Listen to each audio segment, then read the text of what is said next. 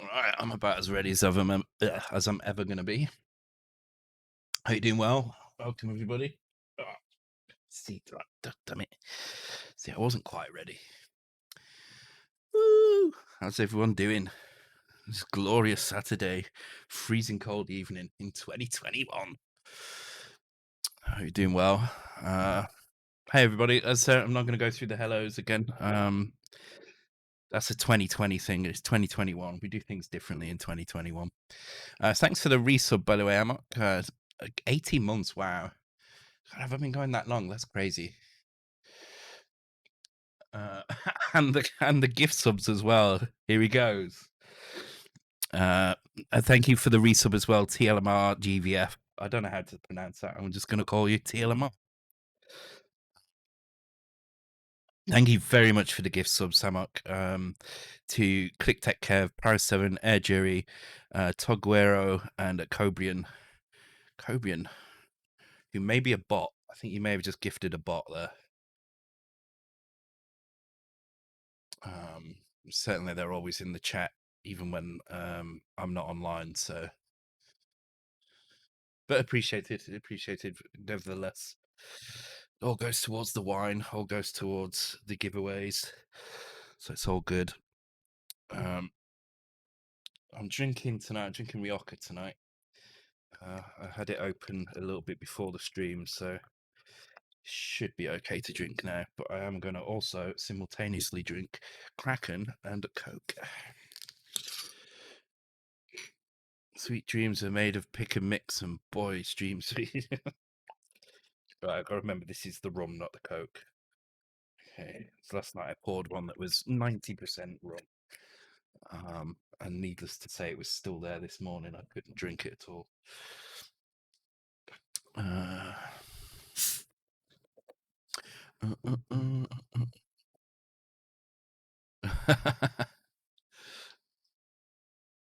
Note sell, don't copy and paste lyrics. Yeah. I'll start the quiz and stuff in a minute. So, for those who weren't here last night, there's a few things I'm going to try and change this year. Trying to get back to focusing on the code a little bit more. So, I'm going to streamline the beginning a little bit by not doing a 15-minute hello section. Partly because it's kind of unnecessary. As much as I like saying hello to you all individually, it's kind of unnecessary. And it was getting ridiculously hard, especially with all the spam. And secondly, I've changed the quiz both in its content and also to reduce it to 30 minutes instead of 15 minutes in an attempt to kind of bring the focus back to what we're doing on the code. I'm going to introduce for real AMK points. So the kind of joke points that we'd been awarding mostly to Andy Magic Knight, hence their name, for participating in the code. I'm going to make that a real thing. It's probably not going to happen until next week next Saturday at the earliest. But yeah, let's give you some points. So joke points. Well, you know what I mean. They weren't recorded anywhere. They didn't have any tangible meaning. But I will actually make them a real thing. I'm not even sure what I'm going to do with them, but there will be a leaderboard. Oh, interesting. Interesting. Okay, let me try that again.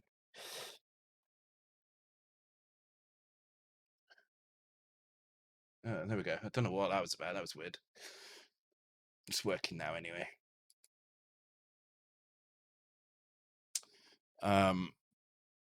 Yeah, so I'm going to introduce that properly, and hopefully find a good use for it, other than just for bragging rights. I want to kind of reward people for joining in on the stream, so probably be more kind of focused kind of prizes and stuff for the people in that board. So kind of dev like prizes. Thanks for the resub, Badsid64. Very much appreciated. I've now got 3 drinks on the go. I've got my Fanta orange because I had a bit of a dry throat before the stream, so I got that, which I will finish as I'm going.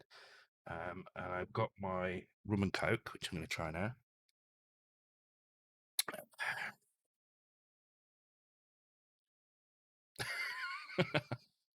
Oh my god, you're all so bad. You're all so bad. And I got my red wine. So I'll start the quiz now. So um, the quiz has been reset, except for it started again yesterday for those who weren't here yesterday, and now contains questions from multiple platforms. The randomizer is probably going to be reset once or twice again in the next week or two as I add some more, because as I add more platforms, in order for them to be shuffled into the list, I need to kind of reshuffle everything again. The scores will remain, but the randomizer may pick one or two that have already been shown. It's unlikely. I mean, there's 1,500 screenshots, but just in case one does crop up, that's why. Okay, let me start that now. Okay, let's crack on. So I think we're kind of in polish mode now with the game. There's a few little things I know we do need to add. The crown position being one, which I think we'll probably work on as early as possible tonight. Wow, that was quick. That was possibly. Oh, do you know what? I need to add that as well. Let me. I keep meaning to do that. Fastest. I'm just going to call it fastest finger. I'll put something in there. So maybe the little leaderboard that's down here may cycle through a few different things. So for instance, it may cycle through the AMK point stuff, and also kind of the fastest answer. Unfortunately, it's going to be fastest answer from when I implement the features, not. So even though that was a very fast answer, that wouldn't make it onto the board, unfortunately. But that was pretty good. I think that might have put you top actually, because you already answered at least one yesterday. Okay, so let's see where we're at. Oh, I tried today as well to. I'm going to put this at the size I feel comfortable with, which is about there, I think. Now let's go one more. There you go. So I tried to use this. In fact, I'll show you now. So this is the classic joystick that came with the Atari VCS. Actually, let me just close that a second. I'll plug it in. So it is indeed detected in Windows as a classic joystick. Let me show you a game. Speed game controllers. There you go. So it shows up as classic controller in here. Oh, I pressed the wrong button, Anna. There we go. I apologize. There you go.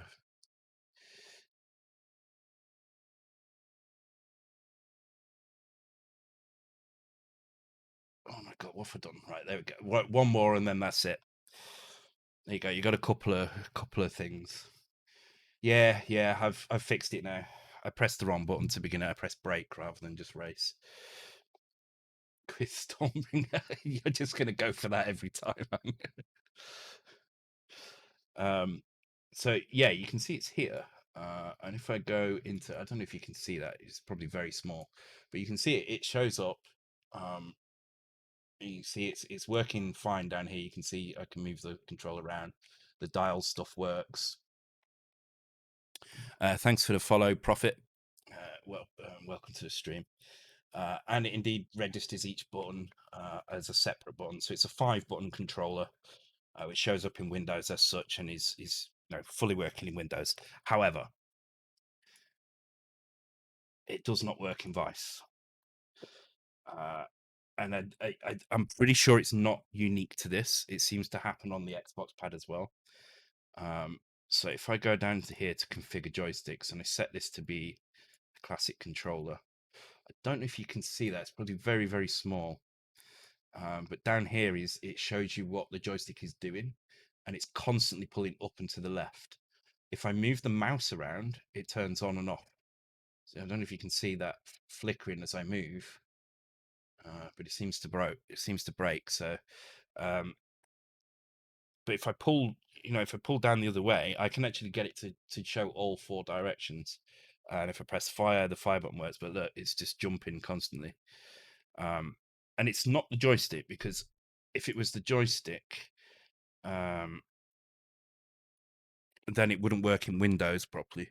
So I tried it with the standard Xbox pad, so the Xbox One pad, not the Series S pad.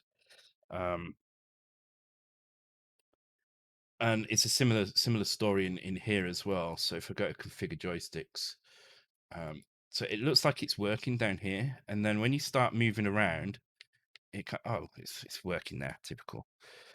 After a while, it broke for me, but now it's working. Okay, so maybe there is some weird issue. Anyway, it means I can't really use it as a joysticking device, which is a bit disappointing. I did kind of want to do that, and I'm sure there's probably some driver fix that will sort it out. So I'll be looking at doing that at some point. So, um, yeah, I've got to say, even though this doesn't have micro switches in it, it's definitely leaf switches. Actually, it could be membrane dome as well, but it still feels pretty decent. The only thing is, it feels really light, and this top stick feels really tacky and crap. So shame. Okay, so after after that extra long run of quizzes, uh, it's interesting. It's interesting. Steps is still at the top. You guys need to get one up on steps. It's too good, man. Um, so anyway, we're gonna do the stuff today just using the keyboard, because unfortunately it doesn't work properly with that joystick. And the only reason I'd want to use a joystick over keyboard is if I could use a proper joystick rather than a pad. I don't want to use a pad. I don't understand the need to play C64 games on pad. They were designed for kind of pushing up and stuff, and I can I don't know. I can kind of understand it to a certain extent. There's ways of using a pad, like with a second button not on a pad, for things that second, but like on Turrican, for instance, there's no way on earth you could play Turrican on a gamepad without using a second button for jump. It's just impossible. But then there's other games where it really doesn't matter too much. So, and you could still use up for jump. But I think that these games are meant to be played on joysticks, not joypads. I kind of upset that the joystick has been kind of lost in time to the pads. So the joystick for Street. Oh yeah, absolutely. Joystick is a must on fighting games. Absolute must on fighting games. But I think games from this era just they were designed to feel right playing it like that. So okay, so I need to turn my key sets back on. So what I want to do tonight is a couple of things. First of all, I want to fix the crown placement on the player. Should be a relatively quick fix to do. Um, what about Competition Pro USB? Yeah, I could use one. I don't have one, but I could get one and use one, I guess. I thought when I got this with the Atari, it would have been a nice opportunity to use it. I still think it could possibly work because it does work. It does seem to work in the Windows interface. Um, what if you call an end for the quiz league and randomly give the Nexus board to say number 4 on the? I assume you're number 4, then Acmovin. Yes, you are. Anyway, so yeah, we're gonna just kind of try and tidy things up in the game tonight. Let me just make sure I've got all my notifications set up properly so I don't miss anything important. Yeah, get some cooling on because I'm getting warm. Go through my 3 drinks.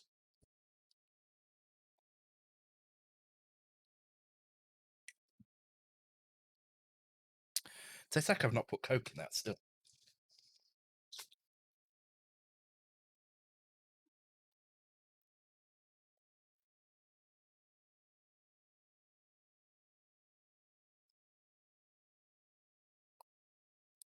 Right. Oh, why is that not working? Key set A, key set B. Oh, because I got all out. There we go. Yeah, so one of the issues we've had for a while, and we just haven't addressed it because I wasn't sure about the final sprites, but I think this is probably going to be final sprites now.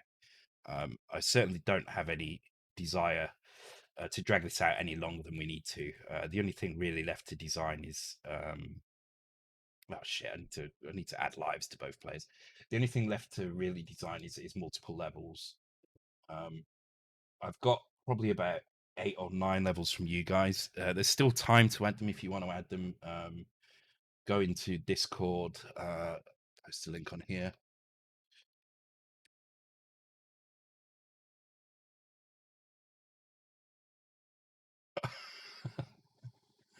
Oh wow, okay.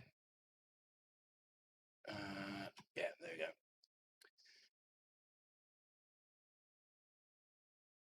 we go. Go into Discord. Go into the Pick and Mix Editor channel. It's somewhere in the list. I need to curate that list a little bit and bring it down. And you should be able to download the editor and in turn make some levels. Send the level project files to me, not the exported files. Just save your level using the normal save, and send it to me over private message. Don't drop it into the room. I'm going to try and gather them all up outside of GitHub, so we can release this game without it being leaked too early. So okay, let's add some lives to the players so we can actually play this game relatively correctly, and we'll make a quick list now of the things we need to do. I'm fairly certain the first thing we're going to do is that crown thing, but let's give it a go anyway.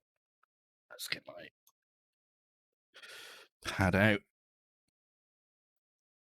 65 manual over there. You know, I've had this manual less than a month, and it's already really tatty and kind of well thumbed, I think is the phrase. I need to print a new one actually because it's already out of date. uh,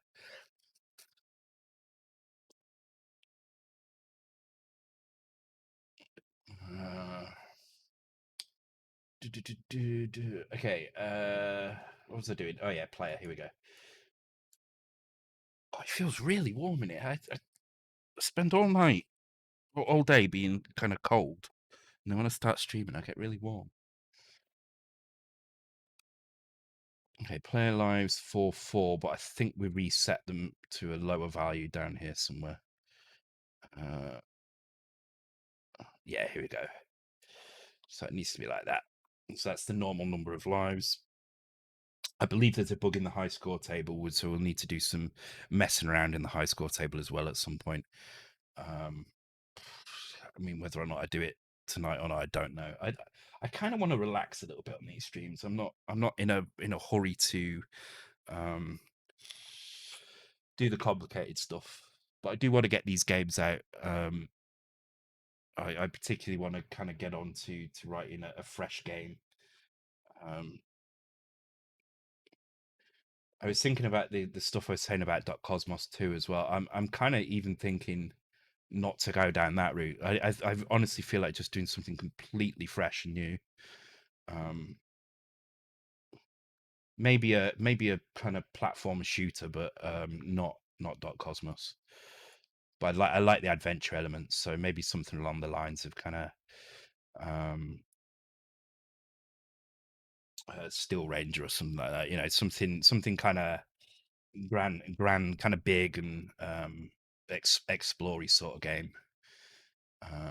But for the Mega 65, obviously. Okay, so got the right number of lives now. So let's give this a run.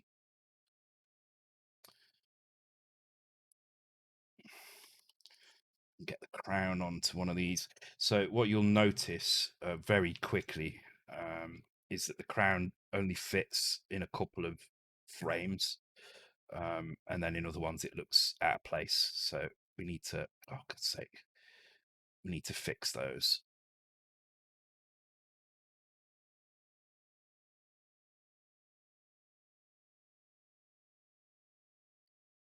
Port Red got no points there.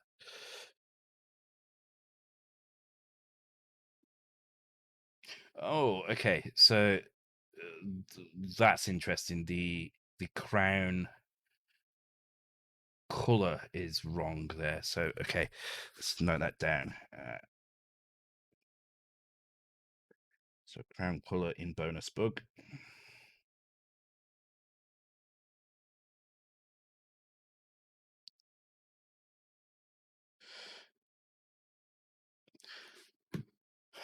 Okay. But you can see there with the fat guy, the crown ran it wrong, right? So when he's thin, it kind of looks okay. Um, but then as he gets fatter, oh, did he just change? I think that guy changed into a different. So you can see it's kind of fits, but not quite.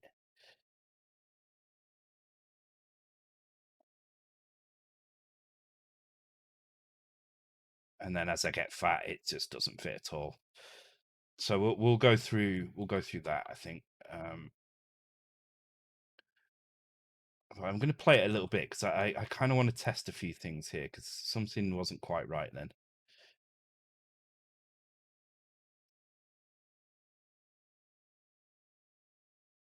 So let's just go through. I don't think there's many more levels actually. I think I've only got 2 in here.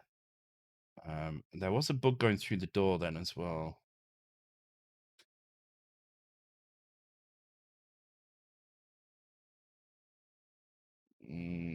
Okay. Let's see what happens. Okay, let's try with this guy now.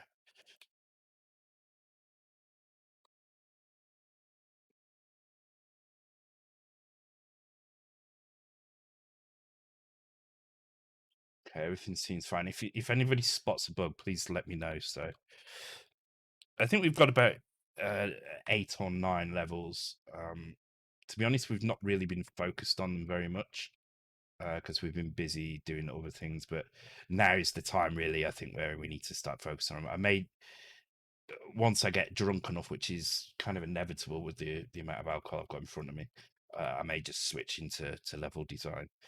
So this level, I think this level needs a little bit of work because I don't like the all red stuff here. The whole point of this is that it's supposed to be 2-color stripe, so I might change that a little bit and maybe add some stuff around here, just some of these kind of background pieces, just to spread it out a little bit. But I do like the mechanic of these enemies on this level because they charge at the player. Although this is really unfair, and the door's at the top as well.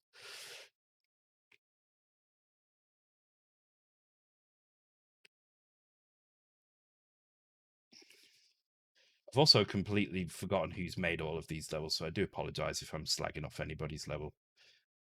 All the levels are great. It's just we do need to probably test and just rework little bits on each of them. On this one, it's just the colors. It needs a bit of oomph to bring the colors out.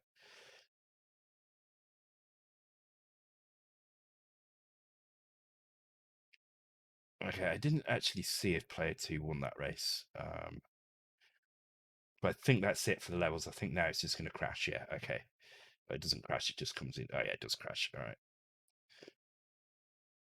So let's just do it again. I'm just going to play it a couple of times just so I can note the bugs down. One of the things I know for certain is there is some glitching with the transitions. Frustrating. Actually, not so much on the transitioning.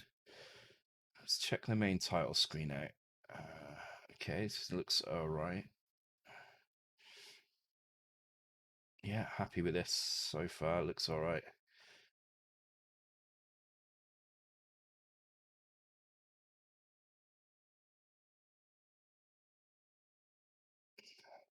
Wait, did it do that? It didn't do the high scores then. It skipped the high score table. I think. Oh no, there's the high scores. Oh, okay. I kind of want to flip the colors around on the high score table. You notice how blues are headers here. Okay, I'm going to make a note of that. High score coloring. So you notice how blue is like the headers, power ups here, and stuff. When you get to the high score table, it's purple header, so that needs changing. Small detail, but it will just tie things together a little bit better. But other than that, I'm happy with this screen. It contains enough information for somebody to play the game, understand the basics of what these icons are doing, and see the high scores. So I'm pleased with that. Actually, the transition doesn't look that bad. I could have sworn it was glitchier than that, but okay.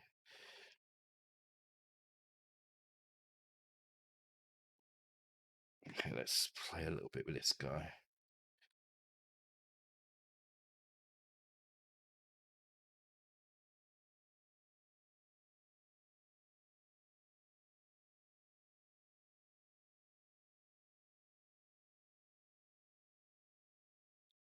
Okay, that seemed to be all right. I didn't see any bugs on there. I don't know if you guys saw anything. It looked fine to me.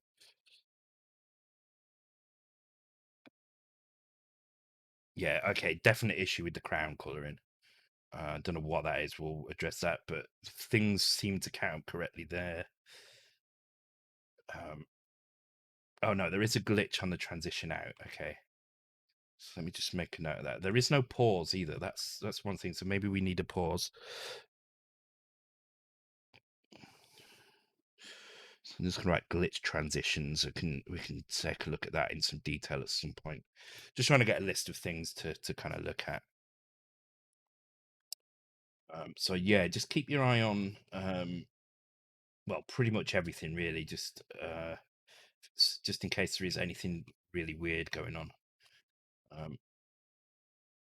Because I swear I saw a jelly bean on this screen on the last run. I don't know why.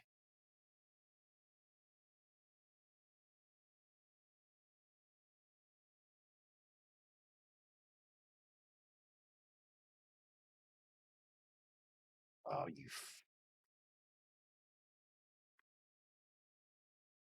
it does. It feels really nice. The game. I got to say,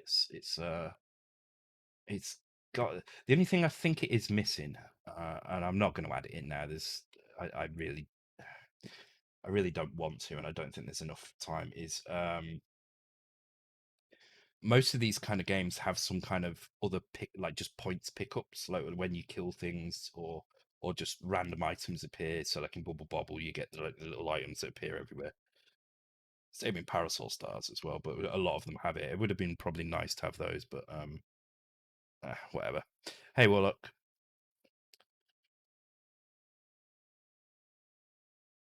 Okay, I'm gonna add a note to I'm gonna put a little star next to it because it is a feature, but it is a small one, which is pause button.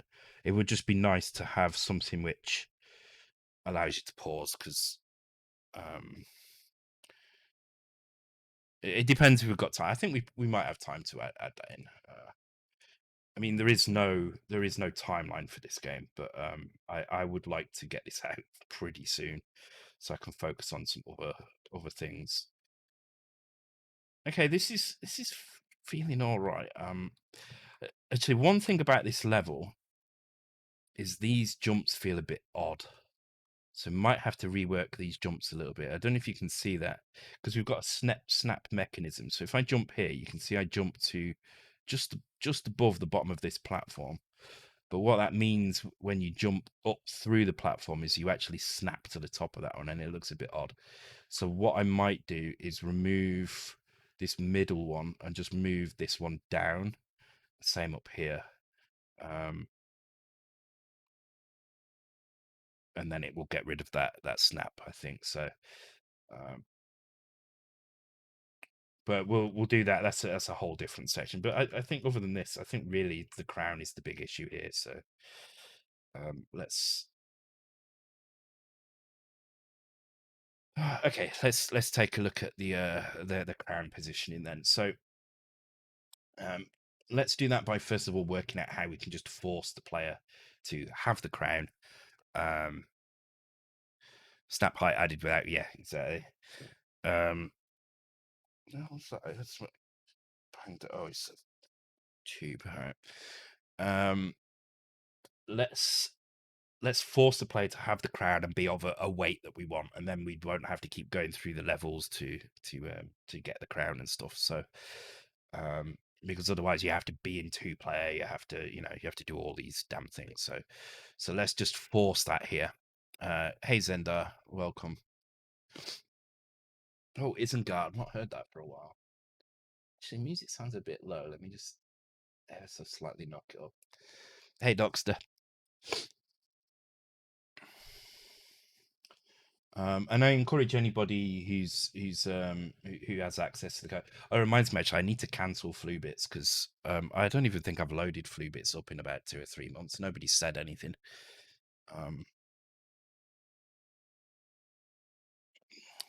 Put no on the top of my sheet here to actually do that because that's valuable giveaway money that I'm giving to them for nothing.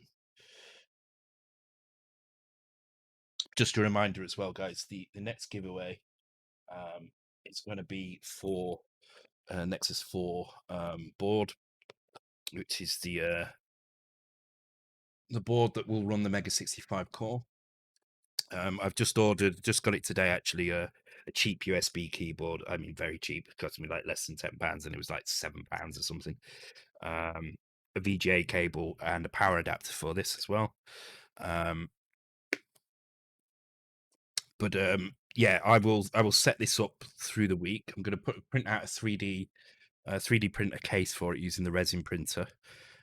So it's you're not just getting a board on its own. You've got it actually comes in something, and you'll be able to do some Mega 65 development. So it it's a nice prize, but it is going to be very it is going to be very niche. I think there's going to be a certain few people who can make use of it, and then there's going to be other people who probably aren't going to be able to make very much use of it. I would recommend it for anybody who's looking, any developer who's interested, which I hope most of you are anyway, or even an artist who wants to work with people on the Mega 65 projects, because it's really the only way you're going to be able to see those things. So um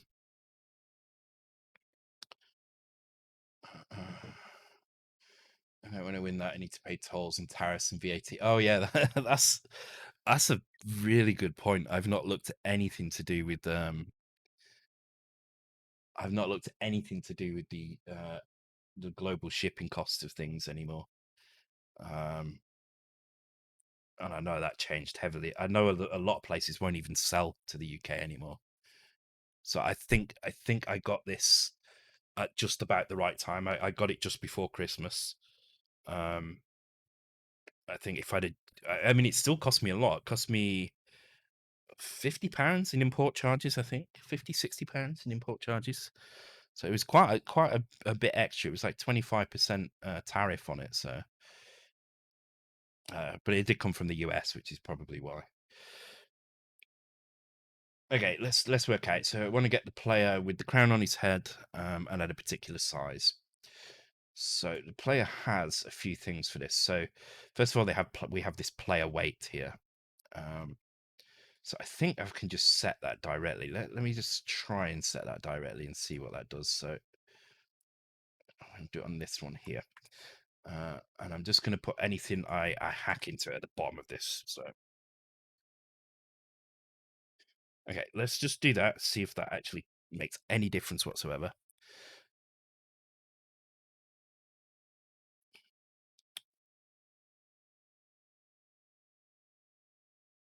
I know the guy that sells the RetroTink stuff. Where's it? RetroTink. Oh, it's down the back. I can't see it. All right. The guy who sells the RetroTink is no longer shipping to the UK. So that sucks. I'm glad I got one when I got one now.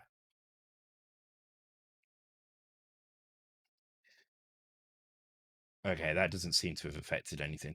I seem to remember there is like a get play away or something. Get player, no, get weight, get.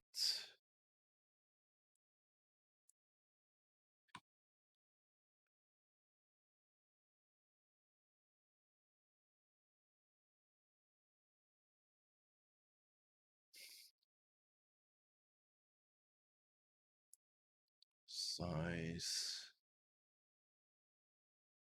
set player size. There we go. And this returns. That's right. This return.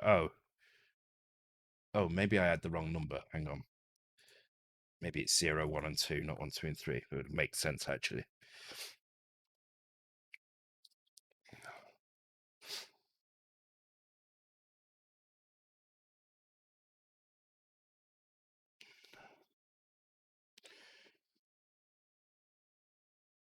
Okay.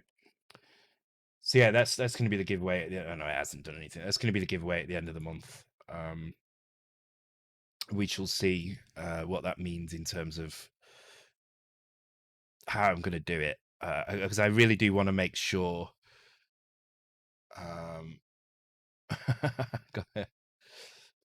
I really want to make sure that the board goes to somebody who's going to make use of it. I'm not saying that I wouldn't give it to if somebody wins it, they win it. That's fine. But I want to try and focus it towards somebody who can really help the community. So that would be any kind of current C64 dev, any kind of artists, people like that,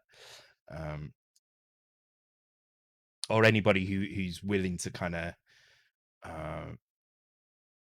have a kind of huge input on the Mega 65 community. There's really an opportunity to kind of to shape the system. And even with that board, it will run everything that the dev kit will run, and you will be able to contribute properly. Yeah, there we go. There's a debug. You'll be able to contribute to the project quite a lot. So if, for instance, I had a sprite fix thing today, so I noticed a bug with sprites, and I reported it to Paul, and that was fixed for me today or yesterday. It was today. And that's a nice feeling to have that kind of have that input. It's a really nice feeling. Oh, in fact, Paul has just asked me if I was able to test it.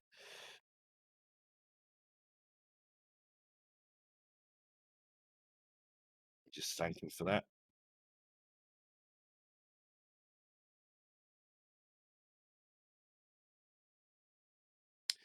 That, to be fair, that also includes people who might want to code in BASIC as well. The BASIC is very powerful on the C65, and there's a team of a couple of people working on that at the moment, who are finding ways to speed it up, basically. And it's gone through a few iterations over the past couple of weeks where it's been sped up 20, 30, 40, 50%. So that's really, really nice. So coding in BASIC is a very different experience. 50% faster than the original Basic 10 was last week. So this is Basic 10's already magnitudes of hundreds of times faster than C64 Basic, with lots and lots of nice stuff in it as well.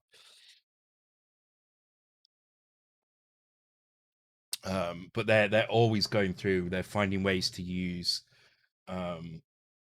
instructions. So the thing is the machine has essentially 3 instruction sets. It has the 6510 instruction set, the 65 CE02 instruction set, and then the 45 GS02 instruction set. So it has the Commodore 64, Commodore 65, and the Mega 65.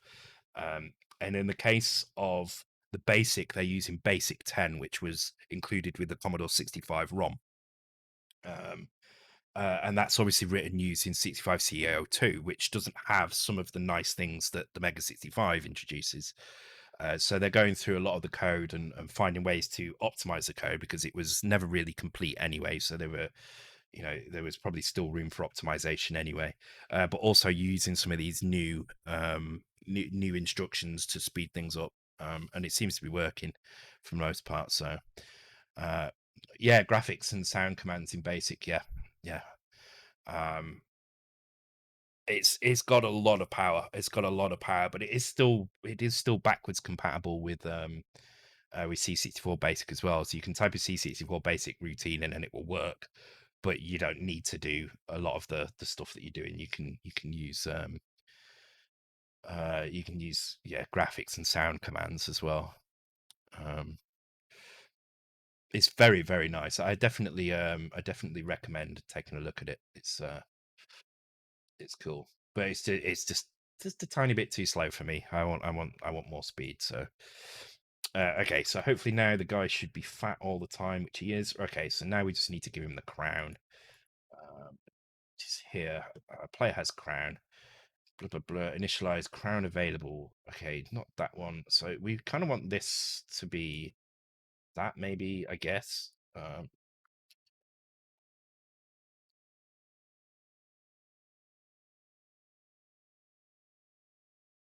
don't know. I keep pressing the wrong buttons now.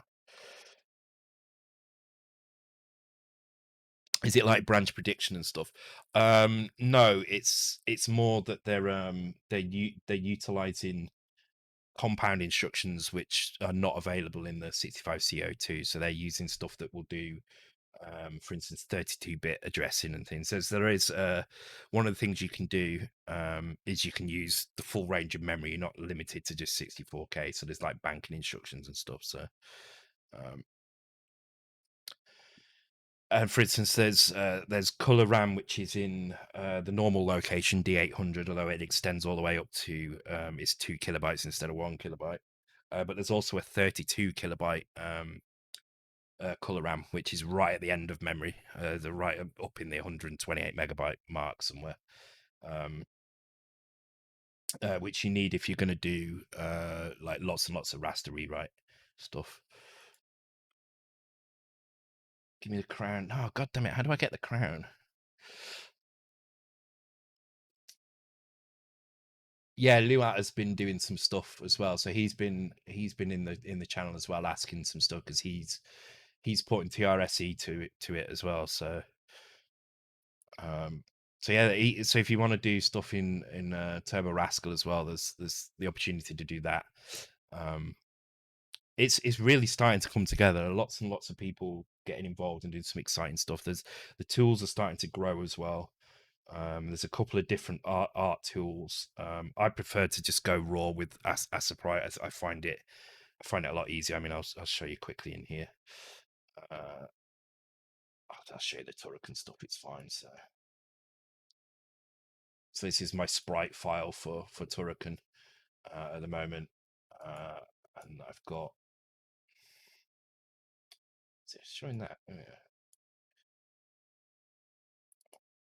And my map file. So I prefer to work with it like this, and then I'm just using some scripts that I've partly taken from Monsters Go Boom, and kind of updated myself. So I've created this one, Timeizer 4x4, allows you to set an offset, and it will output a tile map and stuff. So it's kind of cool.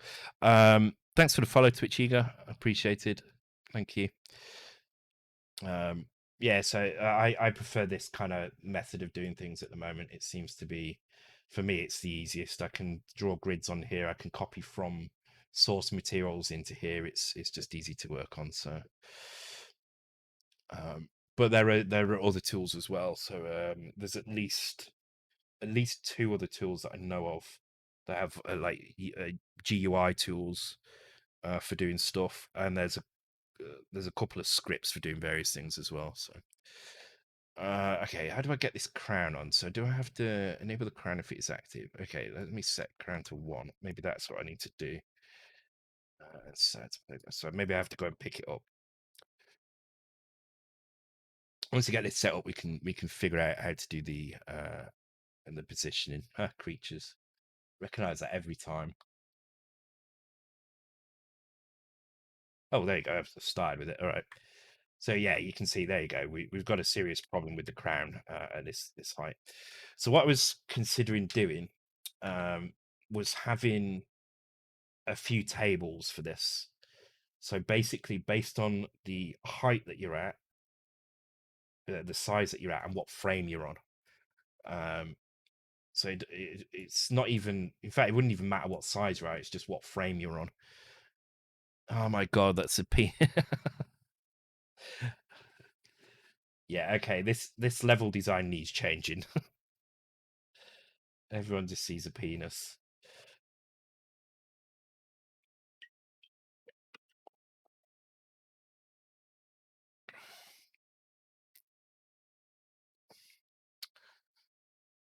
Okay, so let's take a look. Says more about the viewer than the level. It really does, doesn't it? Really, really does.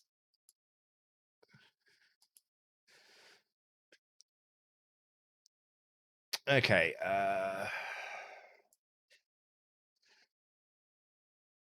Let's take a look. Okay, so crown we don't need, but if we, in fact, let's open up the sprite. That's probably the easiest way to look at this.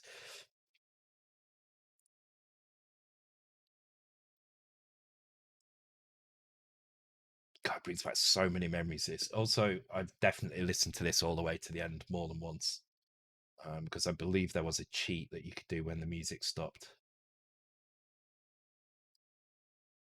The days before I had an action replay. So annoyingly, it's this one, isn't it? Yeah. Oh, what's this here? Why is? Oh, this is because of the intro, isn't it? All right. So let's sort this out. So it's got 8 in a row. There we go. So basically, what I'm thinking is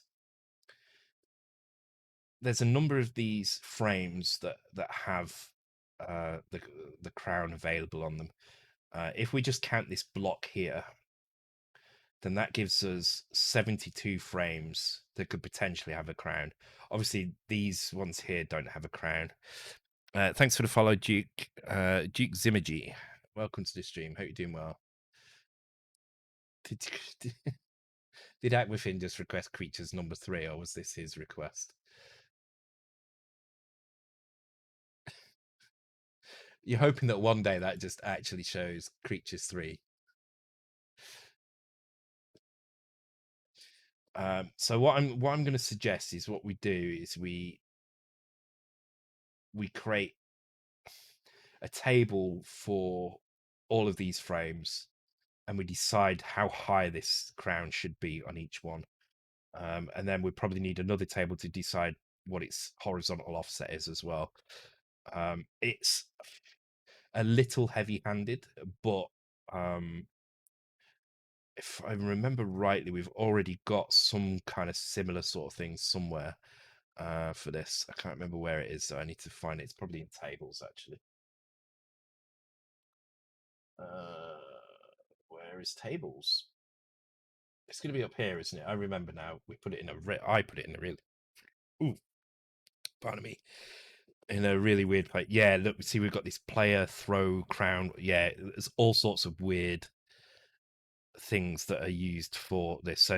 So just removing this would save me a couple of bytes anyway. We'd be looking at 30 bytes or so, maybe a bit more for removing this. So let's go ahead and start dismantling things a little bit. So I'm just going to comment that out. So this is player crown bob, which I assume is as you're walking, these offsets are used. Player throw crown X. So I guess this is as you do the throw animation. This is how things are affected, and on the X and the Y, and the player size contains an offset. So we wouldn't need any of these if we just had 2 tables which define which way the crown should move for each frame, basically. However, it is going to use a few more bytes, so we need to just take a quick look at how many bytes we're using. Tables, where is tables? So tables sits here. My instinct is not to put it in this location because we are kind of fairly close up to the music here. My instinct would be to put it somewhere else. Even that's a little bit close as well, isn't it? Wow, we really are running out of room here. Like this is actually crazy how much room we're low on. Intro text was here.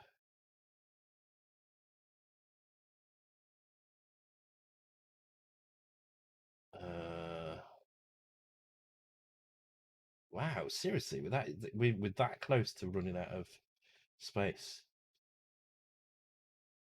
Okay, so I think what I'm probably going to have to do is move it up up to the top up here somewhere. So we are eating into level size, but the levels are not that bad. I don't think. I think we'll still be able to get quite a few levels in. Um, the levels, it is what it is, right? So um, it is what it is. So I guess I'm just trying to think now how much room we've actually got. Like, can I? So one thing I'm not doing actually is using any of that low memory space. So as we were talking about this last night, um, about using that low memory space. Now I am using 0400 to uh 0800 because I'm using that as a temporary buffer during loads and stuff. So I can't use that area.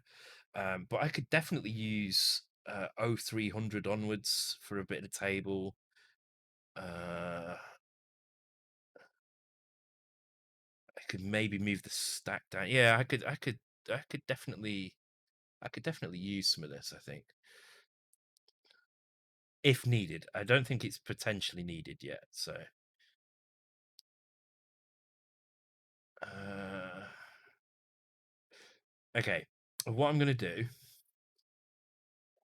I'm gonna start by removing these tables, which I have done, because that's going to free up some room down here. And then I'm going to free up some of the code as well. So I'm going to take a kind of snapshot of this before I build again, so we can have a look at how this is affecting things. So I'm actually going to create a new file in here. I'm just going to call it memory. Wait, what the hell did that do? Oh, I just typed it there instead. This is not what I wanted.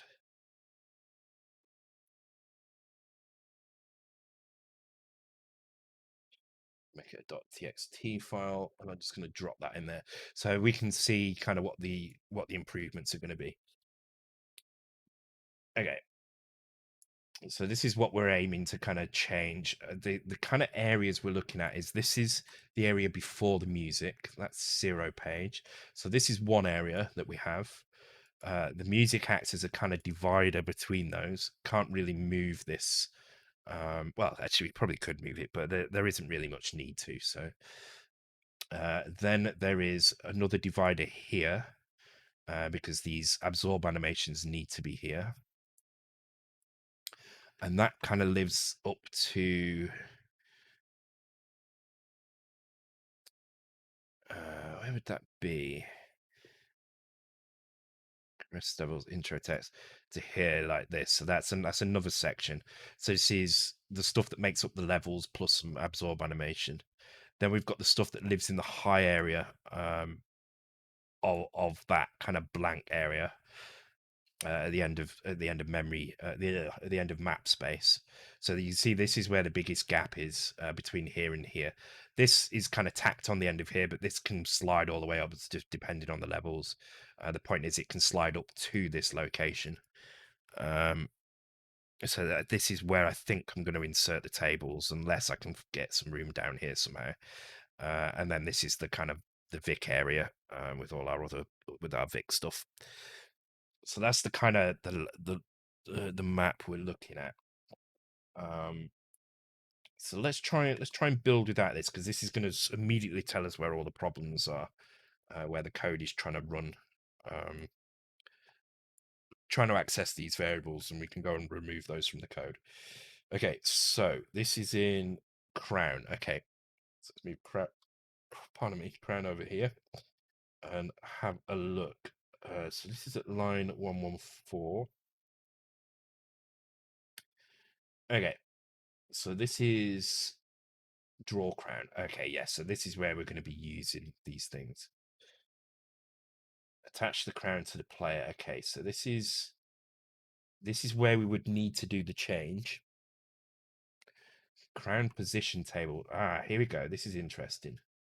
Where's that crown position table?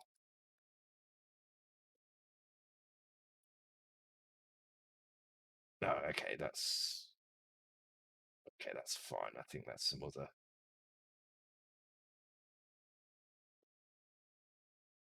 don't know where it's getting that crown position table from. We'll look at that in a second, but check for crown offset. Here we go. See here now we're doing some extra checks, and we're adding this throw crown Y, throw crown X. So we kind of need to just remove all of that. So I'm just going to comment that out. Skip throw offset, no throw and offset. Just play a crown when walking. Again, we don't need this.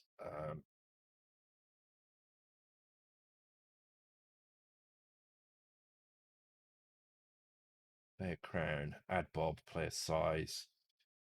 Again, all of this I think needs to be removed, which makes this kind of pointless as well.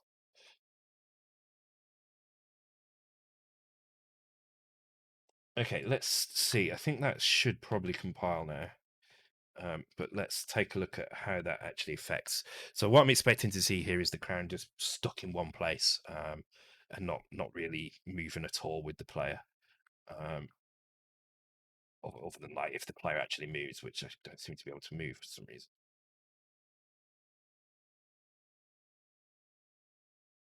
There we go. Oh, there we go. Right. Okay, so that's good. That's what I'm expecting. So there's no offset being applied. So we've removed that piece of code. We've removed the offset there, and now we just need to replace that with a new function which changes that offset based on which frame we're in. I am going to take a quick break though, guys, because I do need to go to the toilet. I shall leave you with the quizzes and the races, and I shall be back in a few minutes. Be right back.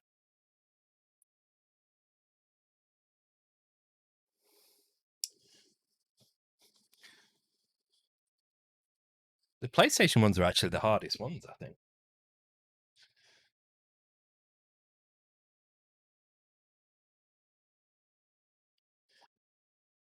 Yeah. That's why I didn't go past PlayStation. I thought PlayStation era was probably about as late as I was going to go with it. That anything beyond that would just be too difficult, really, for anyone to pick up. So, okay, or too new to really not count. But I wanted to extend the kind of the list of what can be used. Oh, thanks, Warlock. Thank you, Ryan K. Hawkins, for the follow. Welcome to the stream. Hope you're doing well.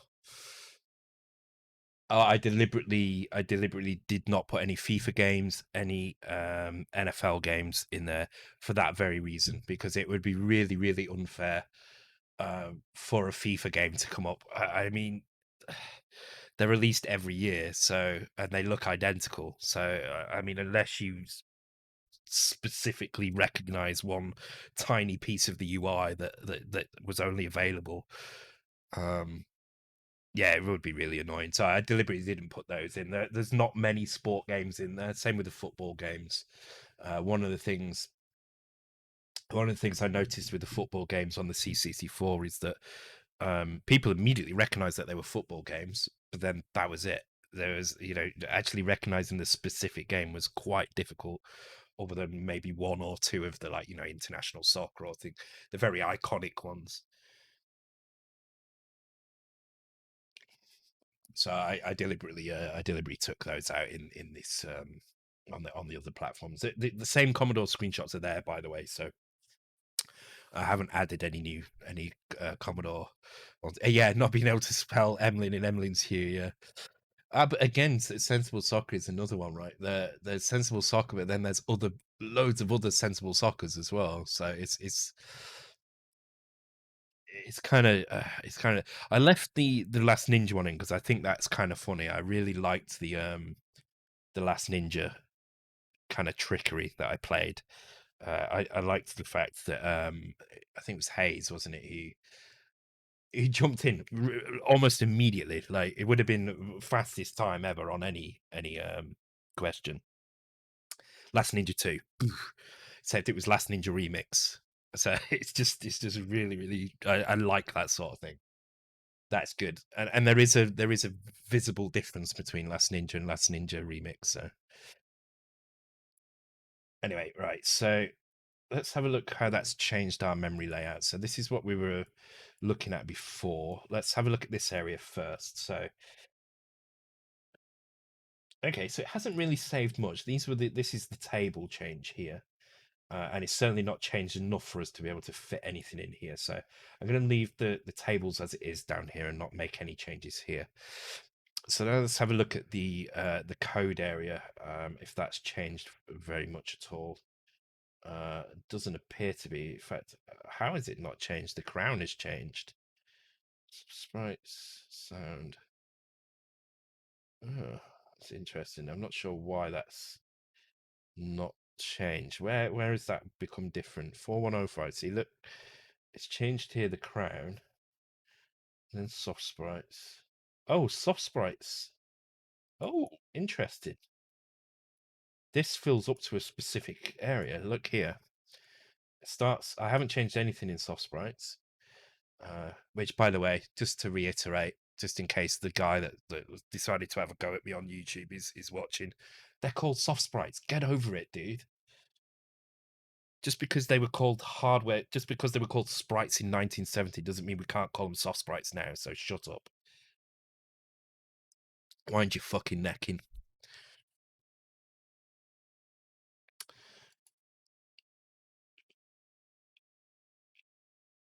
I've decided as one thing you may. I was saying this to Andy the other day. One thing you may realize is that I am being a little less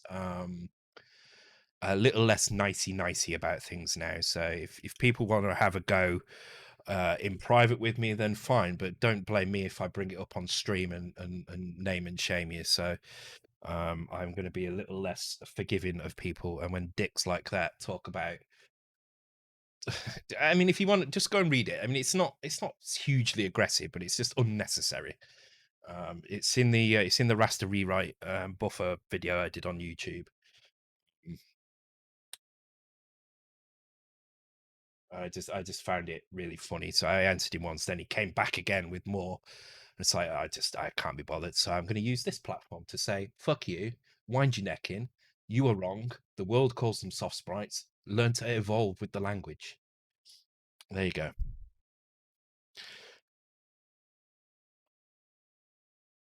Okay, let's take a look at soft sprites. Let's see where they start.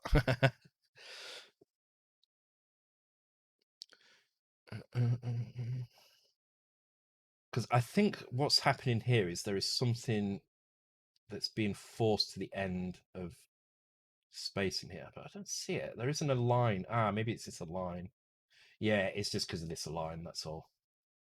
I'm not going to mess with that. That's probably there for a reason. I don't want to play around with it, but it does mean there's probably a little bit of space here actually. Because if you look, the soft sprites start at 4106, but this is aligning to 100, so this is way off in the lead. So actually, if we can shave a few bytes off here, or we can use some bytes at the end of crown, which I think is probably what we're going to do. That is exactly what we're going to do. So there we go. This is where our table is going to go. It's not going to change any of our mapping, and we can squeeze it in here, which is cool.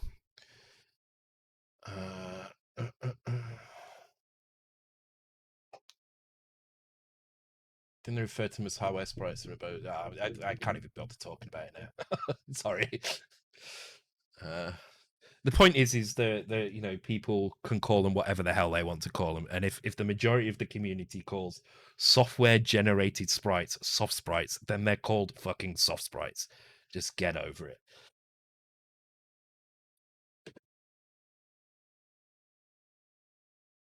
Okay, so yeah, we're gonna put the table in here, and the reason we're gonna put the table in here is because there is an align that happens in soft sprites, which is basically negating 250 bytes here as well. Frozen well following. Thank you. I'm glad I've got Warlock. Warlock is my reminder. Thank you, Frozen well, for the follow. Welcome to the stream.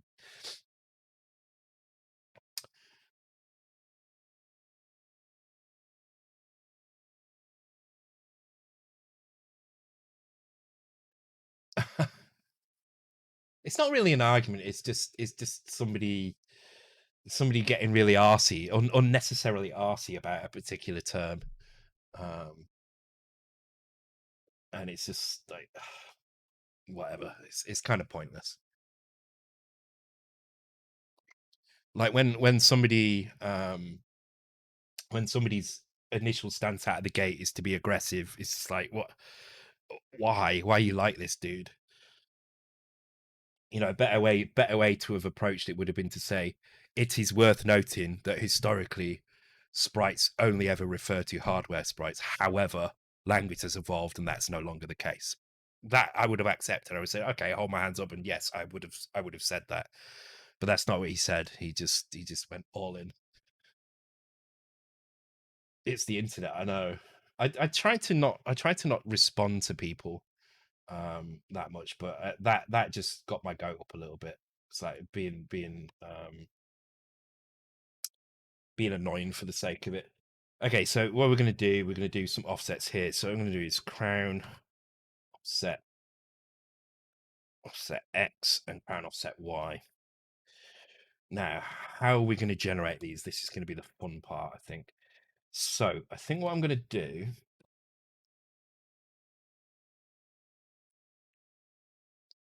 so these are the sprites that are going to get put on. Now, depending on which way you face, it's going to be a different sprite, and I think that's working already. Let me just make sure that the crown flips directions. I think it does. Also, why is my keyboard has suddenly gone like multicolored when I press keys?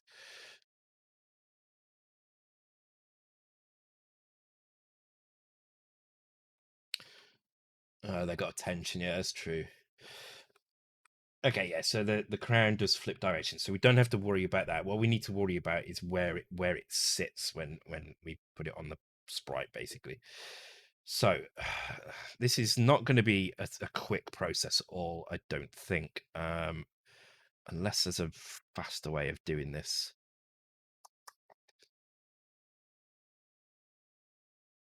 No, let's just go. I mean, this is really slow, but let's just go this way. Okay.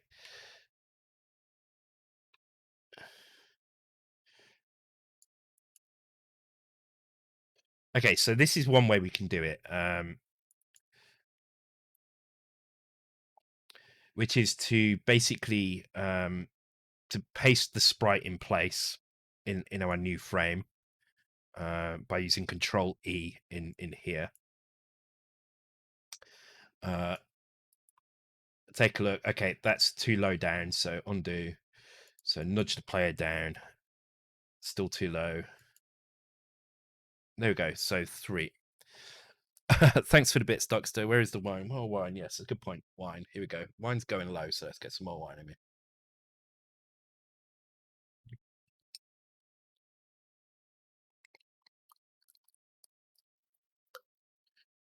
Now, obviously, doing this for every single sprite is going to take a long time. So I think the best thing we can do here is get the mechanism in place so that this will work first. So let's take a look at the data that we've got. Okay, so we've got 8, 4, 5, 6, 7, 8, 9, 72 frames. Okay, so we need to set 72 frames of data here. The way I'm going to do that is I'm going to do I'm going to use double values like that, and I'm going to use decimal. The reason I'm doing that is because if I want to put a minus number in, I can do that, and it'll still fit neatly and create a nice table, if you like.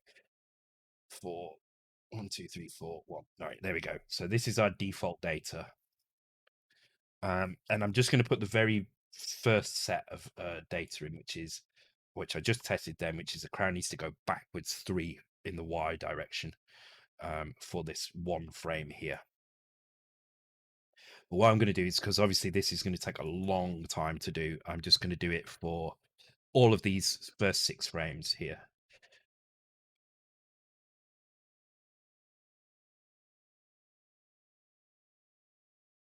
Then we can test that out. Okay. So now what we need to do is we need to look at the code for this. So we disabled a bit of code here, which we can reinstate partly. So what we need to instate is, first of all, we need to check if we have the crown, because if we don't have the crown, there's no point in doing the offset. So there we go. We do that one there. Check for crown offset. Okay, so this is where it all needs to kind of change. And it looks like Vic Sprite 5Y is the value that we need to be changing here. And I'm guessing there's a Sprite 5X somewhere as well. Although I'm not seeing that. Oh, there, crown throw offset X. I don't know what that is. Oh, crown throw offset. Okay, so crown. Oh, Jesus. All right. So crown throw offset is the horizontal shift, it looks like. So let's do the Y first, and then when we've got the Y working, we'll just put some dummy values in for the horizontal and just check how that works.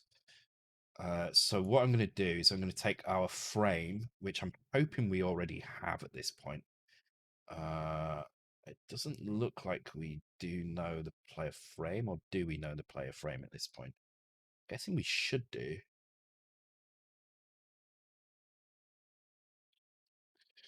Okay. So let's again, I'm going to spell out what I need to do. So I need to get player frame.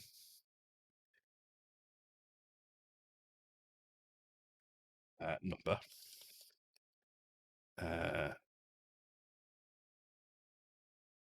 Shift so that first frame is 0. Grab offset from table using this value as index. Okay, and that's pretty much it. That's all we need to do. So the player frame number. Thanks for the host, Andy, as well. Appreciated. Let's get some alcohol in me. Wish there was a drunk mode for drunk people. It's called the Shalan Shimmer. If there's anybody here, by the way, I'm gonna ask this every stream now until I find someone willing to help me out. If there's anybody here who wants to work closely as an artist, I need an artist on a Mega 65 project. Please let me know.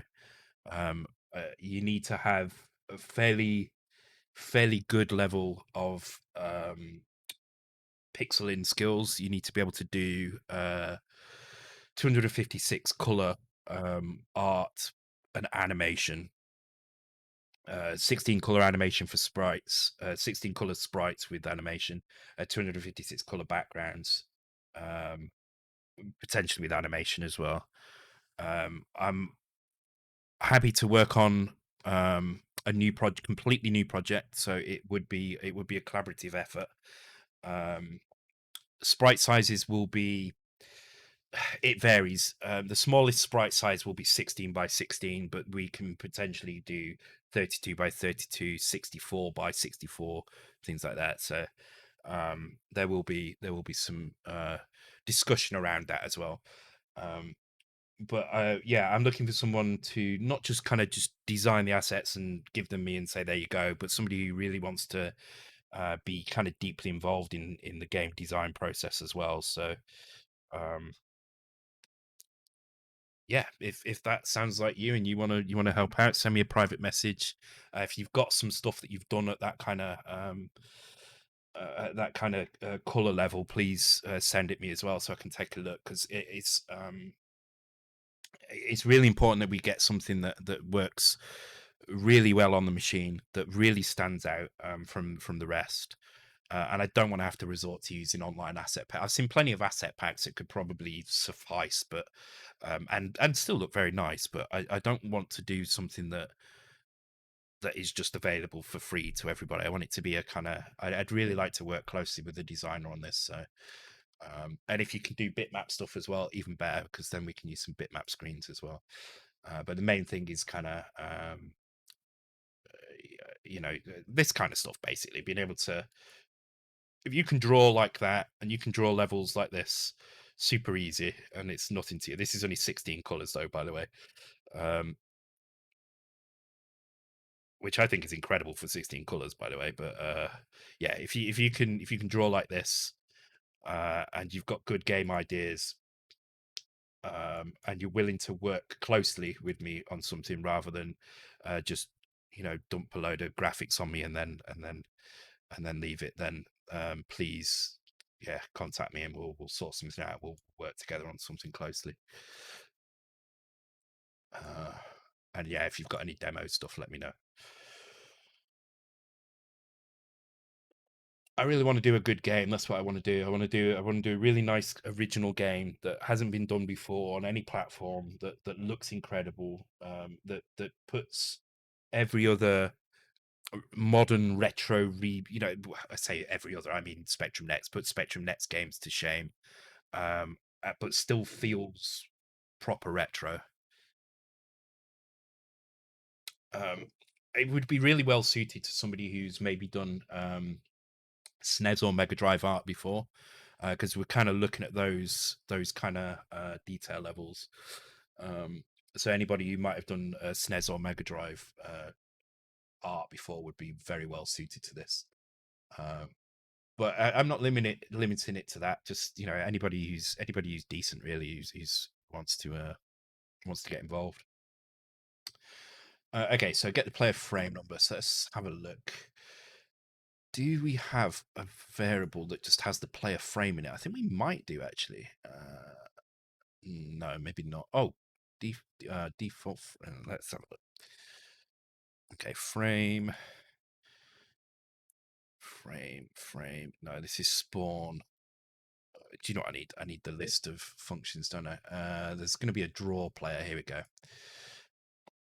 Draw player. Blah blah blah blah blah blah. Oh, load the cumulative default frame here, stored in current frame. Okay.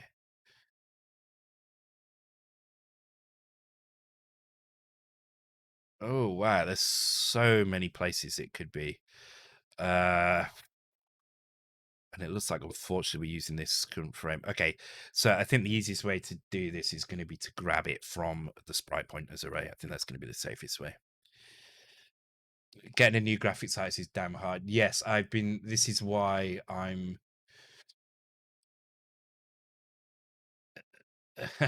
reject the documentation. This is why I'm going to start asking now. I do have some options. I know I've got some options, but I feel like the options I have would just be, here's the art, going, that's it. I want somebody who's going to be involved at a kind of 50-50 kind of 50% responsibility level. Like, while I'm coding something, can be coming up with new game mechanics. Oh, I've done this animation, it's really cool, do you think we could add this mechanic in? That sort of level of detail, rather than just somebody who's gonna spend 2 or 3 weeks generating a load of graphics and then just give it to me, and then that's it, that's the last. Other than maybe some kind of fixes here and there, I don't really work with them again. Um, so that's kind of what I'm aiming for. So it's somebody who's going to be involved with it at a kind of quite detailed level. Okay, so player's crown. So the player crown is in X at the moment, I think. Yes. Okay, let's try this. So I think this is going to give me the frame number here. Shift it so that the first frame is 0. Okay, so to do that, we need to work out where the player frames are actually loaded into memory. So if I check, God, where is that now?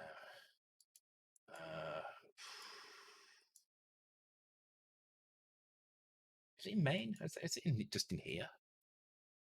No, to assets. Of course, it's in the map folder. This is one thing I remember about this project, is that um, because it's kind of grown over time, and I've not really spent any time refactoring things. Things are in just weird places. Okay, so frames start at frame 40, so I need to subtract that from the number. Okay, so that's easy enough. So subtract 40, and then transfer that into, I mean, Y looks like it's, oh no, Y has been used there. Looks like I can use Y here quite safely. Yeah, all right, I'm going to use Y.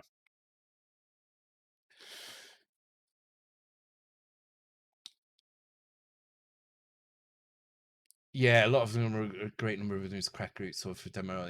Yeah, I do see. I need some. I need like a Saul Cross or a Trevor Story that is going to invest the time as well, because I feel like they're working on lots and lots and lots of projects, and sometimes I think they don't have the time to really get involved in the game design side of things, and they're just kind of churning out graphics and the game. I honestly believe that these at least half of the games that come out for the C64 every year would be 10 times better if they just took twice as long to make the game. They're so eager to get games out really quickly that sometimes these games just miss the mark. Not by a lot, only by a little amount. They're just something not quite right about them, and they feel a little bit rushed sometimes, and it's a shame because there's some really good concepts out there, but they're just executed kind of slightly rushed, I think. Um, but yeah, that's what I do. I need somebody like that who's going to get involved properly.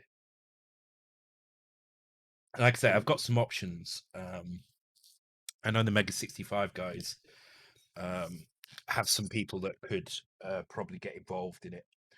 Uh, I've got some I've got some other options through friends that I know, but whether or not they can invest the time, I think, is unlikely.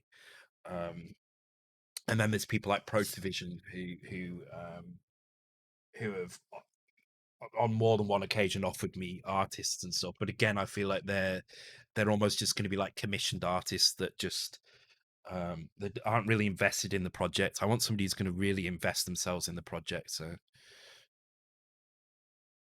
I mean, I want to develop quickly. Don't get me wrong. I do want to get something out fast, but I want a lot of thought to go into the game. So, the annoying thing with the C64, I agree that time is always the enemy, and in definitely in almost every development environment you will work in, time is always your enemy.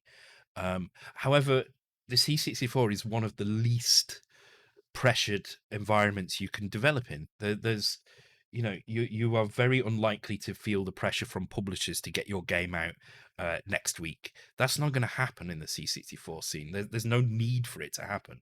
So it makes more sense. And the games are never going to make hundreds of thousands of pounds or anything. So you may as well just make something that you spend time, put your time and your love into, than to rush things out. This is why I like the stuff that Sarah Jane does, and the people like Carlton do, because they spend the time on it. They don't just get it out really quickly. Sarah Jane has been working on Briley Witch now for about 3 years. She's been working on Soul Force for about 2 years before it came out. Um, there's a lot of time and effort gone into those games, and it shows. Well, I'm not a massive fan of Soul Force because it's that style of shoot 'em up that I'm not that keen on. Technically, it's a beautiful game and it's so well made, so beautifully made. It's just you know, it's that's why it's so revered, and that's why it's so far ahead of everything else that's come out. So, um, a late game can be made better. A bad game is bad forever. Yeah, and first impressions count as well. So if you load a game, then and it's terrible, then yeah. Um, you preferred Soulforce to Neutron, which also wasn't. Neutron suffered from the 16K limit. That was the problem with Neutron.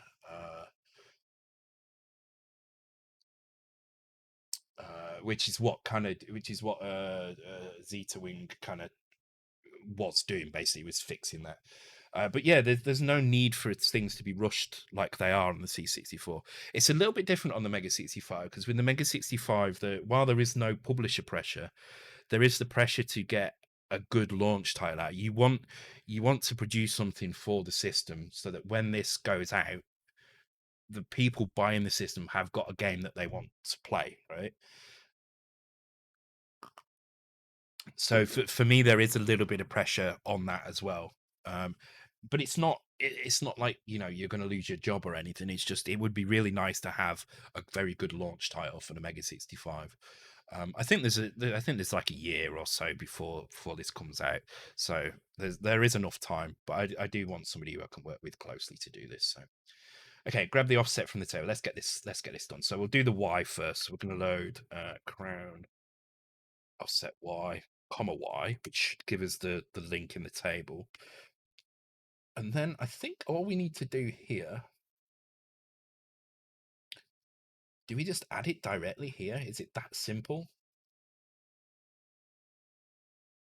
Okay, let's try that. So we would clear the carry bit.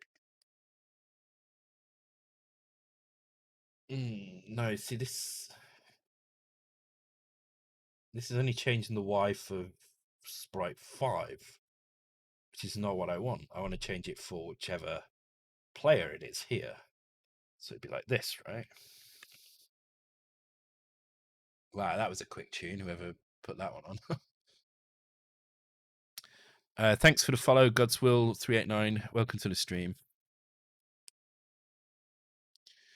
Game coding should be fun, no stress, no debt. Yeah, exactly. And I must, like I say, I admit that the Mega 65 will have a tiny bit of pressure on it, but really it's pressure because I want the machine to really succeed. If you take that out of the equation, there isn't really any pressure at all. You can just do it because you enjoy it. But I enjoy the machine so much. I want it to succeed. I want it to have the market that it deserves.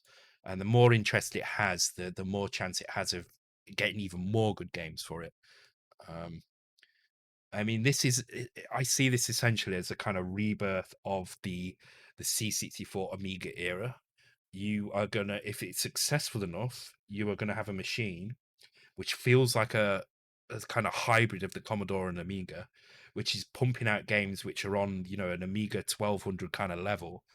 Um, and that's, to me, that's really exciting. So yeah, we should all join the Mega 65 develop team of Shalom. Yeah, yeah, do it, man. But yeah, Docs is right. It should be fun. Coding should be fun, and if you're not enjoying coding, then you shouldn't really be doing it. To be honest with you, it's certainly not assembly. I don't think. Um, okay, I think this is right. I need to try this out. I'm not entirely sure that's going to work, but let's give it a try.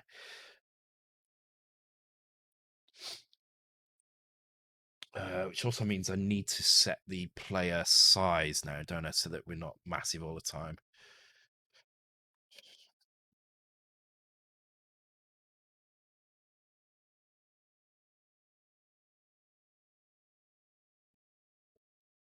Boy is Blob. Who got that one? Hazemaker. That's a very, very long title. I must have at some point got a boy his blob will do as well, so that's good. Um, hey Hayes, that's your first one on the scoreboard, right? I think. Rodriados, are you programming a game in assembly? I am programming a game in assembly. I'm always programming games in assembly. I've given up programming as a career now completely, and I'm only doing programming now in assembly for retro systems because that's where the fun is. For me, anyway. Like I say, it's not for everybody. Okay, that doesn't seem to have set anything in the sprite position. So let's just double check what's going on here. Okay, so first of all, let's see if the player has a crown. Let's come to here and see what hell happens. So let's put a breakpoint in here.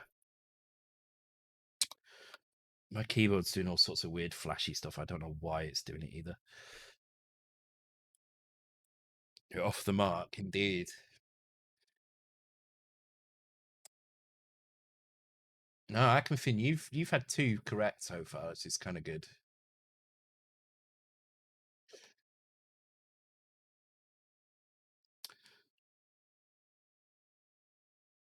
Okay, so breakpoint here. Okay, so X is actually 2 here, so this is going to 1 and 2 for the players rather than 0 and 1. So that's the first mistake, is that this is actually reading the wrong value. So let's change that. Which just means basically if I just change it here by decreasing X. Oops, so let's do it here.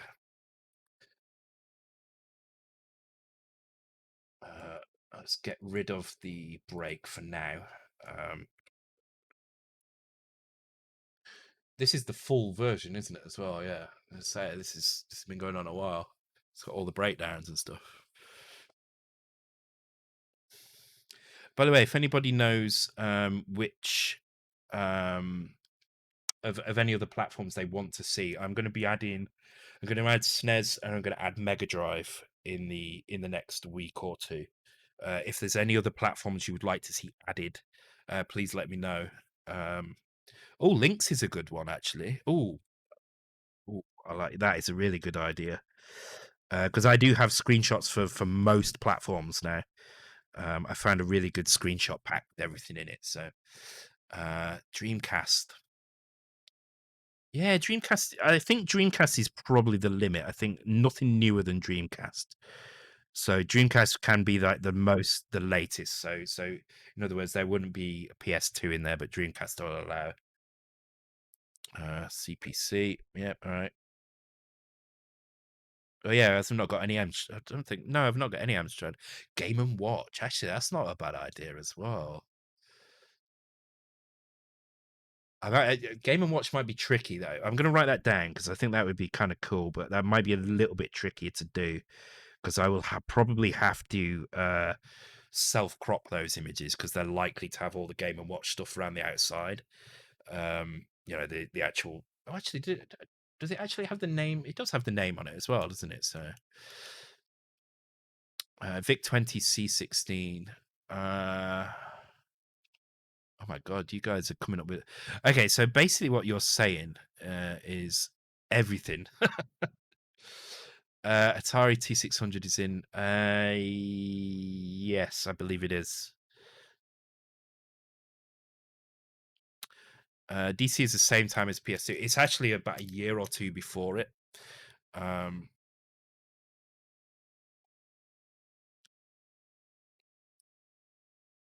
I remember when I first saw a Dreamcast, I was absolutely amazed by it because it just kind of came out of nowhere.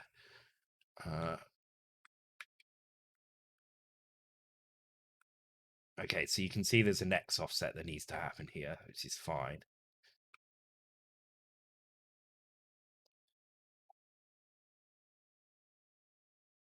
Yeah, Crazy Taxi, and there was a football game as well. I can't remember what it was. It wasn't FIFA though. It was the other one. Oh God's sake, what's it called? Uh, no. Uh, Pro Evolution. Pro Evolution Soccer. Yeah, Pro Evolution. Yeah, I remember seeing that and being like, "Wow, this is as real as it's ever going to get." I can't tell the difference between that and the TV. I remember looking at Ridge Racer in the arcade and thinking that. I remember looking at Ridge Racer and thinking, "Oh my god, this looks real." And of course, you look at it now and it's like, "Oh my god, it looks so bad." Yeah. I'm not sure if that's even being applied here. So let's put a really random high number into here. Let's see if it's actually being affected. So let's put like that, and hopefully the crown will be like way off somewhere instead. Wrong button.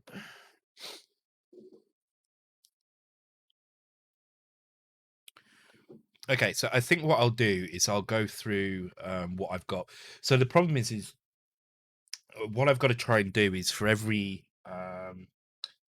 platform, I've got a screenshot folder, and it may have thousands and thousands of games in it. So I kind of have to go through and I have to pick like 100 or so of those games, which is easy for the systems that I know. Oh, why is it done it on the X and not on the Y? That's interesting.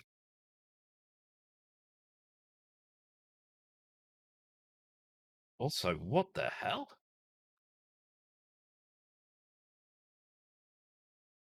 Okay, something weird going on here. Oh shit! Do you know what it is? Do you know what it is? It's because thank you for the follow. Yet another null. I like that. Yeah, so I have to pick like 1,000. Thank you for the follow, Lucas and Co as well. Welcome to the stream, guys or gals. Um, yeah, and so on a platform that I don't know very well, Atari ST was one that I didn't know very well. I had to. I mean, thankfully with Atari ST, a lot of it is the same as Amiga, but there's going to be games that are specific to the Atari ST that didn't come out on the Amiga. So I had to look at a list of like top ST games as well. So out of that top list, I picked a couple of those that I hadn't heard of before, and then went through and picked some more as well. So that's where it becomes a bit of a problem, especially when there's thousands of games. Um, what if you say Virtua Tennis in quiz on Dreamcast, but it's Virtua Tennis 2? Um, then you would get it wrong. But at the moment, that's not in. I've tried to avoid. So we were saying this before about FIFA. None of the FIFA games are in there, even though they were on the N64, they were on the PlayStation. The reason I've not put them in is because really, if it's FIFA 98 or FIFA 99, who's going to know the difference? That's really not. There's really not that easy to distinguish. So I've removed that kind of game from the list, and I'll try and maintain that with the stuff that I go through. So um we shall see. But I've still got quite a lot to. Yeah, FIFA nerds will know, but let's be honest, not many people in this chat are going to be FIFA nerds, and they're not going to remember FIFA games from 1999 or 1998 in that much detail. And if they do, they're in the wrong channel. They're in the wrong channel. I like my football, but I like my football games, but I haven't played a FIFA game in years because I find them to be derivative and boring, and to be honest with you, not very good, not very good games. But I do enjoy watching it. So yes, we did have Tony Hawk's Pro Skater 2 yesterday, and nobody got it right because the only person who came close didn't put an S on the end of the name. So they put Tony Hawk Pro Skater. Uh, yeah. So yeah, I'm trying to avoid things like that a little bit, but I mean it is kind of hard when there's thousands of images for me to catch all of those. I do my best, and as we go along, then I will make changes if I deem them necessary. But I'm not going to get them all, unfortunately. Okay, so I'm grabbing the sprite point here. I think this here is because why is it storing at this sprite here? Oh, it's the crown. We're changing the position of the crown. Not this is changing the position of the freaking player. Of course, that's not going to work.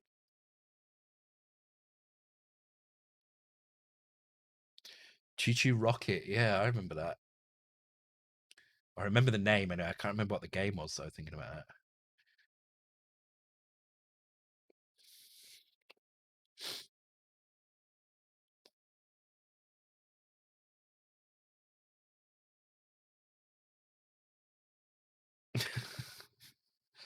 Don't start the soft sprite argument. Okay, that's that. Okay, that's working now. Okay, right. So let's go and put that value back. Okay, so again, I wasn't thinking straight. One thing I want to do this year as well is try and focus my streams onto one game at a time. I like the fact that I've kind of branched out and done lots of different games, and that's been really cool. But what I found is more and more as we go along, um, I'm finding it harder and harder to focus my attention to one thing, and I'm having to kind of backtrack and rethink how did I do this, how did I do that, and now that I've started putting yet another platform architecture into the mix, it's getting even harder. So um, a bit of Airwolf, nice.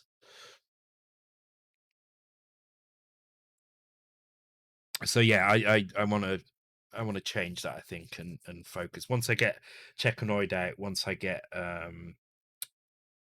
this game out, pick and mix, and once I get the Game Boy game out, is I'm probably going to focus my time onto less games. Um, I was going to do Parasol Stars. I'm not entirely sure what I'm going to do about that. I kind of want to do it, but at the same time, I'm kind of tired of the as I was saying the other day, I'm tired of the licensing thing. Um, and I'm kind of a little bit fed up of having to chase licenses and being um, tied to various things. I want to do something completely original. Because I'm as much a game designer as am a game coder. So not having the ability to do um, game design as much as when I mean design, I don't mean graphic design. I mean actual gameplay design. Not having the chance to do that with ports is kind of getting to me a little bit. So, all right, this is looking good. It looks like the crown is obeying it. I'm going to put one little just bump in it just to move it slightly more in some cases. So you can see here we have one frame, this one here and this one here, where it's a bit higher. So this one and this one. So 1 and 4. So on those frames, I'm just going to nudge it up, and now you see we can mess with these quite easily. So 1 and 4. So that should, in theory, I don't know if you can see in coming in here again. Uh, Without that change, the character is moving and the eye is kind of bouncing up and down. You can see the crown that's very very static. It's not moving with the player. But now we can adjust things really easily on a per frame basis, so we can quite easy do this. Uh,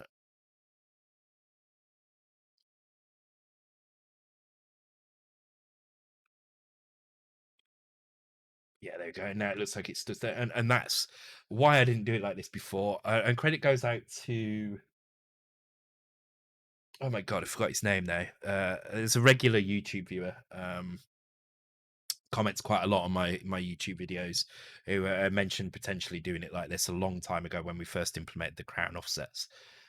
So credit goes to him for coming up with this idea. I mean, it's kind of obvious when you think about it, but at the time I wasn't thinking like that. So it's nice to have somebody point out the proper way to do things, and it's definitely working better that way. Oh, because I've gone up a size now. So now I've gone up a size. This has changed.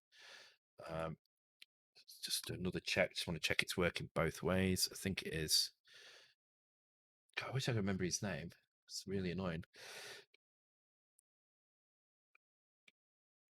Okay, yep, that's working. That's working both directions. All right, cool. Cool. Okay, so what I want to do now is I want to do the X offset. I just want to make sure that the X offset is working. So I'm going to, for now, I'm just going to put some dummy values in here. So we're just going to do 8 like that. So we're going to move the crown 8 in front of the player, 8 to the right of the player. That's what we'd assume this is going to do. We just need to implement it in here now. So we've already got the frame number, and that's in Y now. So we should be able to do the offset here as well. So just load down offset X, comma Y. The carry bit. Oh, actually, this goes directly into, what was it again? There was like another crown offset. No, crown offset 10, crown.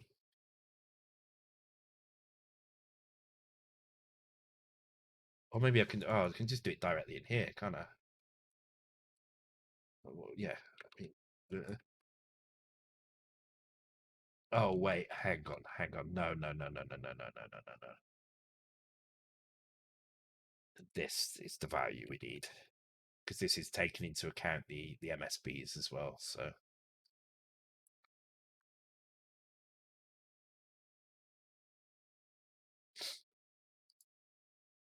now we get to see, does the offset apply in an absolute direction, or is it relative to which way we're facing?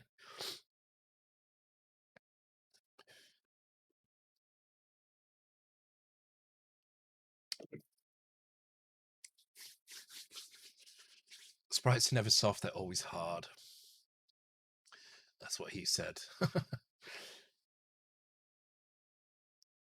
What I found really funny with that guy is if he'd just taken the time to go and check on something like Wikipedia, he'd have realized that the very first fucking paragraph on Wikipedia actually says that while sprites were called, referred to hardware sprites, the term has evolved to mean so much more, and he would have saved himself a lot of hassle.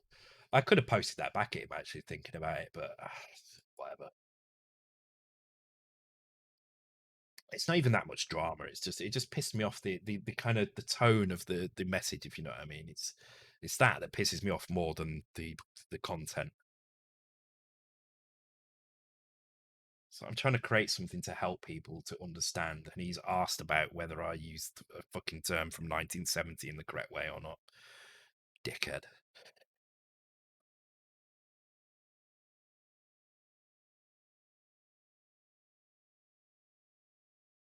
Okay. So it looks like here the offset is relative to the player's direction. I can't be entirely sure because although I mean it's kind of looks like it is, doesn't it? But let's just push it a bit forward a little bit more just to be sure. Okay, so this is a kind of odd situation here. So this is relative to where the player's facing. So this is kind of weird. So I do spell color wrong though. No, I don't. I do spell couleur wrong. Sorry, that word makes no sense to me.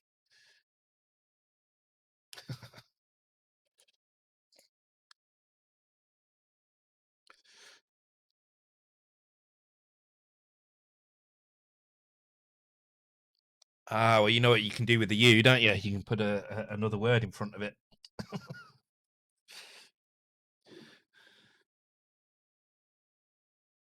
I'll give you a clue. It begins with F and ends with hook.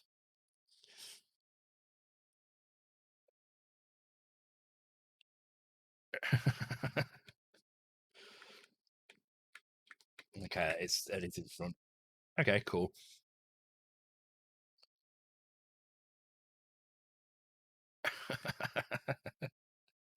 Oh dear. Okay, cool. Right, that's done. Ship it. Ship it. We're done with that. All right.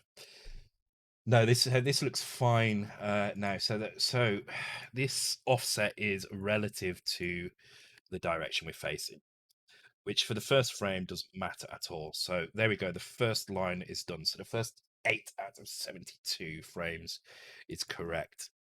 Then we've got throw-in frames. So this is 4 frames of throw-in. So let's take a look at those.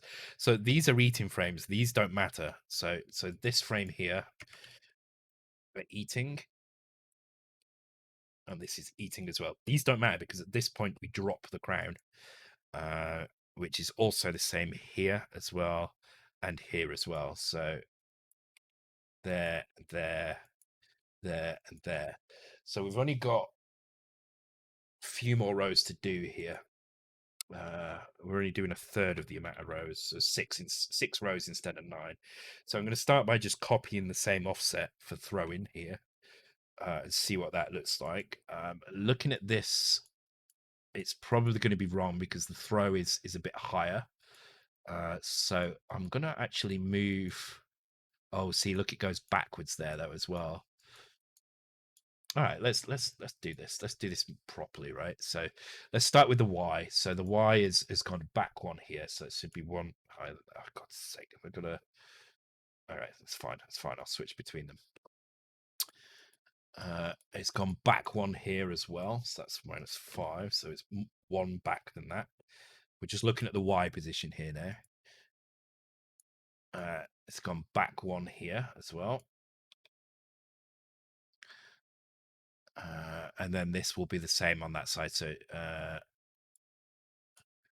this will be the same as the previous position because for some reason we've copied that twice. So that will be -4. Then this will be the same all the way along here as well. Okay. Boom. That's that row done in terms of verticality. Now we need to look at horizontal shifting. So in this case, there is no horizontal shift. That stays as 0. But in this one, it goes back one. So this is going to be -1 on this row here. Hopefully this all works. If this doesn't work, I'm going to be very upset. All right. And then in this one, it goes forward 1. So we go +1 here. Which I guess is going to be the same on the next one because it's just a duplicate. Yeah, okay. 0, 1. And then that's going to be the same on the other side because this is relative to the direction we're facing, remember. So actually this makes doing this grid quite easy. So let's take a look at that. That should be, let's put,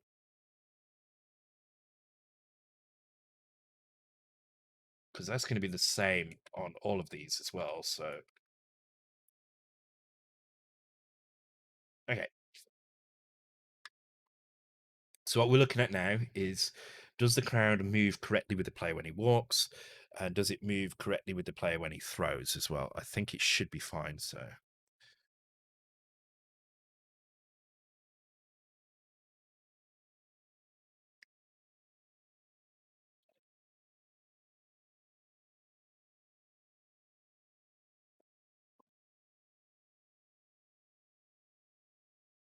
don't know what this is. It's making me move.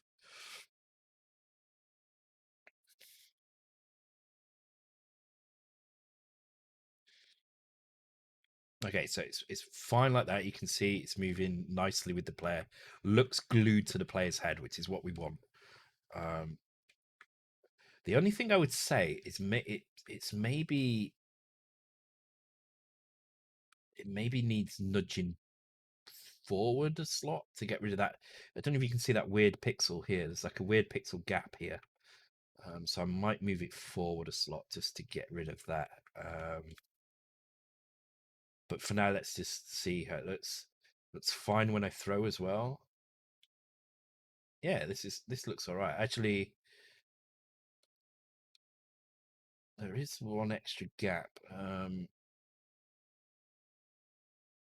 It's at the end. Okay, so I'm going to move it forward another one at that point. So I'm going to move this one to 2 instead, like that. And then I'm going to move them all forward by 1. So it becomes 3, 3, 1, 3, 3, and then these all forward by 1 as well.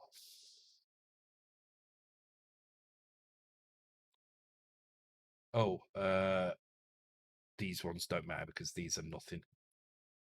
These are actually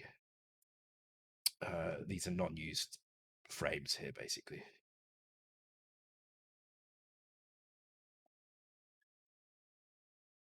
But I've been meaning to do this for ages, so this is really good that this is coming together fairly quickly. I mean, it's taken 2 hours, but I've been chatting a lot of shit as well, so that's all right.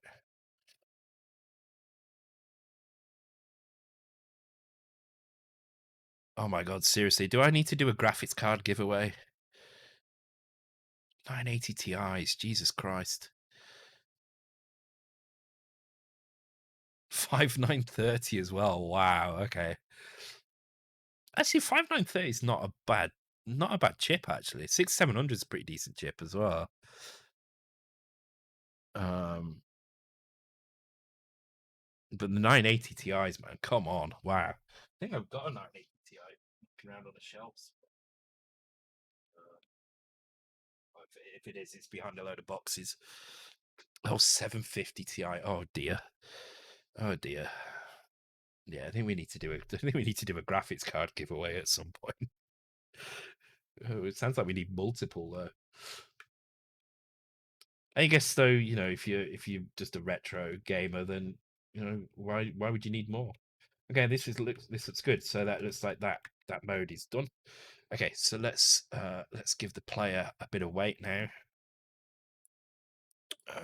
and start looking at the next step up. Okay. So now we're looking at this size here. So again, I'm going to copy the crown from here. I'm just going to try and plonk it on and see what it is.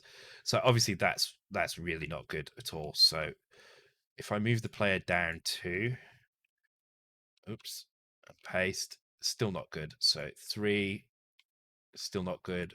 4 starts looking all right at 4. Okay. So that's a back 4 on the up. It seems to be okay in terms of position here as well. Square of the hypotenuse. Square of the hypotenuse. I can't say that probably because I'm trying to read hypotenuse and it's not. It's hypotenuse. Hypotenuse. Thank you for the follow. I like the name. It's really good. Southern iMac with a 680 MX. Wow. Okay. I mean, I've got some old graphics cards knocking around. I've definitely 280. Wow. I think I've got 280 actually. Do you know what? I need to have a look.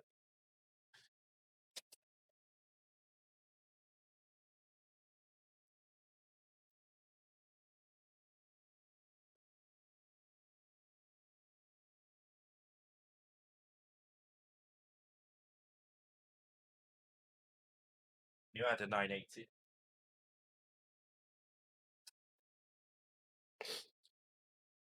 What's this one?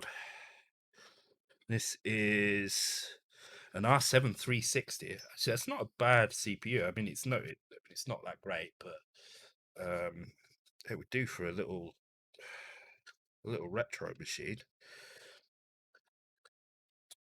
I think I had it. I think I have got a 280 around somewhere, but I don't know where it is.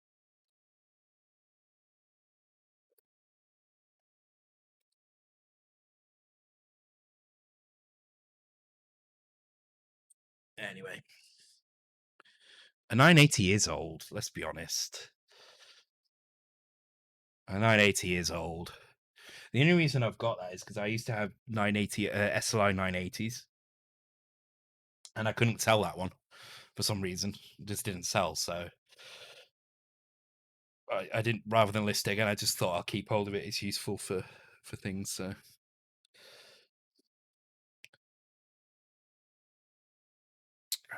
uh, yeah, 980 is old now. 980 is old. I mean, to be fair, it's still a fairly decent card. I mean, if you're not running the very latest stuff, it's still a very decent card. It's definitely got the horsepower behind it. But the problem is the 1080 Ti was such a jump. And the 3080 is such a jump on top of that as well, that now if you compare like a 3080 to a 980, it's just it is kind of crazy depressing how much faster the new cards are. But the 980 was an incredible card. It was probably the biggest jump for a long time. But then the 1080 came, 1080 Ti came. The 1080 was still a good jump, but the 1080 Ti was a really good jump. It would be cool to try out those ray tracing cores. Right, I need ROM. Okay. Yeah, the ray tracing is really nice. I think it's kind of limited in what games really make use of it. Cyberpunk looks kind of nice with the ray tracing on, but to be honest with you, the non-ray tracing graphics are still very good. Anyway, they've done a very good approximation of ray trace reflections and lighting without the ray tracing. So it's one hell of a graphical hit for the backlighting is very good in Cyberpunk. The reflections look incredible. If you turn the ray tracing off, the reflections still look very good.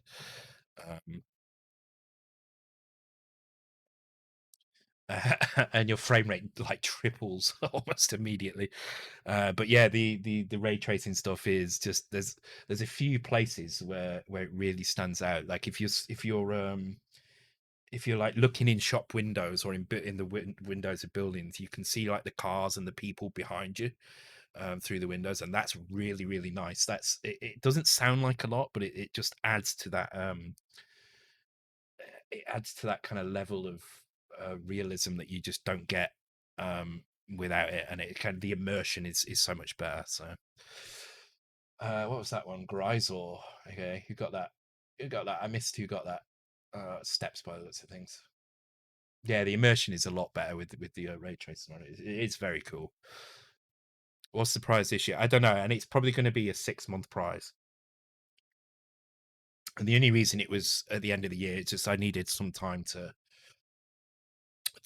kind of cut the prize off, cut uh the league off, and it seemed like a relatively decent time to do it. So okay, so I think four, 1, 2, 3, 4, 5. Sorry, no, four. 1, 2, 3, 4. Down on. Yeah, okay. Let's just get rid of that a sec. Hang on.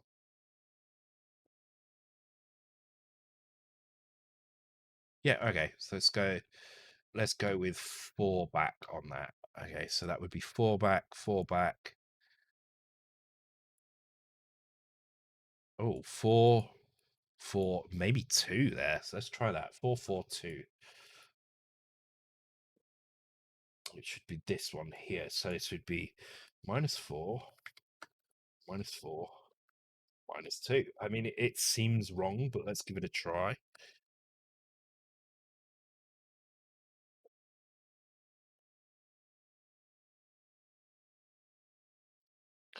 Then I think the next thing I want to take a look at after this is we'll do a very quick win, which is the high score header colors. So changing the calorie counter to be black and switching the colors around so that they alternate from a different thing. So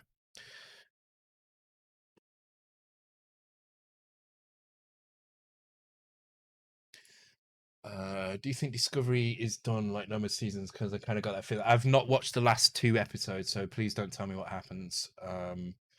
I think I started off this season thinking this is really cool, but as the season's gone on, I think they've just diverged um so much from the Star Trek world that it's almost become I don't know, it feels too different now. So I wouldn't be surprised if they end up canceling it, to be honest, which is a shame. But I've not watched the last couple of episodes. So I don't know if they've done it done it on that for that reason. But yeah, I just there's a lot of things I want to like about Star Trek Discovery, and I do like most of it.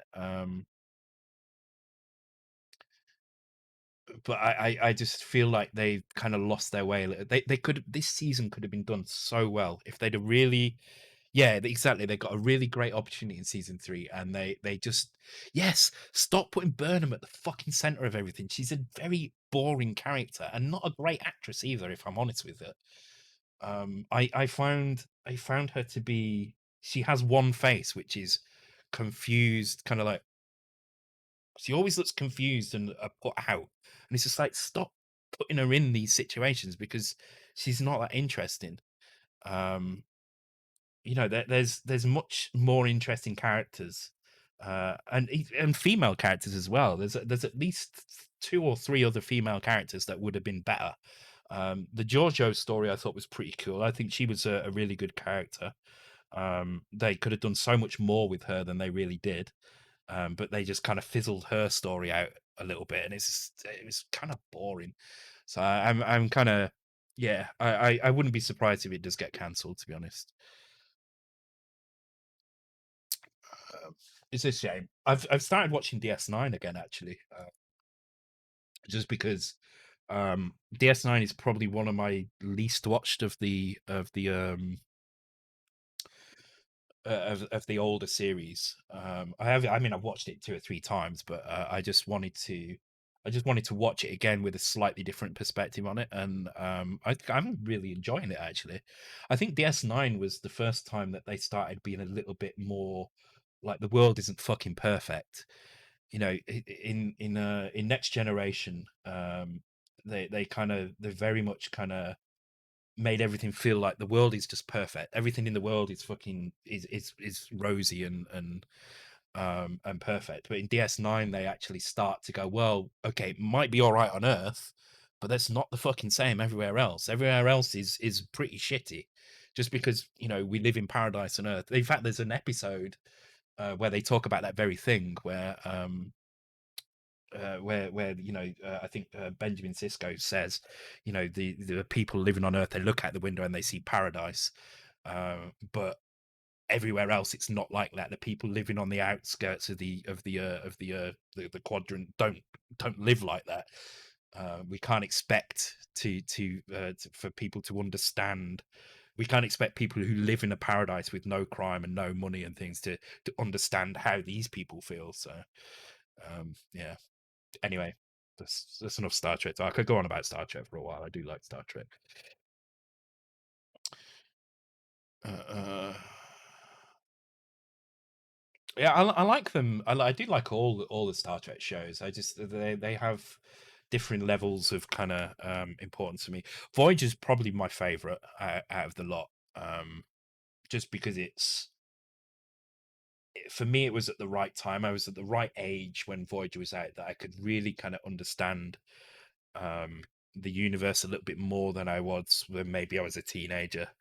Um, well, I was still a teenager, but when I was a younger teenager, I didn't quite understand the universe as much. But I think Voyager really spoke to me as a show more than the other ones. Plus, it had 7 or 9 in it. You can't say anything is wrong with 7 or 9. Um, Okay, so it looks like we need to move the crown forward by 1, and I would say up by 1 at least for now, and then we'll work out that it looks like there's a miss in here as well. Didn't like the casting in Enterprise. Simply didn't give a crap about any of them. I Yeah, actually, that's a really good point.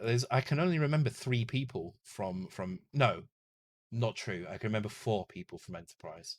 So I remember Captain Archer, obviously. I remember T'Pol, um, because she was hot, basically. That's the only reason I remember, if I'm honest.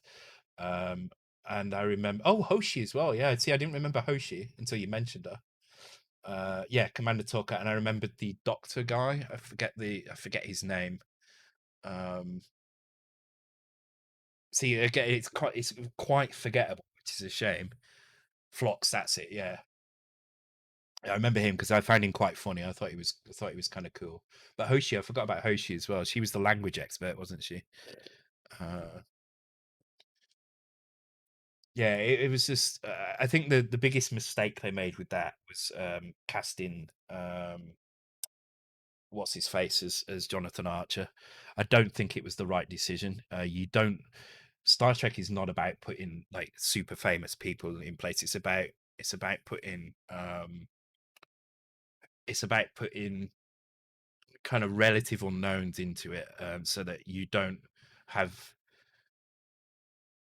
preconceptions of what they are. So the problem is as soon as they put him in, I forget his name now. What's his freaking name? What's his name? What's Commander Archer's name? The actor's name. I mean, ugh. Yeah, so I think you've said this to me before, Andy, but Picard to me will always be Picard. That's when I saw him in that. It was the first Scott Bakula. That's it. Um, when I saw him in Star Trek, I'd never seen him in anything else before. So for me, he was a relative unknown, and that's why it's kind of worked for me. And the thing is, it's if you say Scott Bakula now, you don't say Enterprise, you say Quantum Leap, right? As Step says, his name is the Quantum Leap guy, and that's the problem, is that he's always going to be the Quantum Leap guy. Enterprise had one hell of a job to turn him into captain of the Enterprise. He was never going to be that because Quantum Leap is a bigger show, in my opinion, and I think in the opinion of most people. So shame. No, known for NCIS Los Angeles. Wasn't he also in an episode of was it Always Sunny or was it Community? He was in one of the comedies not long ago. He was playing himself, but working in a care home, I think, cleaning up shit or something like that. I think it might have been Always Sunny in Philadelphia. Um,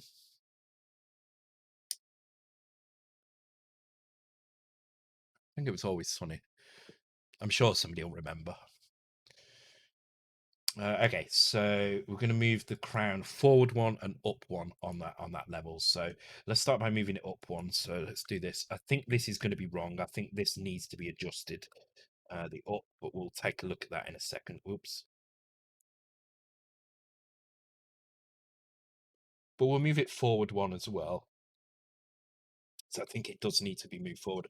Again, this is relative to the player's direction, so it's going to be the same direction for left and right.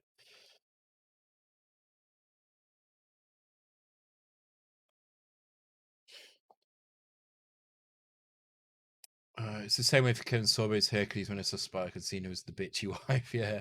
Oh, it reminds me actually. I kind of want to watch Andromeda again because when I first watched Andromeda, I watched it through the lens of a Trekkie fan, right? So I watched it through the lens of because it's a Gene Roddenberry thing. So I watched it through the eyes of somebody who wanted it to be another Star Trek, and I think that's the wrong way to watch it. I think you've kind of got to watch it with a little bit of that it is kind of a bit of a comedy as well. It's not really Star Trek as such. It's kind of a comedy. It's a yeah. It's a bit different, I think, and I think that's the problem. Is I watched it with that clinical kind of Starfleet look at it, and it's not like that at all. It's like it's a comedy really. So don't do it. I just did, and time has not been kind. All right, fair enough. Yeah, fair enough. First few seasons was good, and then Sorbo take over the show and ruin it. You see, I never. This is the thing. I never watched it in any depth. Maybe I should just watch it once all the way through, just so I can say I've seen it all. Because I've definitely not seen it all. I've probably only seen about a quarter of it. Because every time I tried to watch it, I was just like, "Oh, this isn't Star Trek enough for me," and I went off it. Um, uh, yeah, some things you'd leave in the past. Yeah, maybe. I'd like to say I've watched it though. I mean, it could be one of those things that I just kind of watch in the background while I'm doing some other stuff.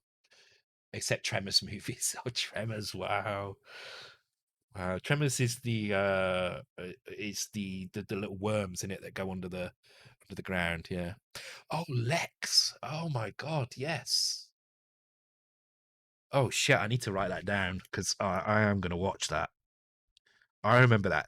See, that was always it was always something that was on late night. Um, it was like a late night show on Channel 5 or Channel 4 or something. They just put it on because it didn't fit anywhere else in the schedule. Nobody wanted to watch it.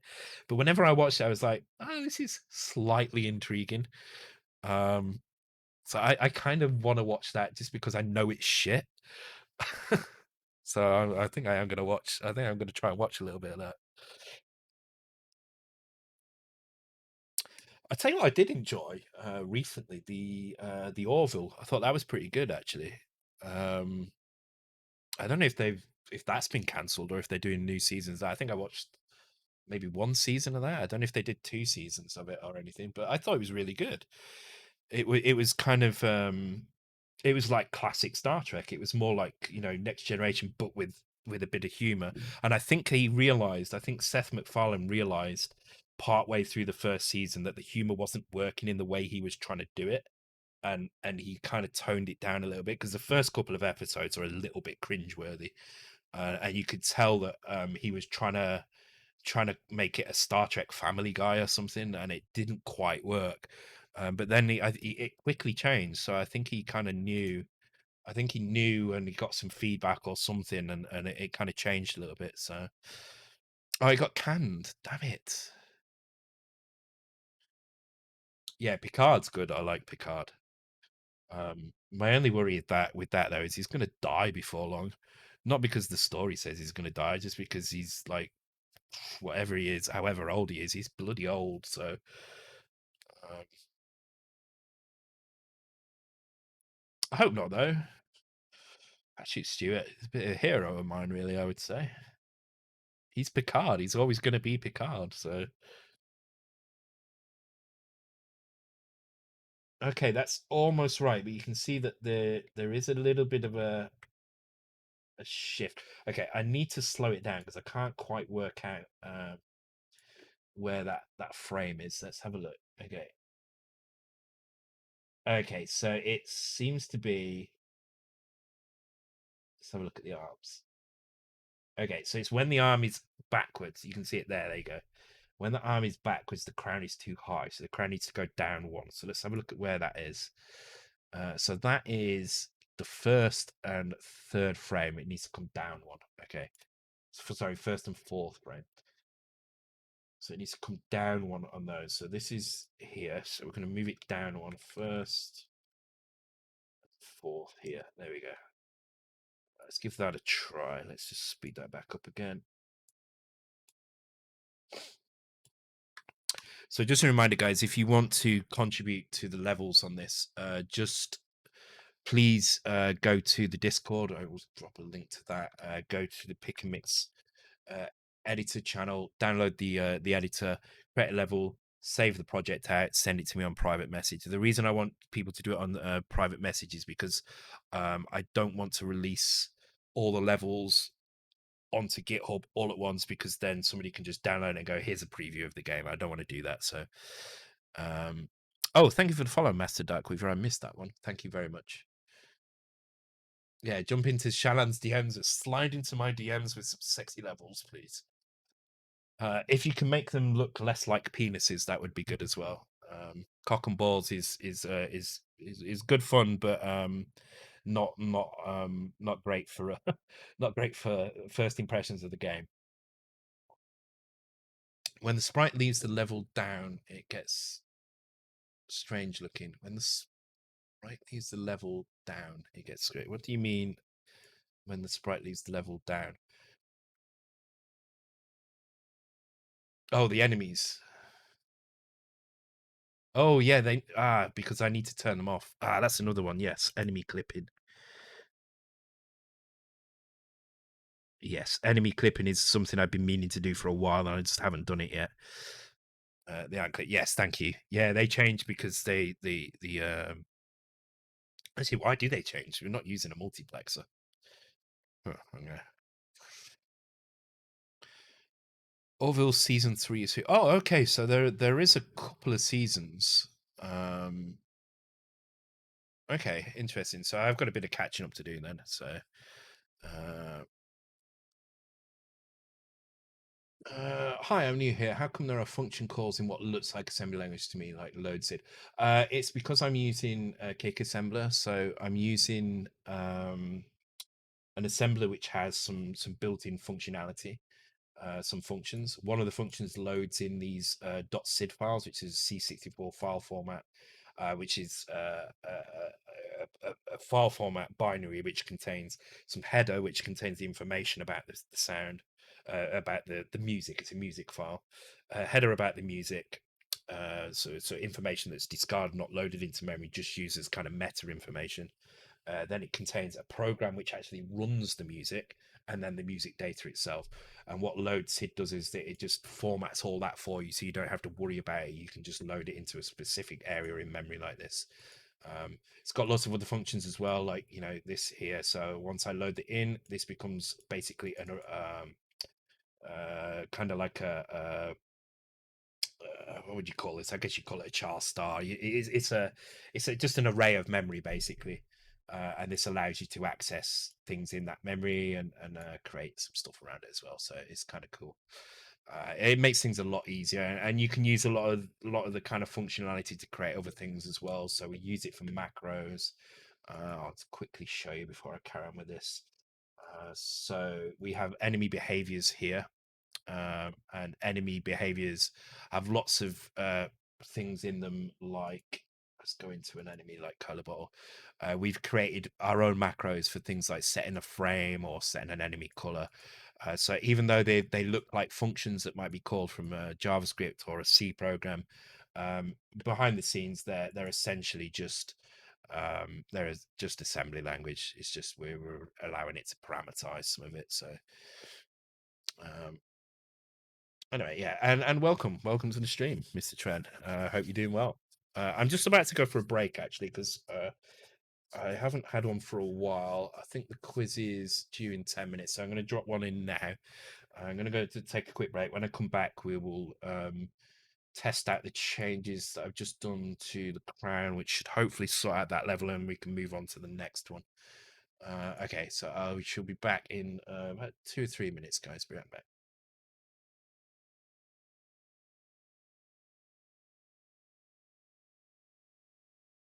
All right, and I'm back. Oh, let me stop the. Okay, that should be done. I think. I don't know. I don't know what I've done now. Maybe I've stopped it. Maybe I haven't. We'll see when this ends. Amiga games.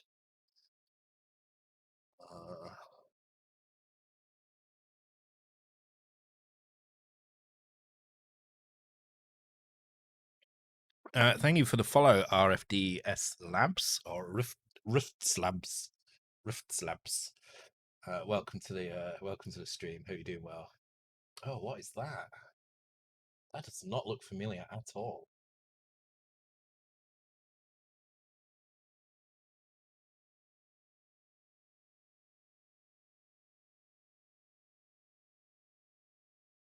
I have no idea what that is.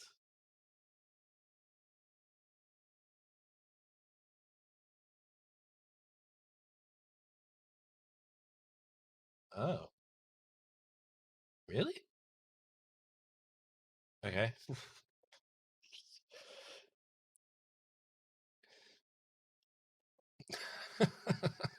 Ian in at the last minute with it.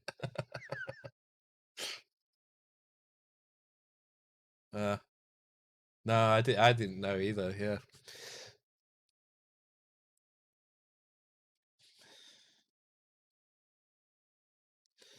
Okay. So we've made some changes to the crown. Oh wait. Oh no, that's okay. That's fine. Unreal was a vector ball game. Well, to be fair, Unreal was also the prequel to Unreal Tournament, which again I think we've talked about on the stream. Um, so it was a first person shooter as well, first person adventure kind of shooters kind of thing, like Halo. I guess it was kind of like Halo in a way. Um, so yeah, I mean it's obviously a name that's been used a few times on things. Okay, so we're checking that the crown is fine here. Actually, this looks a lot better. Yeah, it looks stuck to the player's head, which is good. Cool. All right, so obviously throwing is going to be different. Yeah, it's very, very broken for throw, which is fine. So we need to fix that next. So just to go into here, let's have a look. So throw is the same. It's back one. Okay, so what I'm going to do is I'm going to copy this block here into the throw here. And I'm going to copy this block here into the throw here. And then what we're going to do is we're going to go through each of the frames and we're going to just move the crown according to it. So I'm using the eye as a reference point. You can see here, there is no difference between the eye on either of these two frames. So I'm not going to change the first one. Second one, the eye goes backwards one. So I'm going to take one off the X for the throwing frame here. So it's this one here, which also means it's going to be this one. Oh, wait. Oh, no, it's going to be different, isn't it? Okay. Okay, that's fine. That's fine. Because throw in actually copies two frames. So the last frame gets copied. So it'd be 1011. So this would be 1011. Let's make sure these frames are copied as well. So 45 minus 3. And then this would be -4, -5, -3, -3. Like so. All right, cool. So let's do that again. Okay, so the first one, no change. Second one is backwards 1, which is going to be the same on this one as well. Oh, actually, no, it looks completely freaking different. How are they so different? Oh, because it's this one. That's why. There we go. Yeah, so backwards 1. All right, so backwards 1 on the second one and the sixth one. Okay. Backwards 1 on this one. Okay, so second one is here, -1 and -1. Okay. And then on the third frame, it's forwards 1 and also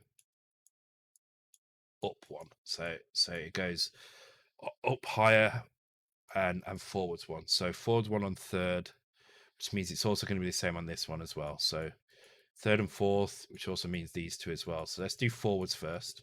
So this is just +1 to the x on both these. So that's where's the x? That's this one here. So +1 to these. So 2, 2, and 2, 2 here. And then it was up 1 as well at that point as well. So -4, -4, -4, -4. And hopefully that's going to be the throwing done and working correctly. Why blue pixel on one frame on body? I don't know. Which frame are we talking about? Oh yeah. I have no idea. I didn't make these graphics. I don't know. It's probably something to do with the arm because the arm is here like this. So it's maybe something to do with that to show a bit of thing. I don't know. I will take a look when it's playing, see if it looks weird. If it looks weird, then maybe we'll change it. See the sprite's faces both ways. Are you going to do the reversing by code anytime soon? No, not at all. I mean, we could do that, but honestly, it's with multicolor sprites that the code to do that is just a pain in the ass. It's a bit slow. It's not that great, and honestly, we're kind of on the border of what is raster time wise because of the soft sprites. We're on the border of how much raster time we should have anyway, so I really don't want to kind of mess around with that too much. It is wasteful having the same animation frame twice in the sprite set, but in all honesty, this is not going to be used for anything else, this area, other than sprites. So if there is to be a sprite like this, the throw, I think that's what you're talking about, SP, isn't it? The throw sprites here. So there's a few places. So it'd be 1, 2, 3. There's 6 sprites in here that are duplicate. Yes, it is a little bit wasteful. I think these ones as well are the same. Yeah. So some of the 8 frames as well. But honestly, there's not much else is going to go into these. So uh, if you reverse hardware sprites in software, does that make them firmware sprites? So one of the things I want to do with my upcoming streams, I want to start a game from scratch on the Mega 65. Raiden is probably not going to happen now. I'll tell you that up front. The reason it's probably not going to happen is because tracking down the license owners for that is an absolute fucking nightmare. And I don't want to do it unless I can license it properly. Otherwise, it's not going to be something we can release as a release type. Oh shit, I've done it again. All right, this is going to be a strong run. Um, it's not going to be something we can release as a release title for the Mega 65. However, what it has done is it's taught me how to do a lot of the things that I'm doing. Turrican, as I mentioned yesterday, I'm no, I haven't mentioned yesterday. All right, I'm not going to say anything about that. Turrican may or may not happen. That's all I'm going to say about that. But again, I'm using Turrican very much as a practice for learning all the techniques. What I want to do is I want to create an original title that uses the Mega 65 properly.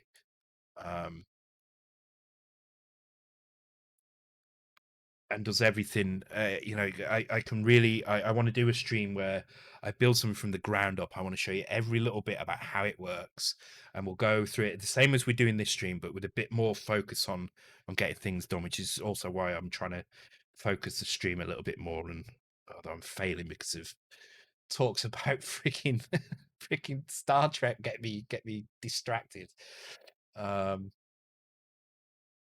But I want to get people excited about the Mega 65. I think it has to be done.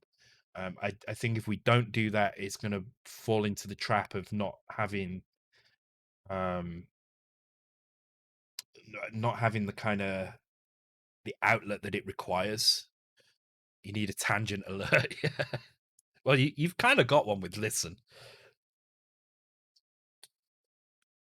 Let me just check this. Oh, it's almost right, but there is like a gap at the end of the. Let me just slow this down. So I don't know if you can see this. Oh, actually, see how the crown disappears? I don't know why that disappears.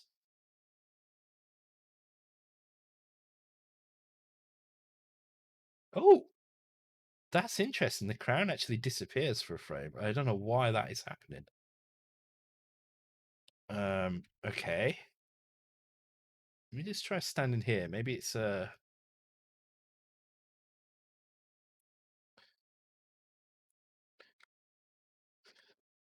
yeah, I don't want to do streams when I'm not enjoying myself, and I'm starting to get a little bit tired of the C64 stuff. I really enjoy doing C64, but I'm struggling to be motivated by it when there is something like the Mega 65 around. I'll be completely honest, it's just down to kind of the grass is greener sort of effect. Um, okay, so the Crown Falls want to do that. That's fine. So yeah, I just want to do stuff that I find enjoyable. Otherwise, what's the point in doing it, right? There's no point in doing it if I don't find it enjoyable. Okay, so for some reason the crown disappears for a frame, and I don't understand why it's disappearing for a frame. So let's get all the frames in, and then we can look at why that's happening. Maybe there's one frame in the list that's kind of sending it off in a different place somewhere or something. But there's definitely a frame where it's not right. I need to figure out why that is. So what I promised myself is that I'm going to finish the games that I'm working on. So that's this game, that's Checkanoid, and that's the Dot Cosmos Game Boy game. I'm not going to completely ditch what I have on the C64. So that I mean, there's quite a few games there. There's a couple of games you guys don't know about. There's Dot Cosmos 2 as well. There is Parasol Stars. There is the fighting game, which I can't remember what I called that. Blocks or something like that. Battle Blocks. Um, there's a few projects that are there, but this is normal for a game developer to have, especially one who works on his own like I do. Um, to have lots of like semi-finished projects is perfectly normal. Um, but there are definitely things I would like to finish. I would like to finish Dot Cosmos 2. It's in a fairly advanced state, but it does need quite a bit of work still. I would like to finish Parasol Stars. Again, it's in a relatively advanced state, but it does need a lot of work. Um, I've got to be motivated to do it, and I'm not at the moment. So I'm going to venture into the Mega 65 world and try and get that sorted, and we will do some streams based on that. Okay, so I need to move it forward, and I didn't see exactly which frame I need to move it forward on. So let me run that again. Oh, why is that? Oh, because I'm in the wrong file. Hence why I want to get somebody on board. If I can find somebody to help me out, then I think we're going to make a really cool game. Just need to find the person to do it. That's the problem. Same goes for a music artist as well. So I'm looking for somebody who's capable of writing music for 4 SIDS. Not something that's asked for very often.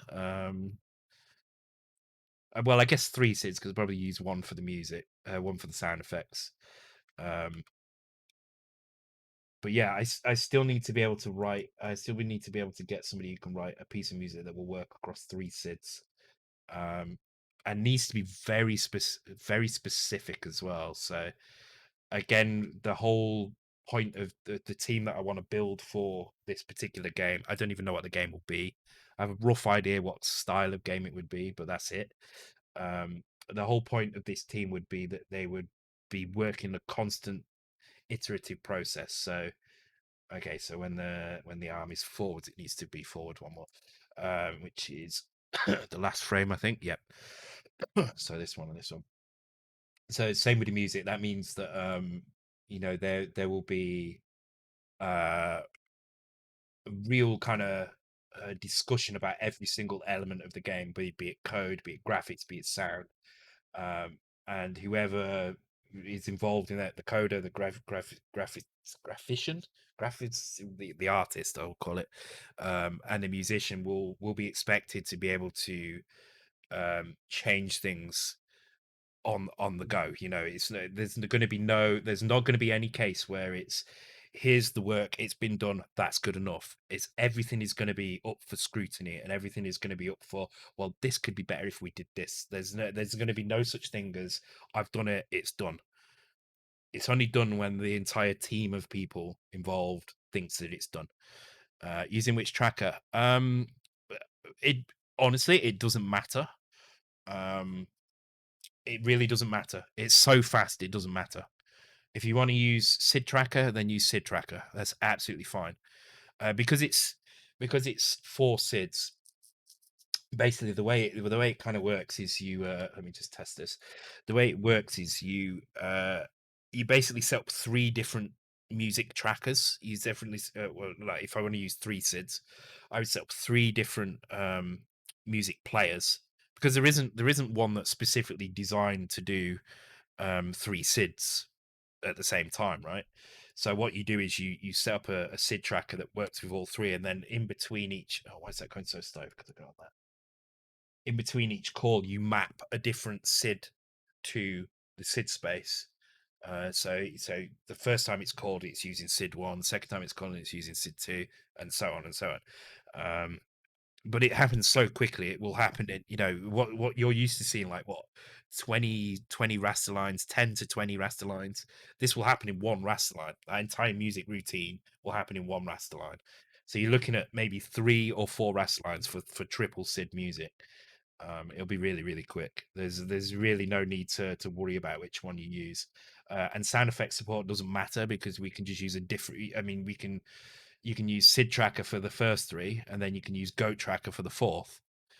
So you can use Goat tracker for sound effects on SID four, and you can use SID tracker for music on the first three. So it really doesn't matter. Which is nice. It's a nice it's a nice place to be in, right?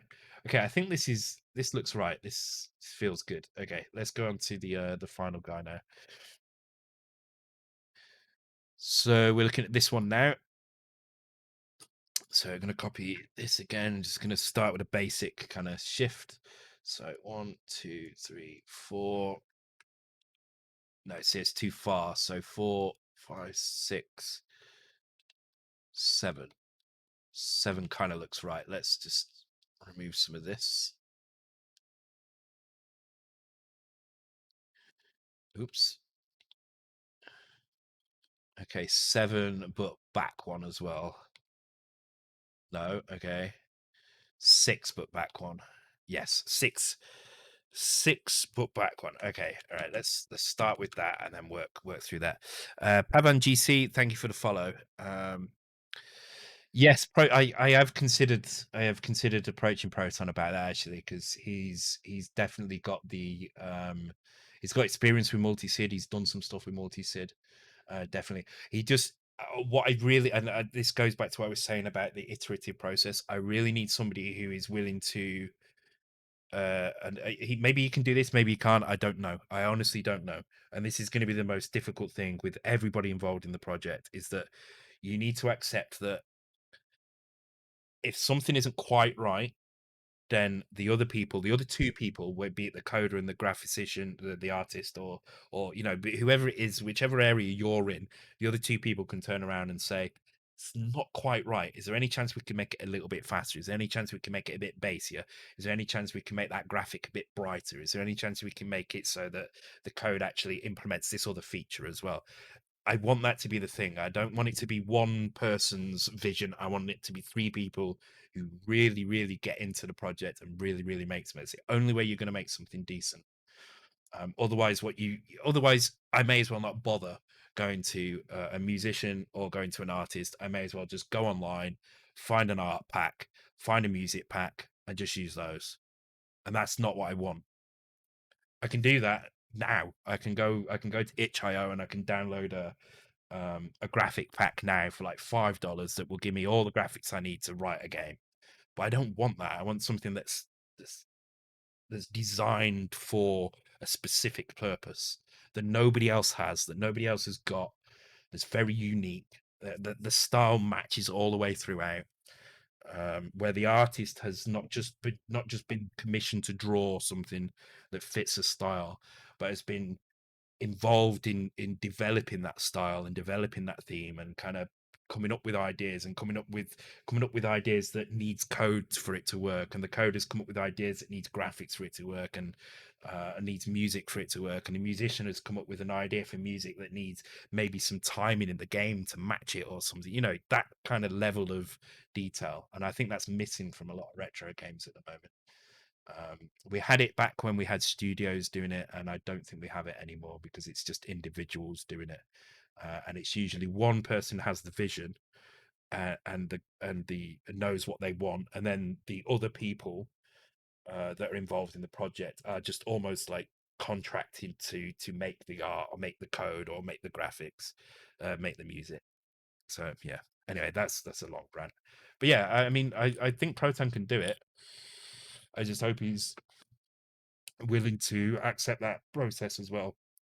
Same with whichever artist decides to do it. Thank you for the follow, Pavan GC. I may have already said that, but if I haven't, thank you for the follow. Appreciated.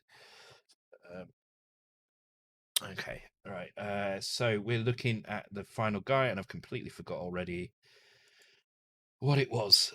Okay, so it was forward one, 1, 2, 3, 4, 5, 6, down 6, and then I got rid of this. Uh, yeah, down 1, forward 6. Okay, so that means forward is back 1, down is up 6. Okay, so -1, -6, which is this one here. So this is X, so this is just going to be -1 for all of these, up to here.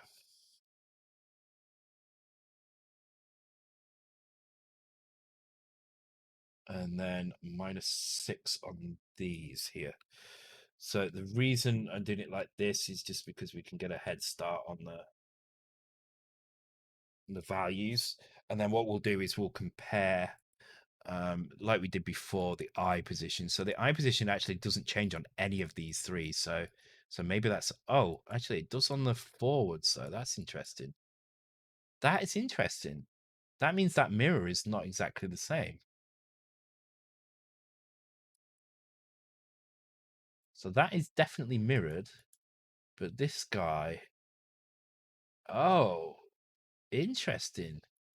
That guy is not the same. Notice here how his hand is touching the edge. And this one, his hand is not touching the edge. He's back one. So I actually feel like this one is in the wrong position. This one needs to be shifted this way by one.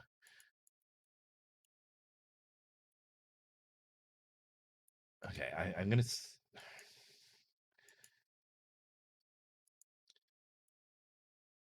Okay, I mean, it definitely needs changing. So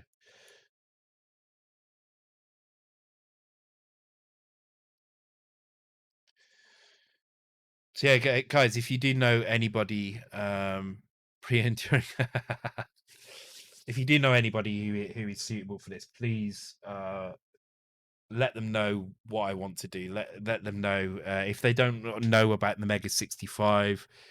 I mean, just whatever. Send them a message. Get them to speak to me directly. Give me their name. I'll gladly approach somebody if I need to. Um, like I said, I've got some backups. So if I can't get the exact kind of person I need, I do have people I can go to who will probably be like contractors, but probably more focused than maybe just buying, you know, a ready-made art online, which I really don't want to have to do. I've seen some nice art though. I've got to be honest. I have seen some very good art. The style of game I'm looking at, just to kind of clarify a little bit, if that's something that they need to know, is platform, like adventure platformer game. So kind of like Turrican in a way, but maybe less focus on the shooting, more on the adventure. So maybe a cross between Dot Cosmos and Turrican, where you'll have kind of quite a large level, but you have to kind of explore it, maybe find keys. I don't know. I want to kind of discuss that with whoever may be designing the level, um designing the game, art wise. Okay, I think this is kind of all right. I don't think there's any change to be made here. Did I save that out? I think I did. All right, let's give that a quick try. I think. Oh, I need to change the size in here to 2. Okay. Right buttons.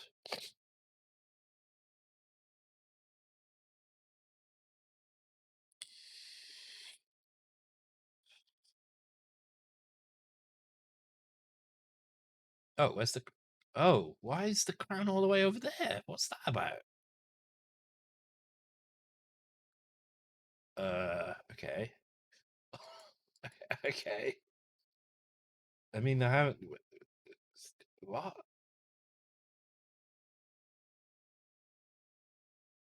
is -1 on the crown? That breaking? Bleh. What's going on here?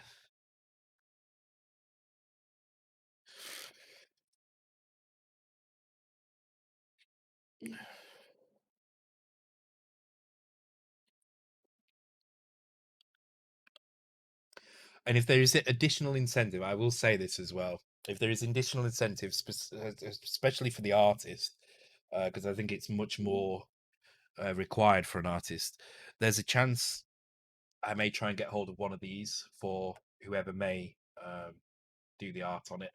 So there may be a free Mega 65 dev board involved in it. Maybe, I don't know. Well, I'm definitely willing to kind of help whoever may get involved with it to get hold of one of those, because I think it'd be very helpful. Okay, is that actually loaded up? It has. Okay, why is it? Yeah, there we go. All right. Why is it over there? I don't get why it's over there.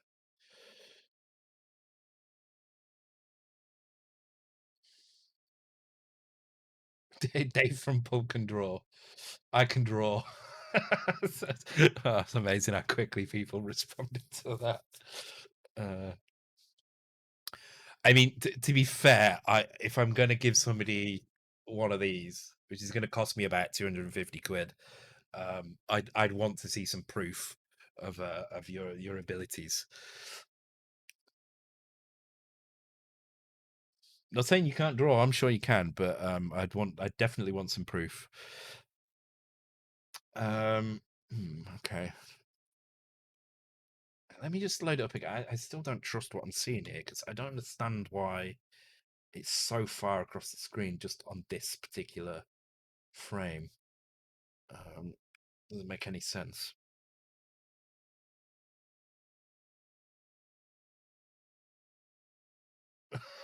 And drawn not pixing. Oh my god. Says right if he wants to take part, so turning it into you. Yeah, yes, exactly. Now, this is the sort of person I would like to be involved. Yeah, that would be really cool if he's. I mean, I don't know what his experience is with higher color counts like 256 colors and variable palettes and stuff. But if he's, I mean, the stuff I've seen on the CC4 looks really good. So if he's willing to give it a try and he's got some kind of experience, then definitely get him to contact me and let me know if he wants to do that. And he seems like the sort of person as well that gets involved in game design, which is what I like. As I say, so that'd be really cool if he wanted to do that.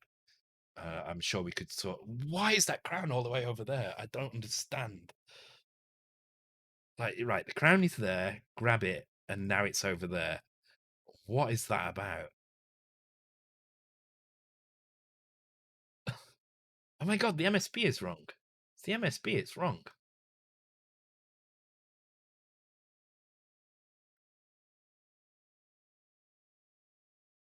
Yeah, it's using the MSB from the other side of the screen. Bytes or words? No, it's bytes. I can also Rune Sparkle. I'm sure Susan Grace by him already. Star Wars one. Oh, really? Yeah. I mean, yes. Just I'd really like to find somebody who has the time, and the determination to kind of to do this probably. As it's a word. Okay. So what I probably need to do here then. Crown throw offset. So it's this crown throw offset.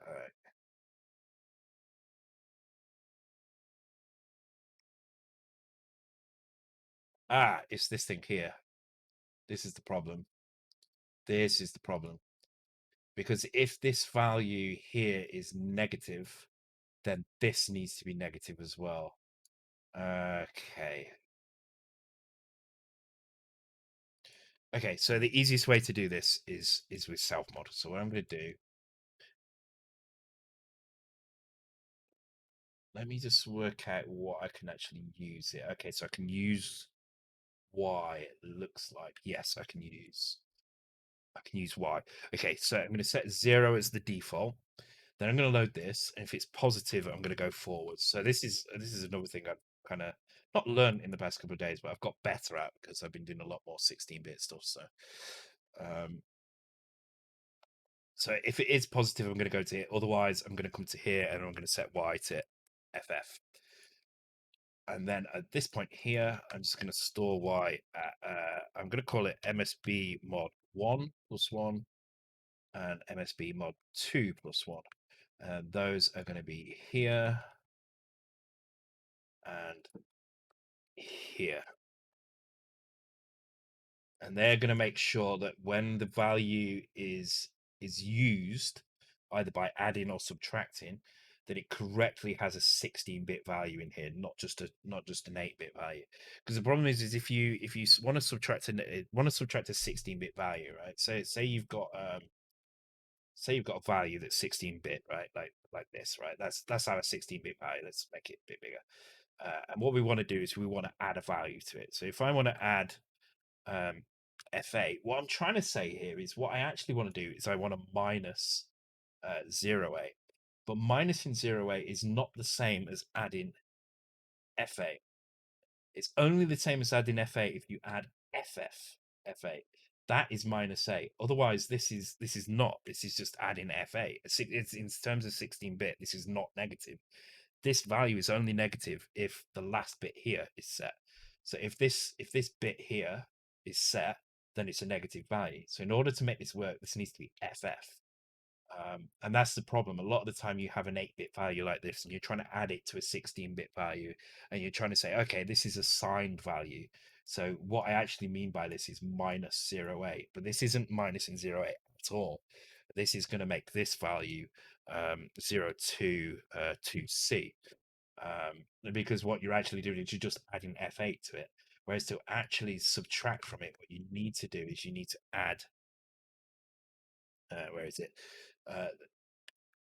You need to add that. And what that does is it loops it all the way around, you see, then. And then instead of 0.2cc, it actually becomes 0.12c. So you see this value has gone down by 1 because we've added almost the whole thing, but then we've taken 8 off this thing here.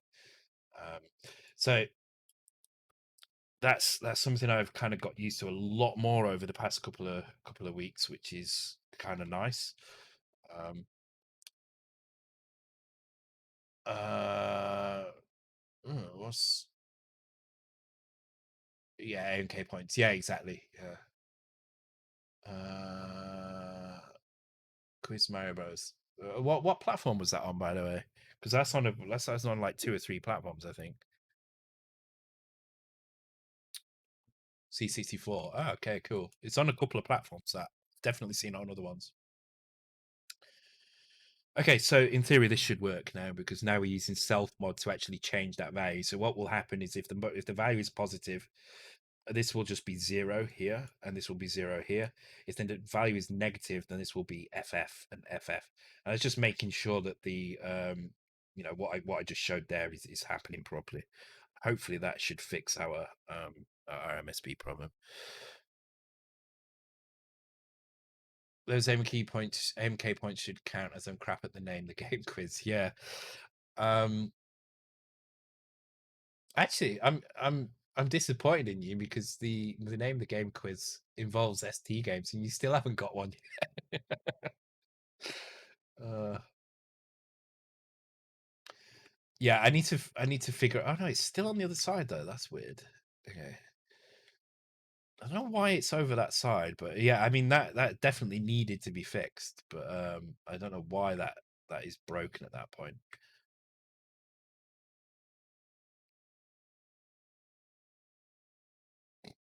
Right, I tell you what though, I'm going to take another quick break. God, I'm feeling really drunk actually. Uh, that's fine. I do need to figure out what the AMK points are going to be for. I kind of want to maybe tie them to some kind of giveaway as well. Maybe if it's if there is a giveaway, you can spend AMK points on additional tickets. So say I put a 10 ticket limit on a giveaway, then maybe a thing where if you've got AMK points, you can buy an extra 10. Then that is going to give those who participate directly in the stream content a way of getting a better chance at getting things. It would be perfect for giving away one of these, really. All right, I shall be back in a couple of minutes, guys. I don't know yet. I don't know, so we'll figure out what we're going to do with that. All right, I'll be back in 2 or 3 minutes. Be right back.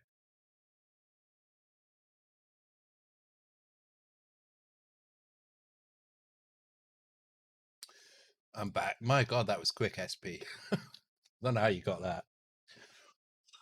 That was very, very impressive. I like it. Um,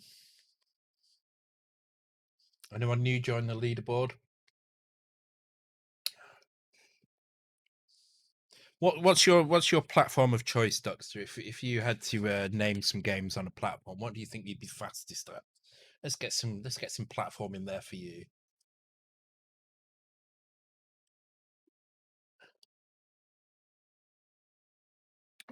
For me, it probably is Commodore. Unfortunately, I don't think there's another platform that I probably have. Like Casio. I probably don't have the knowledge of any other platform quite as well as I do Commodore. Maybe some early DOS games. Actually, I think I would. I think I've played most games on the Amiga. Okay, N64. Yeah, I think I've put N64 games in there. I can't actually be sure. Let me just check. Uh, I thought I had, but I've not seen one come up yet. So maybe I haven't. Maybe it was just on my list of ones to do, and I never actually did it. No, N64 is in there. Actually, there's a couple we've not seen yet. There is N64, there's PC Engine, and there's Atari Jaguar, which have not come up yet at all. Uh, so bear in mind those platforms may come up at some point. So Commodore is going to be the most common because there are 450 or so screenshots for Commodore 64, whereas the other platforms I think at most have about 200. I think PlayStation has about 200. I think other than that, everything else is around about 100. Um, you could guess it, yeah. So like I said, with the Jaguar, you can just keep the page open. You can just keep the Jaguar page open, and you can probably identify the screenshot from that. I mean, how many screenshots have been taken as well? Not only are there not many games, but I don't think many people have screenshotted the games. So, so yeah, you can probably get when a Jaguar one comes up, you just need to open a Jaguar page, and you're like, oh yeah, okay, I've got that one. Uh, got like 1,000 games on Steam though. I played probably yeah, I'm the same. I've got like 1,200 games, 1,300 games or something. Uh, thanks, Piscaror, for the follow. Welcome to the stream. Hope you're doing well. Um, yeah, I think I've got like maybe 1,500 games actually. I've got quite a lot of games on Steam, but I haven't played many of them. I tend to get a lot of bundles and things, so I tend to get quite a lot that don't share. Atari 26. Oh yeah, that's the point. Did I don't think Atari 2600 is in the list actually. So oh god, what's this? Lots and lots of messages suddenly coming in. Oh, okay. I'll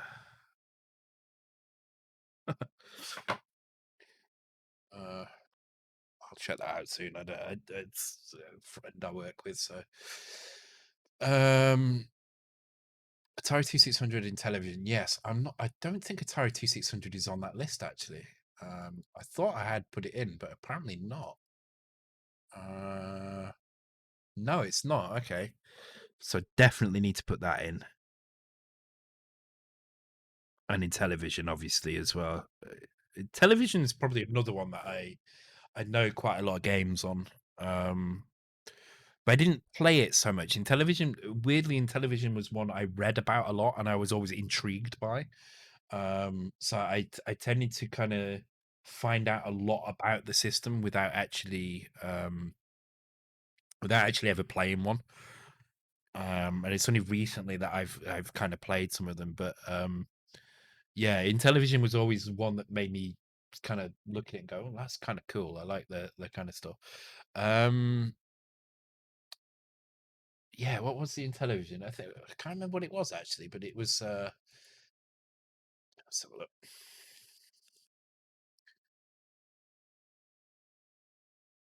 I can't even type properly. Yeah, I do remember it being a weird one. CP1610. Yeah, wasn't it like the oh,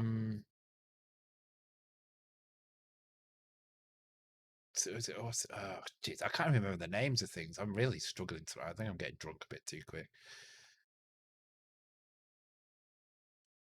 Yeah, I can't remember at all.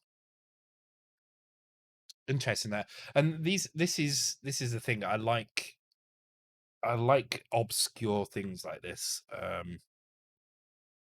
So I would like to. I'd like to get any television actually. Same reason I'd like to get a Vectrex as well. I think the Vectrex is an interesting little machine, just because I think it's cool having a system that isn't just about rasterization. I can't remember what it's the Vectrex 6309, isn't it? I think. Uh, oh no, it's a 6809. Okay.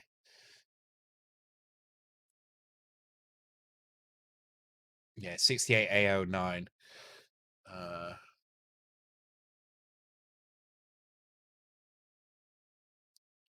6809. Yeah, but I'd like to have a go.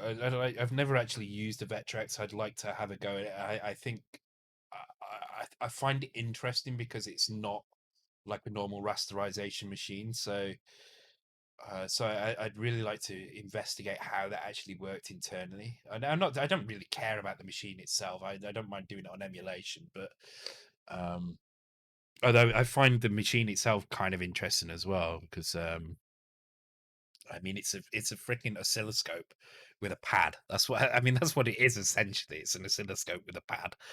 Um, and it's kind of cool that it you had to buy it with its own monitor because it was so different from CRT displays that a CRT you couldn't output the output to a CRT. It had to be done with a directed beam, vector beam, like that, of whatever they call it, whatever it is that's used in an oscilloscope. It is basically an oscilloscope. It's the same technology that's used in an oscilloscope, but with uh, kind of set up to run games rather than respond to inputs on uh, an oscilloscope input sort of thing. So yeah. All right. Why is this crown appearing on the wrong side? I do not know. Let's have a look.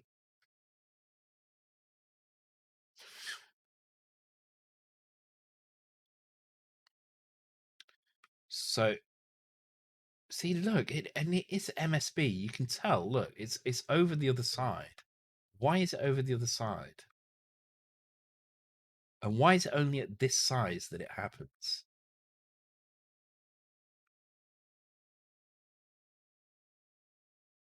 Okay, let's have a look. So it's probably something to do with this, right? So this is where we set in our crown throw offset X here. And what this should be doing is this should be taking our position of our player and adding this value to it, which is what we're seeing down here. Now we've already done the MSB mod here, so I wouldn't expect this to be wrong now, even though it was wrong before. I wouldn't expect it to be wrong now. So why is it so different? It is really different. Okay, what is different in our data? What is different up here? Okay, so it's definitely to do with the crown offset X. Now we have got a -1 in, but we also have a -1 here in the throwing for maybe this is why the crown is disappearing. Maybe this is ha ha ha ha. Okay, So let's go into here. Let's set our player size to be size 1. Let's try and make the crown disappear like we were seeing before. But this time we're going to keep an eye over on the right-hand side of the screen. Adding FF is making it negative, yes, but only when the value is negative. So the original wire could, yeah, I've got a TI. I did have. Don't know where it is. Oh yeah, it's there. It's right behind me. I don't know if you can see it there. I've got a TI 9948 there, and I've got the original joystick there, and they are fucking awful. They basically tried to go like the Atari joysticks. So I don't know which came first. Probably the Atari joysticks actually. But they're kind of elongated, and the stick is awful. It's like they've taken the kind of rough design of the Atari pad and then just made it shit. It's awful. Is carry flag set when you sub the FF? I'm doing it as a 16-bit subtraction, so it shouldn't matter. I'm as long as I'm setting it properly for the first. Where the hell is it? Have I got another? Yeah, I thought so. Here, okay. So here is where the subtraction is. No, that's not subtraction. Here is where the subtraction is, and you see we're setting the carry bit for this bit and then not for the second bit, which is correct. That's absolutely fine. That's how it should be. Oh,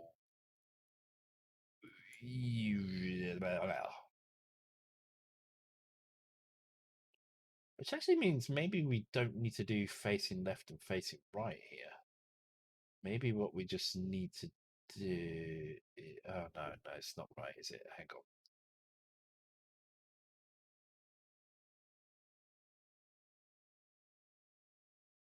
No, because if we're facing right, that's not correct. Shit, this is tricky.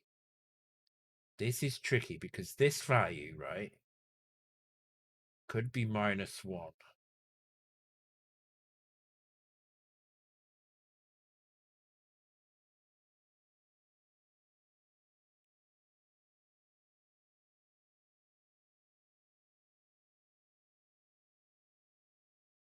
Wait, why is it doing 2 here? Why is it doing this one as well as this one? Wait. Fucking wait a minute. This is wrong because this is wrong. This is facing right. And we're saying, okay, add this value. Oh my god, this is horrible piece of maths here. This is what this is.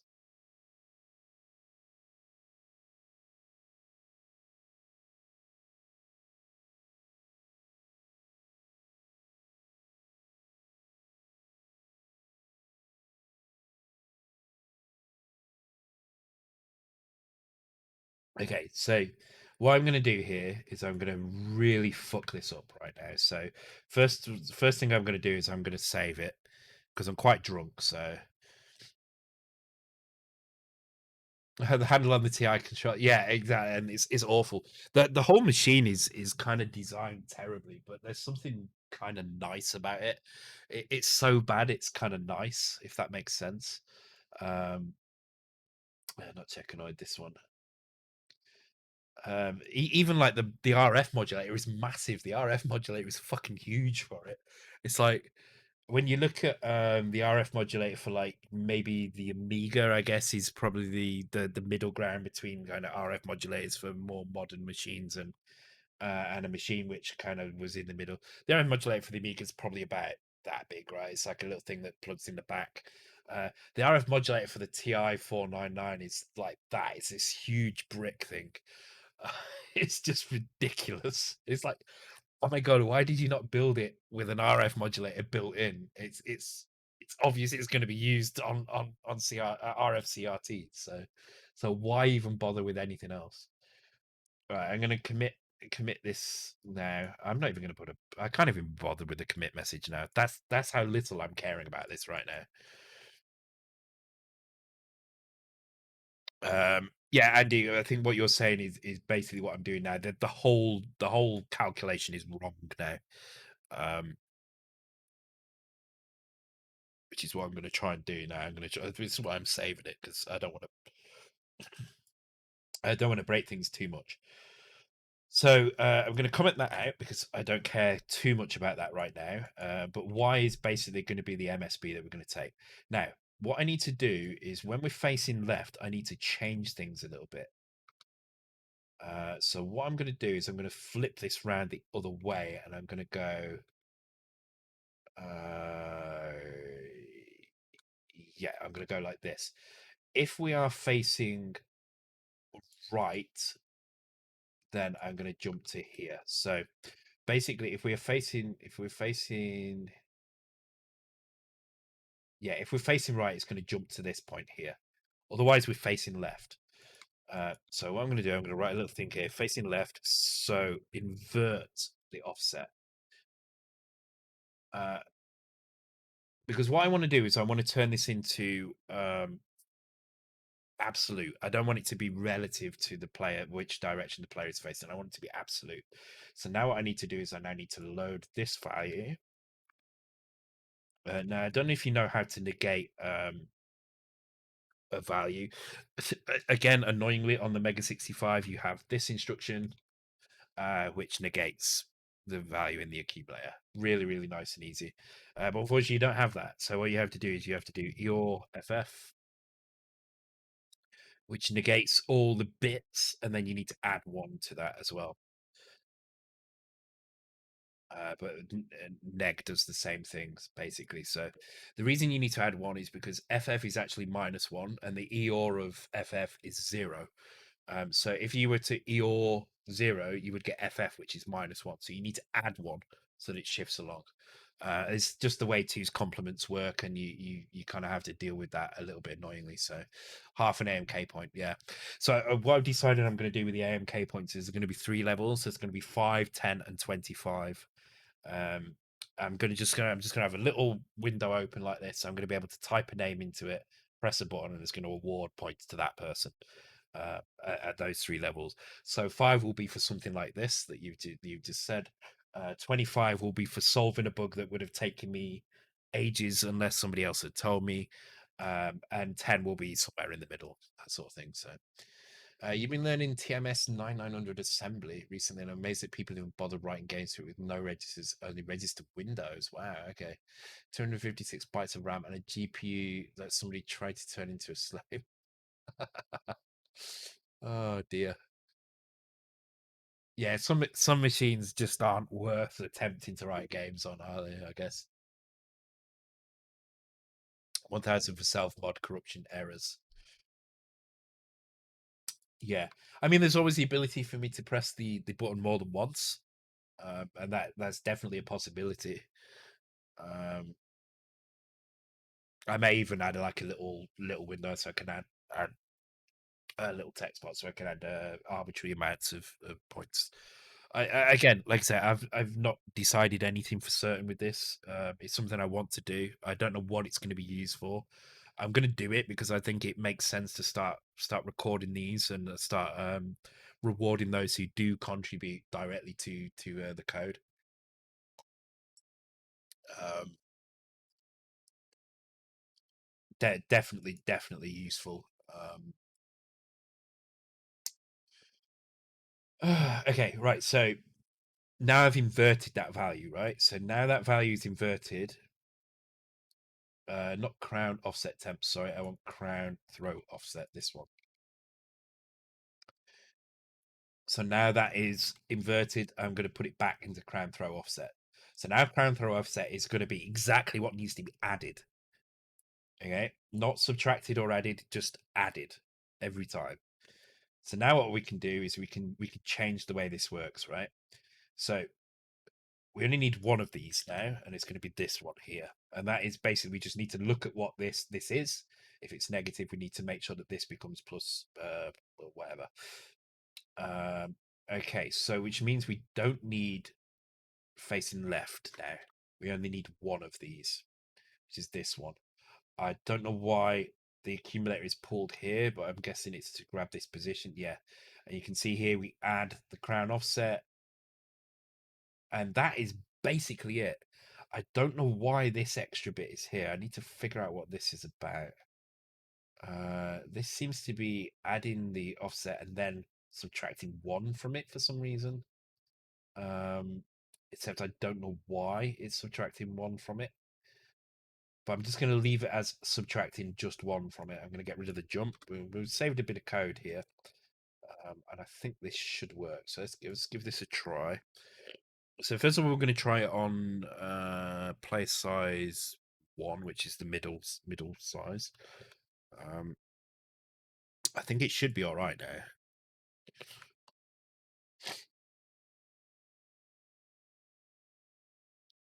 I should do some TI for 4A99 streaming at some point, or 994A streaming at some point. I'd have to. I don't even know where my power supply is for it. It's probably in my power supply cabinet over there with all the other freaking Amiga power supplies. Which, by the way, none of my Amiga power supplies work. I've got 3, and none of them work. I actually had to make my own. So I bought. Oh, notice how the crown looks different now.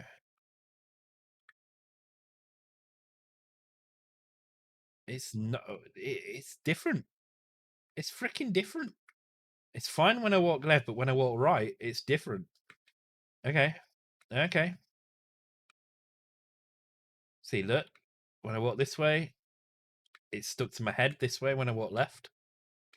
When I walk right, it's bobbing around. All right.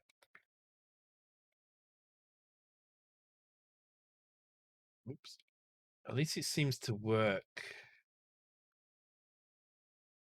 Oh my god, why is it so different that way? All right, let's take a look at that function. I'm getting really drunk as well.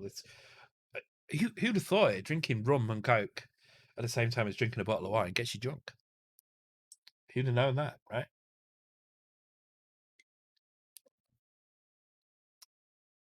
Who would have guessed it, man?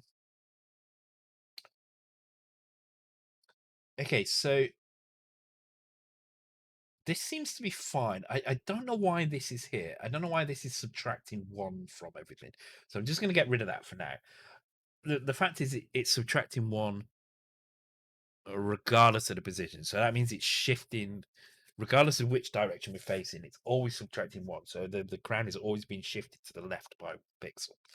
So that I'm going to get rid of that because I don't think that should be in there. Well, might as well just give it a try directly from that, I guess.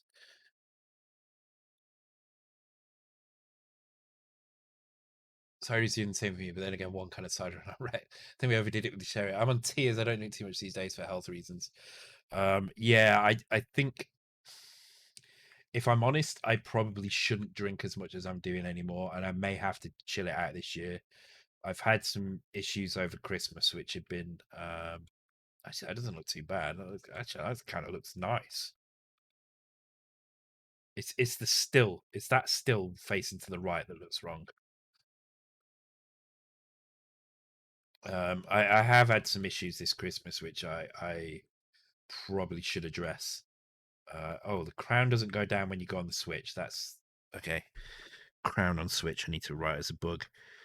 So when you're on the switch, the player gets moved down, but the crown doesn't. So that's fine. We need to just add that in. See, look there. When I stood there, see how the crown stays at the same height. So we need to fix that. But I can't throw now. All right. So yeah, I just need to take a little bit better care of myself.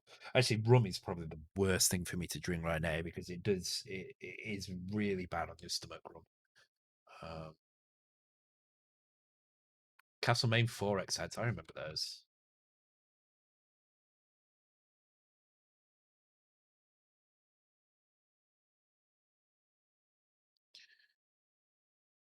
Yeah, I can see my house from here. Drunk guy up a tree.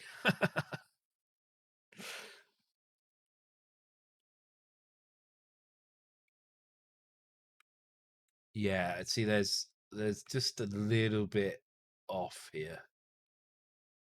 Oh, maybe that's what the -1 is doing. It's shifting it to the okay. Let's fair enough. I will accept that. I'll accept this as a useful piece of code.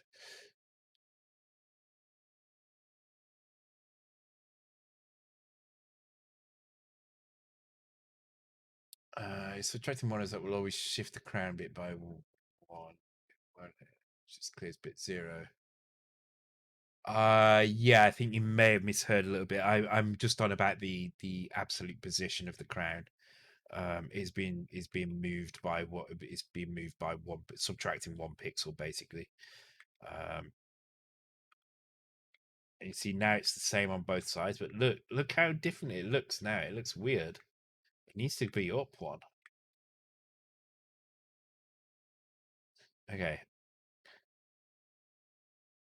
Although it looks better now. It's consistent on both sides. Oh no, it's not. Look. When I walk left, look at his eye. When I walk left, it's stuck to his eye, but when I go right, it's not stuck to his eye. God damn it. All right. Fuck. Okay. I mean, I'm doing the right thing now, but let me just check the when I go big, because this was where we had the problem, right? It's when I went big that the crown ended up in the MSB area over there. That shouldn't happen anymore. Oh, yeah. I mean, if it does, it's really weird. Okay, so it isn't happening anymore, but you can see, look, that crown is in the wrong place. It is definitely in the wrong place. It's actually not bad on the right-hand side. Okay, I think we just need to manually go through each one. Okay, so let's start with this size. Like the crown in this direction is probably about right. I think maybe up 1. So let's try moving the sprite up by 1 when it's facing the left. Okay, so that's this side here. So I'm going to move it up by 1 when it's facing left. I think it's probably going to be the same on both sides, but I'm just going to do it on this side for now. Just want to get it right on one side. When I get it right on one side, then we'll move it over. This was always going to be a tweaking exercise anyway, so it's totally fine. And I think it's enough for while I'm this drunk. He says burping. Okay, but now it needs to move forward by 1. You see the gap here, this blue pixel, so it needs to go forward by 1. So I think I'm going to copy that forward by 1, which is this one here.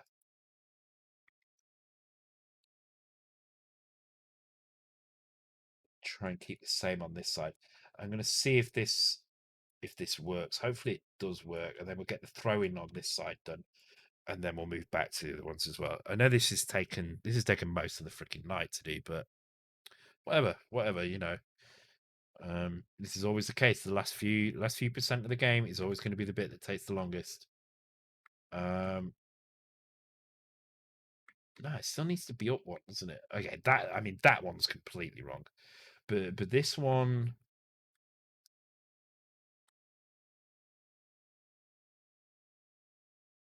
Is it just up 1? I think it's just up 1. Which is Y, which is this one here. Okay, so let's just do this side.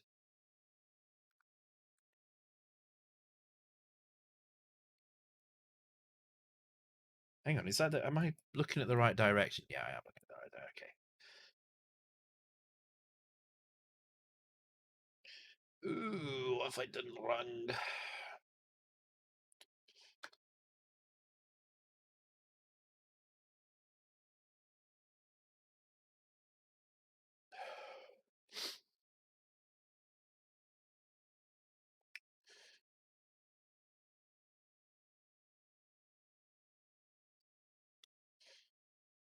So how are people finding 2021 at the moment? I mean, I honestly thought I would be doom scrolling a lot less than I have been doing. With the kind of to be honest, my internet doom scrolling is 100% about America. 100%. The only reason I am browsing through Twitter and browsing through news sites is because I have a perverse interest in how fucked up the world is. Yeah, it's all about Trump, right? It's all about how fucking far has Trump gone this year. Um, and I thought that was going to calm down. I thought with Trump kind of with Trump kind of losing the election, I thought that was going to calm down, but it's just got worse. I mean, what the hell? It honestly has got a whole lot worse. Um, and as somebody pointed out, 2020 started with um, what was it, World War Three? It was the threats of World War Three with the whole Iran thing. Um, and we've started this year with threats of Civil War Two, right? It's freaking crazy. Um, I just don't get it. Anyway, I don't get it at all. Raffles the Gentleman Thief. I avoids the world entirely. And hello, welcome, and thank you for the follow as well. Appreciated. You can't say anything. Every word is bad now. Yeah. Well, do you know this is the frustrating thing, SP, is that yes, he's been banned from all social media, but he's gonna make. He's already said he's gonna make his own social media, right? He's got 85 million followers, I think, on Twitter, or had 85 million followers on Twitter. That's a lot of people that are going to just. I mean, I don't expect all of them to follow him, but even if you talk about a quarter of those, that's 20 million people that are immediately going to give some legitimacy to whatever bullshit social media network he creates. That's kind of scary. That's kind of scary. And what's going to make it worse is it's going to be a kind of echo chamber. It's going to end up with a platform which is 100% dedicated to him. It may as well just be called the Let's Blow Trump network, because that's what's going to happen. It's just going to be people praising him and nothing else, and that's going to be what it is. So it's just crazy. The only good thing to come out of it, and this is kind of what SP is saying there as well, is that he has damaged his brand, and in a way that's good because what he's done, well, in many ways that's good. One thing he has done is he's screwed over Ivanka and he's screwed over Jared here. There is no way on this earth that the Republican Party are going to endorse any of that family at all anymore. So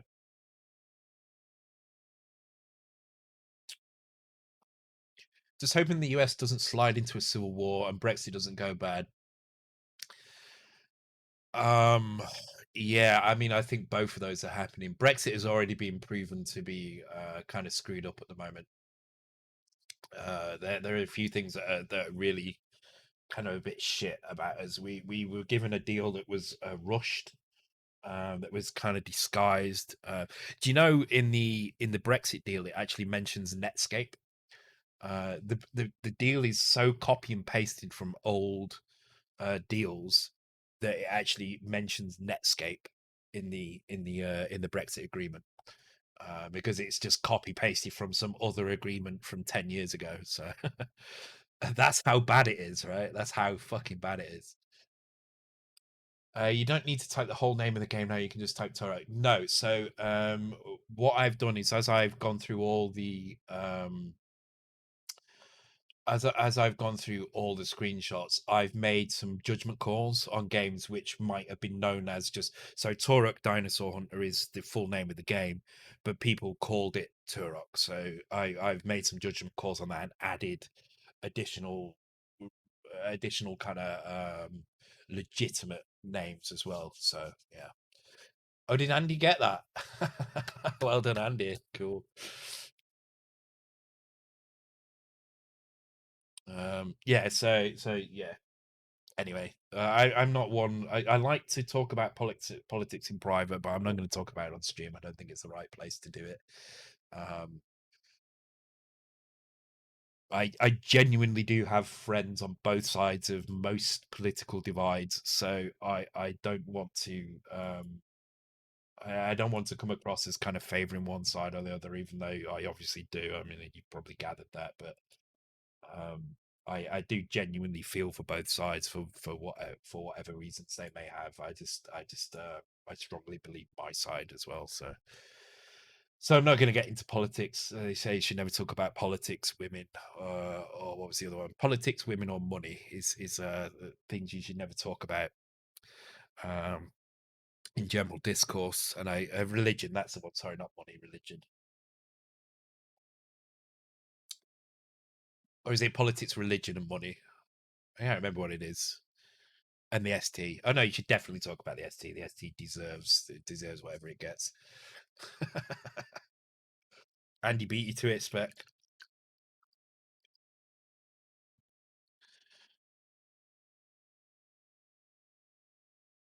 Oh man. Okay. So this seems to be right. Let's copy it for the throw-in. I kind of liked how it looked for the main things. Let's copy it there, and then we'll go back and check the other ones.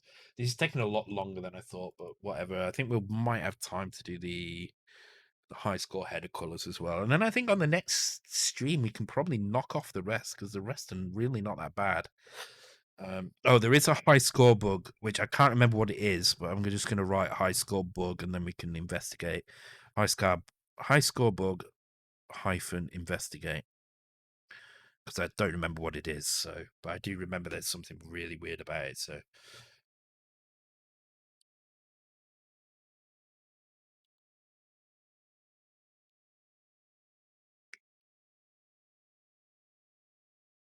order is wrong for top score. What do you mean? Order is wrong for top score. I don't know what you mean by that. Yeah, it was something to do with both players editing. Yeah, you're right.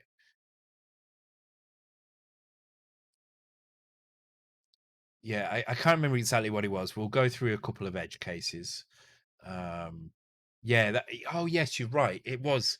I think if both players get into the high score table, but they both compete for the same position, then it kind of does wrong. So we'll have to try out a few different situations to figure out what it is, but we'll try and work that out. Okay, so the crown looks fine, except for that the facing left version is shifted wrong. So I would say that that needs to be shifted a couple of pixels. Even just 1 pixel would fix that. I think yeah, just shifting it 1 pixel when facing left would work. Throwing throwing is really broken to the right, to the left, sorry, and only semi broken to the right. Okay, so let's. Oh my god, I can tell I'm getting drunk. It's getting hard to remember this now. Fucking hell! All right, I literally just come off it and I can't remember. What did I just say, guys?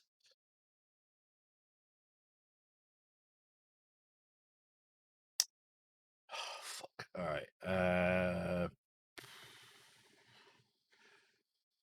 It's getting further out. Oh yeah, if we're facing, see. I can't remember which way we're fucking facing. Jesus Christ! All right. Kraken. It should come with a warning on the bottle. Cannot code 6502 when drinking Kraken. Okay. So to the left, it's fine when I'm walking. To the right, it's definitely wrong. So when I'm walking to the right, it's definitely wrong while I'm walking, which is this one here. So this is this bit here. Oh, which kind of makes sense because look, it's not the same across them all. So if I make it the same across them all, does that fix it? I hope it does. Jesus Christ. I'm really drunk.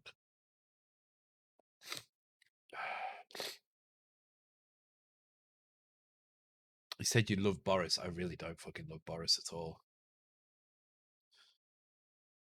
Boris is what we like to refer to in the UK as a cockwomble. If you don't know what that is, it's basically like a cunt but slightly hilarious. Okay. I think I've said words that I really shouldn't be saying on stream, by the way. Oh, Jesus. Are the original? Yeah, I've got like 3. Well, actually, I've got 2 now. Amiga 500 power supplies. I repurposed one and actually put put my own power supply in there as well instead. Okay, so in this direction, they just need. Oh my god! I mean, this looks fine. That looks fine there. Okay, so let's try and copy that. Let's have a look. Okay, so that would make these -1 on this side. Throw in.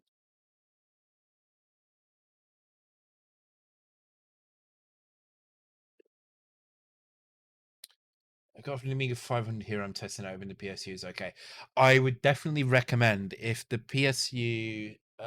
Have a listen to it. If the PSU makes a kind of buzzing noise, um, a very faint buzzing is fine.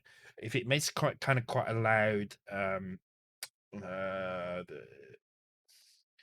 can't even think of the word for it, but if it makes if it makes a quite sharp buzzing noise, then I would definitely consider replacing it because that sounds like it could be caps on the way out or something like that.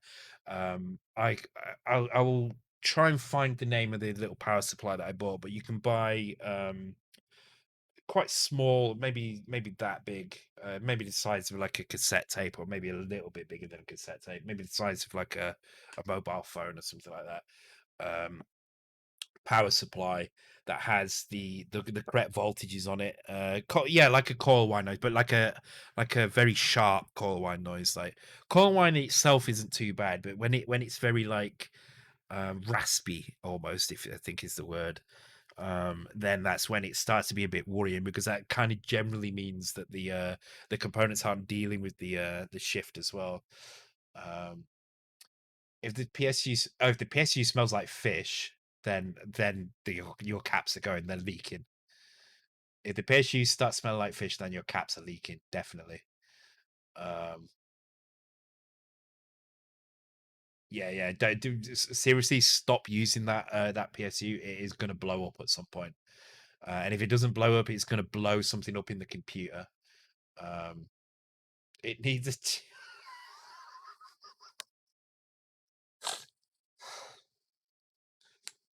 bravo. that's, that's that's good. That's good. That was quick and that was good. I like it. I almost took it seriously as well until I read it out loud. Yeah. So I don't know if you know how electrolytic capacitors work, but basically inside they have. I'm going to use a piece of paper like this. So inside they have two.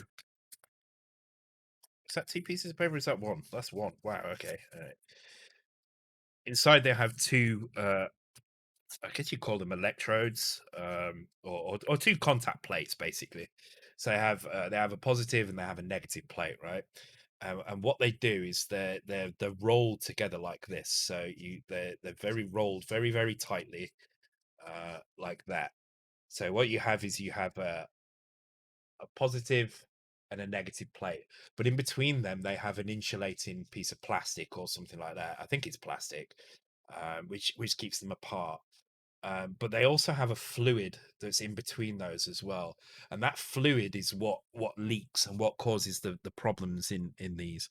The reason that fluid is there is because it helps to create the capacitance at exactly the right level, and it helps with the flow of the electrons through the capacitive plates as well. The problem is that older capacitors, the fluid tends to be not very good, and the capacitors themselves tend to be not very good. Nowadays, even the cheaper caps tend to handle it quite well, but on the older systems, you had to spend quite a lot of money to get decent capacitors.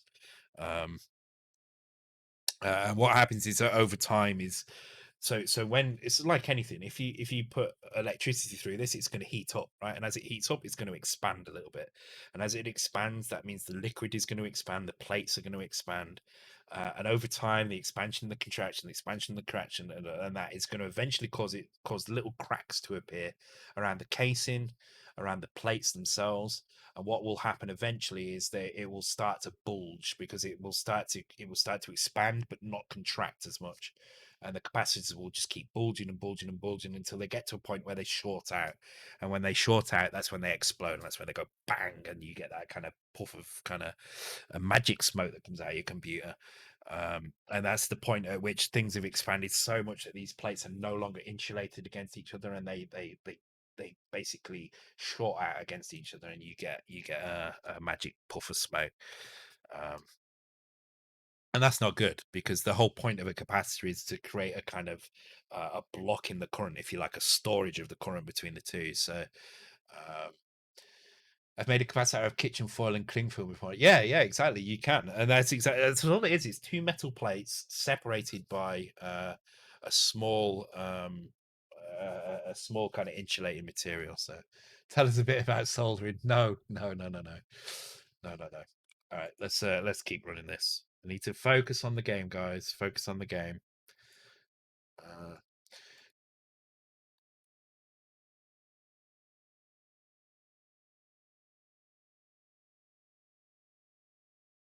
Why is that not running? Oh, because I'm in the wrong file. That's right. Okay.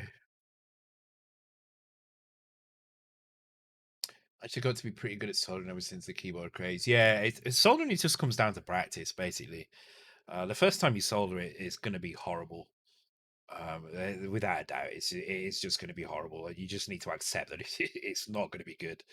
But it just takes practice. That's all it is. Soldering is just about doing the same thing thousands of times, hundreds and thousands of times, until you get to the point where you've done it so much that it just becomes like a job, and you can just do it without thinking about it. Um, okay, the crown seems fine that way. So I'm going off the front of the head here. I'm going to say that that's all right, and it seems level. But this way, it's not. It needs nudging. Actually, it needs nudging two this way, which means it also needs nudging up one, which is weird because hey, is the left and right different here? Is that what's going on? Is the left and right completely different? I think we're being screwed over by something here. Okay, so this hand here is 3 from the edge. 3 from the edge. 3 from the back. 3 from the back. Why is it different then? I don't understand why it's so different. Is it that -1? Right, tell you what, I'm going to go for a quick break. I'm going to leave you with the whiz ball music. I'm going to stick the quiz on. I'm going to go for a quick break because I really need to pee. I'm feeling really quite drunk, so I don't know what I'm going to do. I'm going to take a quick break. When I come back, I'll figure out what the hell we'll do after that. All right. Be back in 2 or 3 minutes, guys. Be right back.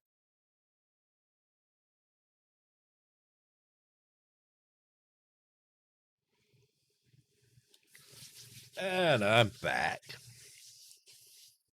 Feeling really drunk. Steps is really good. Steps, so I'll be honest, part of the reason I've added more platforms is to try and slow Steps down, and he's still killing it. Steps has played too many games, let's be honest. I knew this one. Spec Humster got it. Nice. Nice. You beat everyone else to that. That's pretty cool.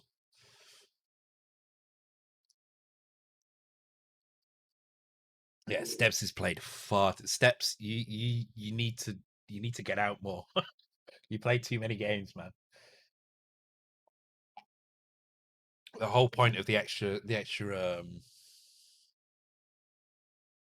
the whole point of the extra platforms was to slow you and Hayes down. Um, but you've played fucking everything. Okay. Okay. Let's. I'm just going to focus on the crowns.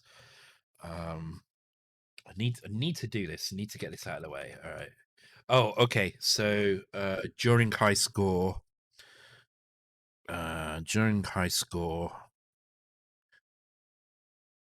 no game logo. Okay.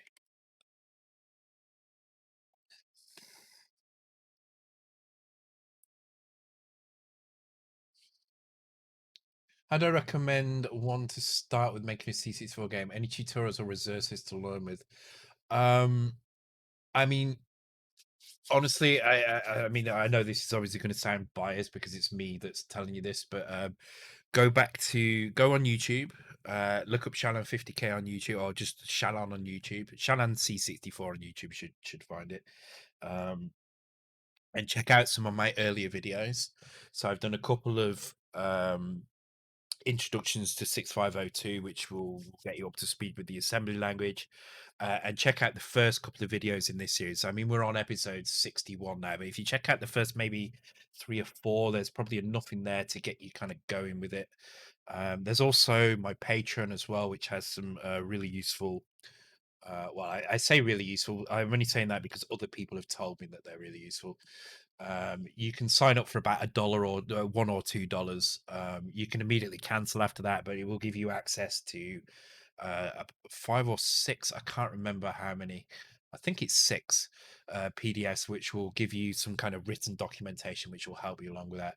And join the community. Come and join in on Discord. Come and join in with other streamers as well. There's a couple of streamers that do coding as well. There's Proton that does demo coding. There's OSK, which old school coder, which does who does similar to what I do, basically.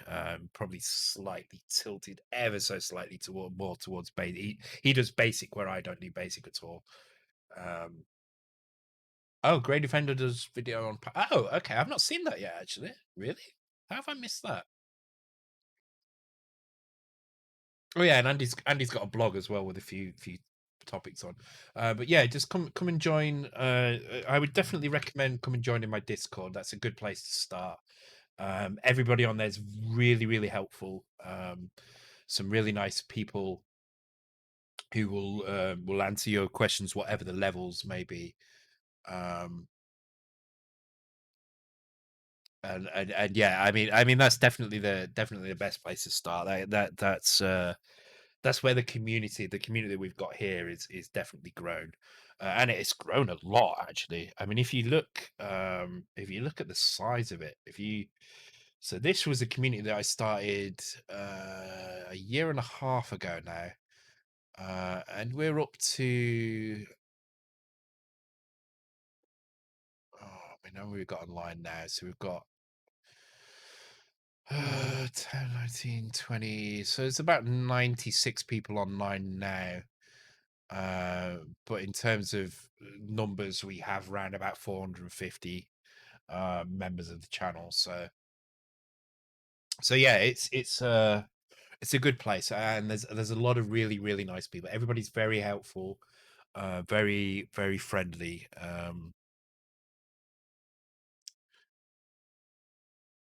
Some of the people online are a little drunk. Yeah, I'm really drunk right now. So, but yeah, I definitely recommend going there. This is good.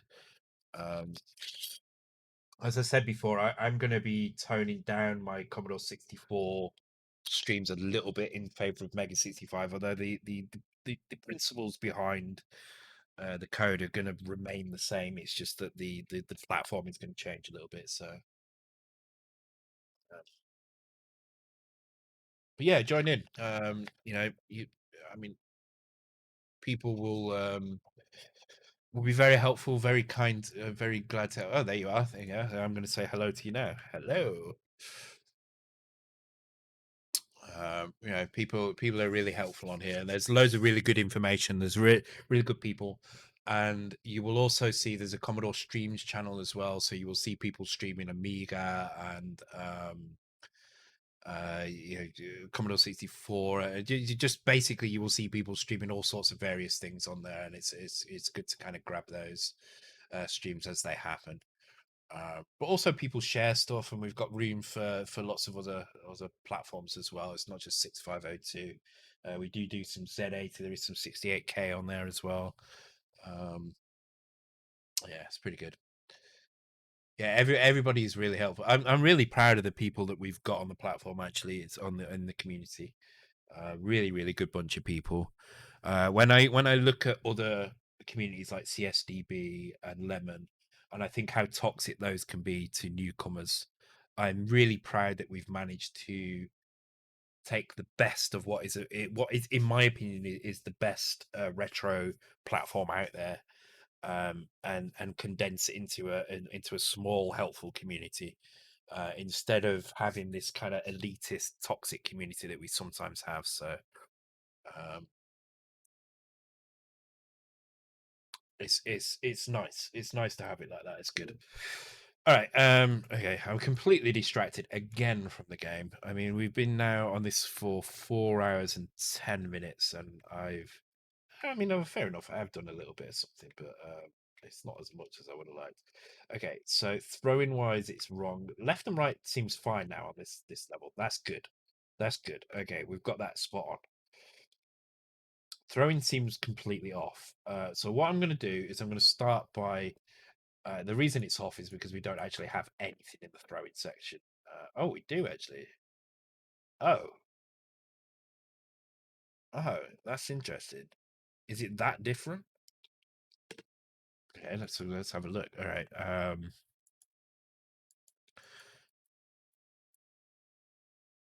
Okay, so throwing should be down one more and back one more for this frame here. Um, why it's different left and right, I don't know. Because if you look here, right, so this row here is oh, sorry, let me just yeah.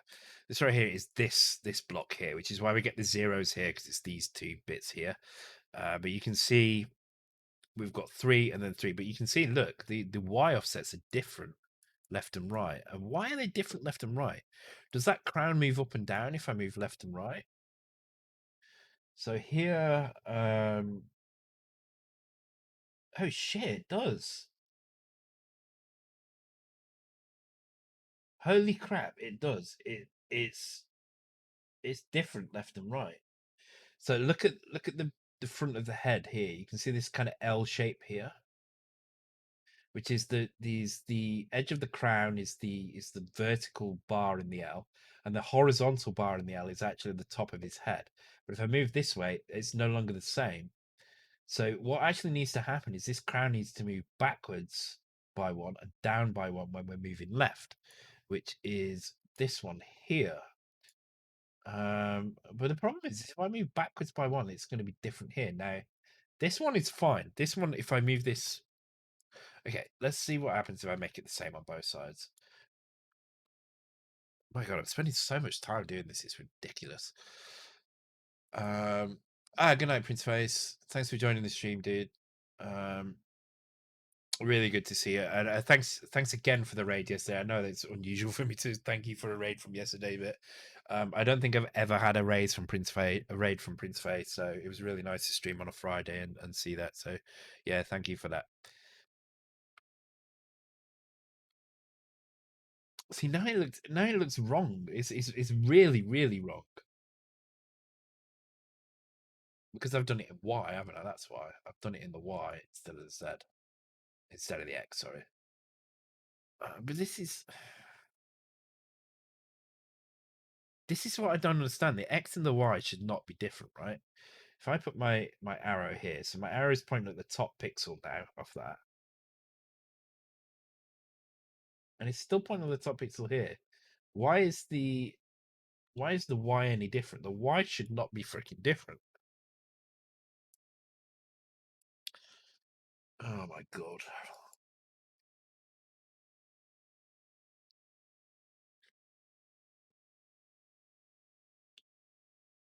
Okay, Spectrum said thank you.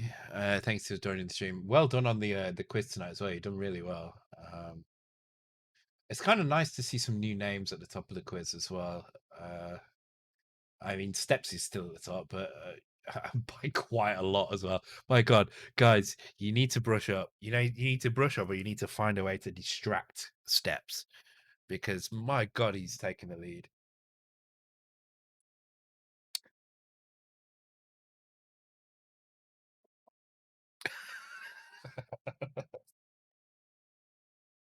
I'm not drunk. I'm not drunk, honestly. I am. I'm really drunk. Cheers, Dulce. Thank you very much for the bits. I appreciate it a lot. I don't know who put the Creatures 2 music on, but this is spot on. This is exactly what I need right now. Yeah, I am quite drunk. I'm starting to think this table of numbers is probably not the best thing for me to be messing with while I'm drunk. What I'm going to do is I'm going to go and check the other sizes, because if I can at least put a comment in here to say which sizes are working or not. So I'm going to start with the original size and just check these values. Could be that some are all right and some are wrong. So we shall see. I am going to finish at 2:30. I'm not going to play anything extra. I did want to try and get Windows put on this Atari today, but I just didn't have time. I didn't feel very well this afternoon, so I had a bit of a nap. This is becoming a recurring theme for me. I'm napping at ridiculous times now. I very rarely sleep properly. It's usually just kind of little bits here and there, and today was one of those. I fell asleep mid-afternoon as normal, so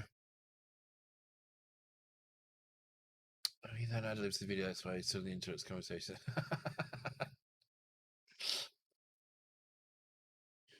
That sounds like more work than actually doing it live, to be honest, Cosmin. That sounds like crazy amounts of planning to do that. It sounds like far too much effort. It's funny, quite often an hour or two before the stream, I might be thinking, do you know, I really don't feel like this.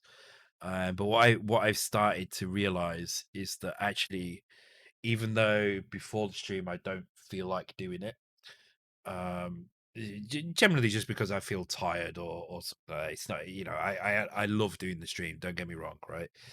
Um, what I find is once I start it, it just feels fine. And actually, it's not as bad a problem as I think it is. See, look here, right? See, now I've got this weird find that way, but out by one on this way, and it's that subtract 0. It is that subtract. Where is it? This is wrong.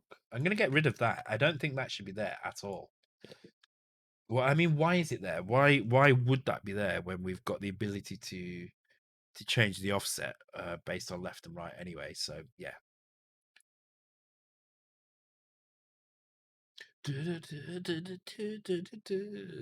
Who recommended this one?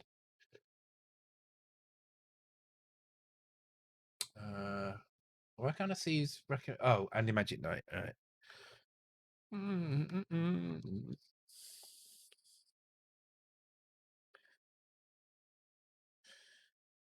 Well, I mean, the carry doesn't really matter at this point anyway, because I'm setting it here anyway.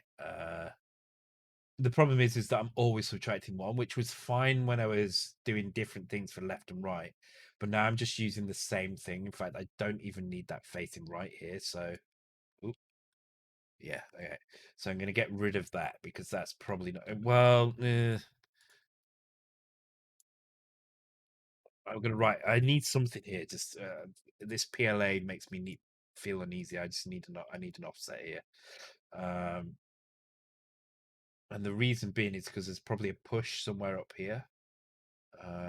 Where it is, I don't know, but there will be a push up here somewhere. Oh, there it is.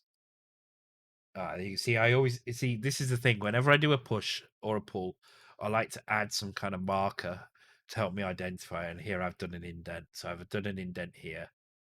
I don't know why I've not. So I'm going to indent this as well, so it's the same. And then there's the pull there. Okay, that helps me. Who's recommended this one? This is freaking Wombles. Andy as well. Wow, Andy, what? Why? You don't normally pick tunes, but you've picked a couple tonight, and they've all kind of hit home up here for some reason.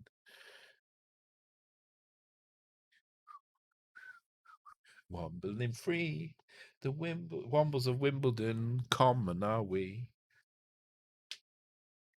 Things that we find, things that the everyday folk leave behind.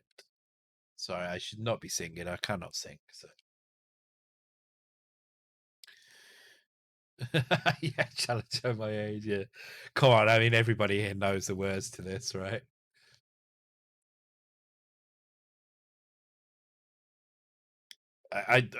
Nobody here does not know the words to Wombles.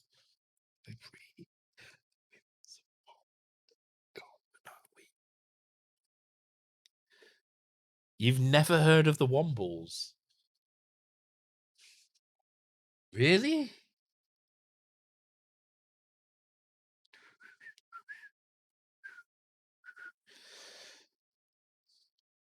Do you not think that the Wombles encourage littering?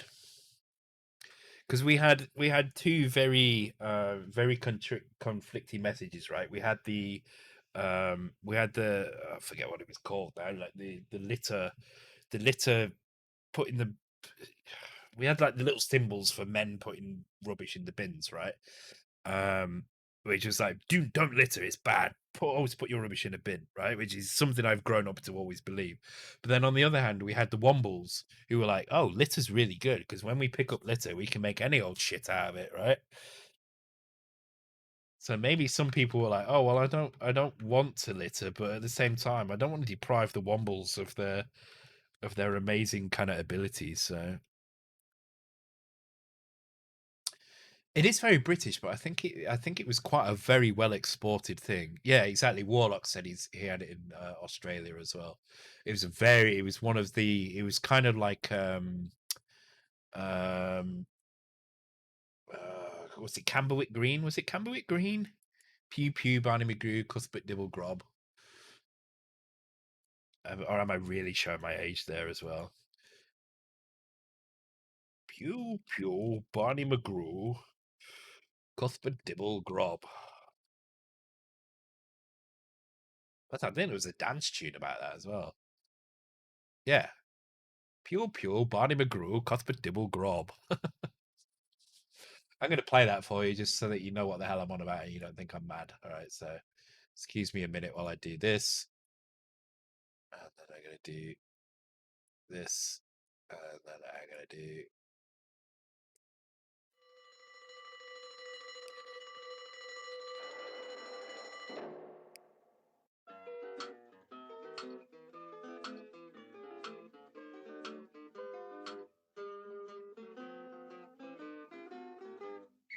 Pew, pew, Barney McGrew, Cuthbert Dibble Grub.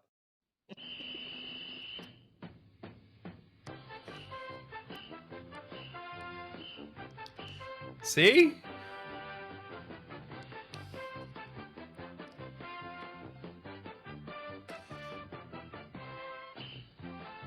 That music isn't from it. That music is definitely not from it. But yeah, just to show I'm not insane and I'm not just making things up.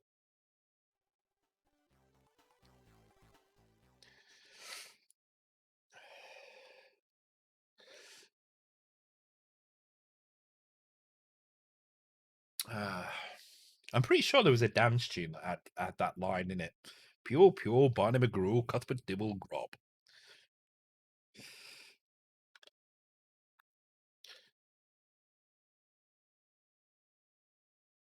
And then in New Zealand too. Okay, cool. The Wombles.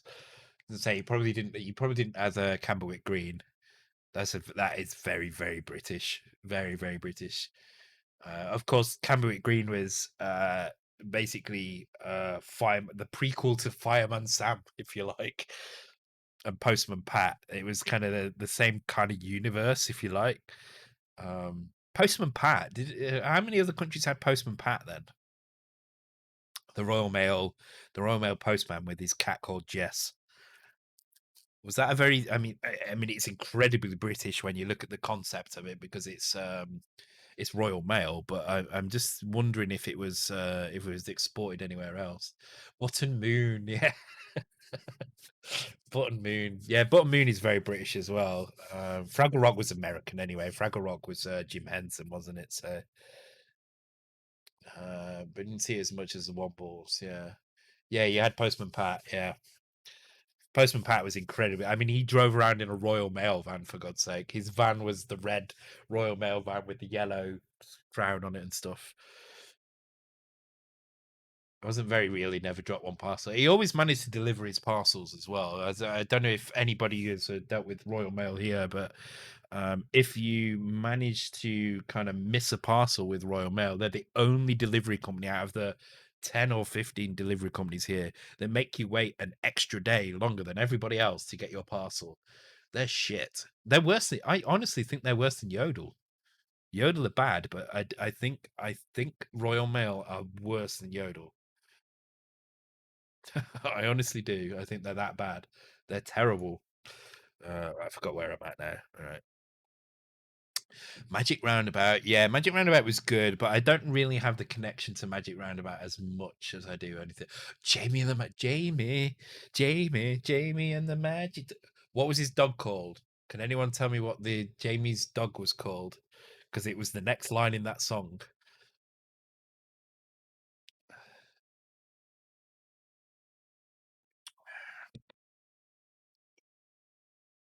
No, it wasn't. Yeah, Wordsworth. There we go. Wordsworth. Wordsworth. Well done, Andy. I don't know what points they would be, but you would get some of them.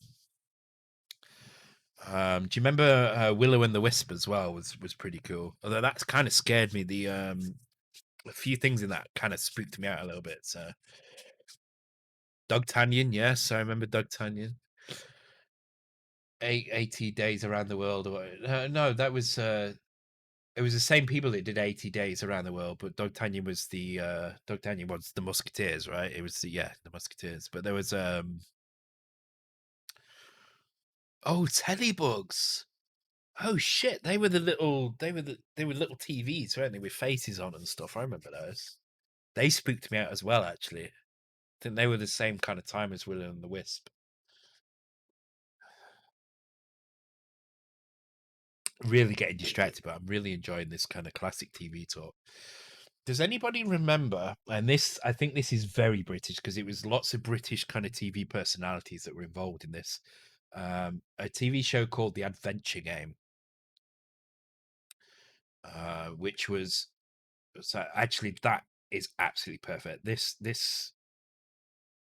mode is perfect. Okay, cool. So player one is fine. Player one size one is fine. God, do you mean God? Yeah, you remember the adventure game? The floor puzzle, yes. Everybody remembers the floor puzzle. So I'm even gonna draw it on here, right? This was the floor puzzle. Uh, Basically, they took celebrities and they made them. Um, oh my god, I can't. How can I even do this? Can I do this? I think I can. Yeah. They made them walk across these things. So you took one turn, and then somebody on the other side took a turn, and there was this kind of vortex which followed you around. I can't even draw it. Basically, it was a like a diagonal chessboard, if you like. And what happened is you had to get from one side to the other, and you started on one side, and this vortex started on the other side. And each turn you could move to an adjacent square, right, or an adjacent thing, and you would move diagonal forwards, right and left, and backwards, left and right. But nobody ever moved backwards. It was always left and right. I think you could move left and right directly as well. So kind of like this sort of thing, right?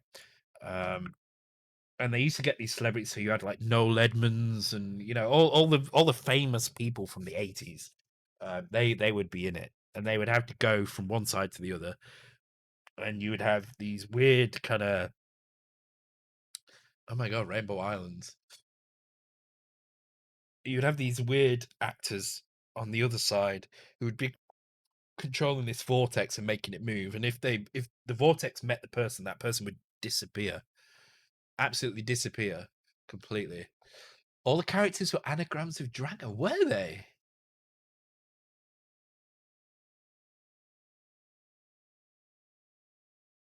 Oh shit! I think you might be. Yes, I think you might be right. Because there was a plant as well. There was like an apidestra that was a sentient apidestra. Oh my god, I need to find a screenshot of it because it's one of those things that really stuck out for me in the 80s, and I absolutely loved it.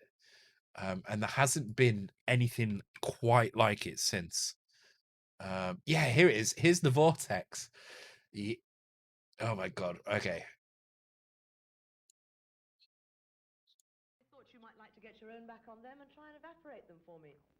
The only difference is you were only evaporated to here, but this is a high-powered evaporator. If you get them, they go off into the hyperspace lanes.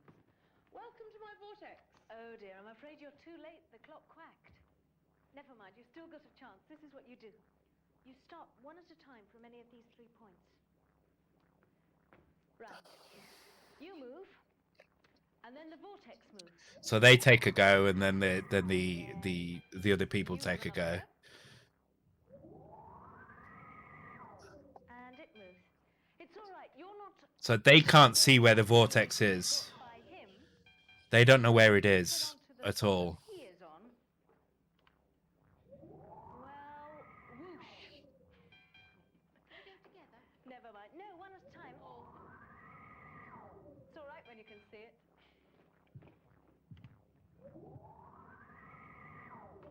There you So are. she's Who's got first? across. Star Trek, yeah, it is Star Trek level CGI. Well, ladies first. But anyway, I'm not going to show you that for ages. But I absolutely loved that show. It was amazing. I just there was something about that show that just made me. The vortex can't. No, the vortex can never attack the player. It can never attack. It can only block, if you like. So it can never move into where the player is. That you only die when you choose to move into the vortex, but you can't see where the vortex is. So is the vortex a software or hardware sprite? I would say that that was a hardware sprite. That would be my guess there. But who knows? Who knows? They didn't have After Effects back then, so you know that would have taken some serious special effects to do. That would not have been an easy thing to do. They would have had to have a specialist team to deal with that. So, um, but it was really cool. What I really liked about that show as well is at the time I was learning a lot about the BBC Micro, and I was learning how to use a BBC Micro, which I have. Where's my BBC Micro? Oh, it's on the top shelf. You can't see it. It's up there. It's on the top shelf up there. They had a lot of puzzles that were based on the BBC Micro. So they'd have a BBC Micro there, and there'd be some little program that they had to run. So there was a lot of that going on, and you never really understood. But for me, I looked at it and goes, I understand what's going on here. I understand that this is a program that they're running that's doing this. But most other, 7 or 8 year olds weren't looking at it like that. Whereas I was just getting into being able to understand the BBC Micro and what it could do and understand programming. So for me, it was extra kind of exciting because I had that kind of thing as well. So it was cool. But yeah, the adventure game, man, that was really cool. Oh god, I love going back in time to these things. Really nice. All right, let's move up player size. Let's check this player size while we discuss other shit. Shane, did you start programming like age 7? Yes. So what happened was I moved from East Anglia, which is kind of south and east. It's kind of near Norwich. Well, Norwich is in East Anglia. I moved from there to Manchester when I was about 6 or 7. I think I was 6 actually. Um, and the school systems were very different in the UK at that point, depending on where you lived.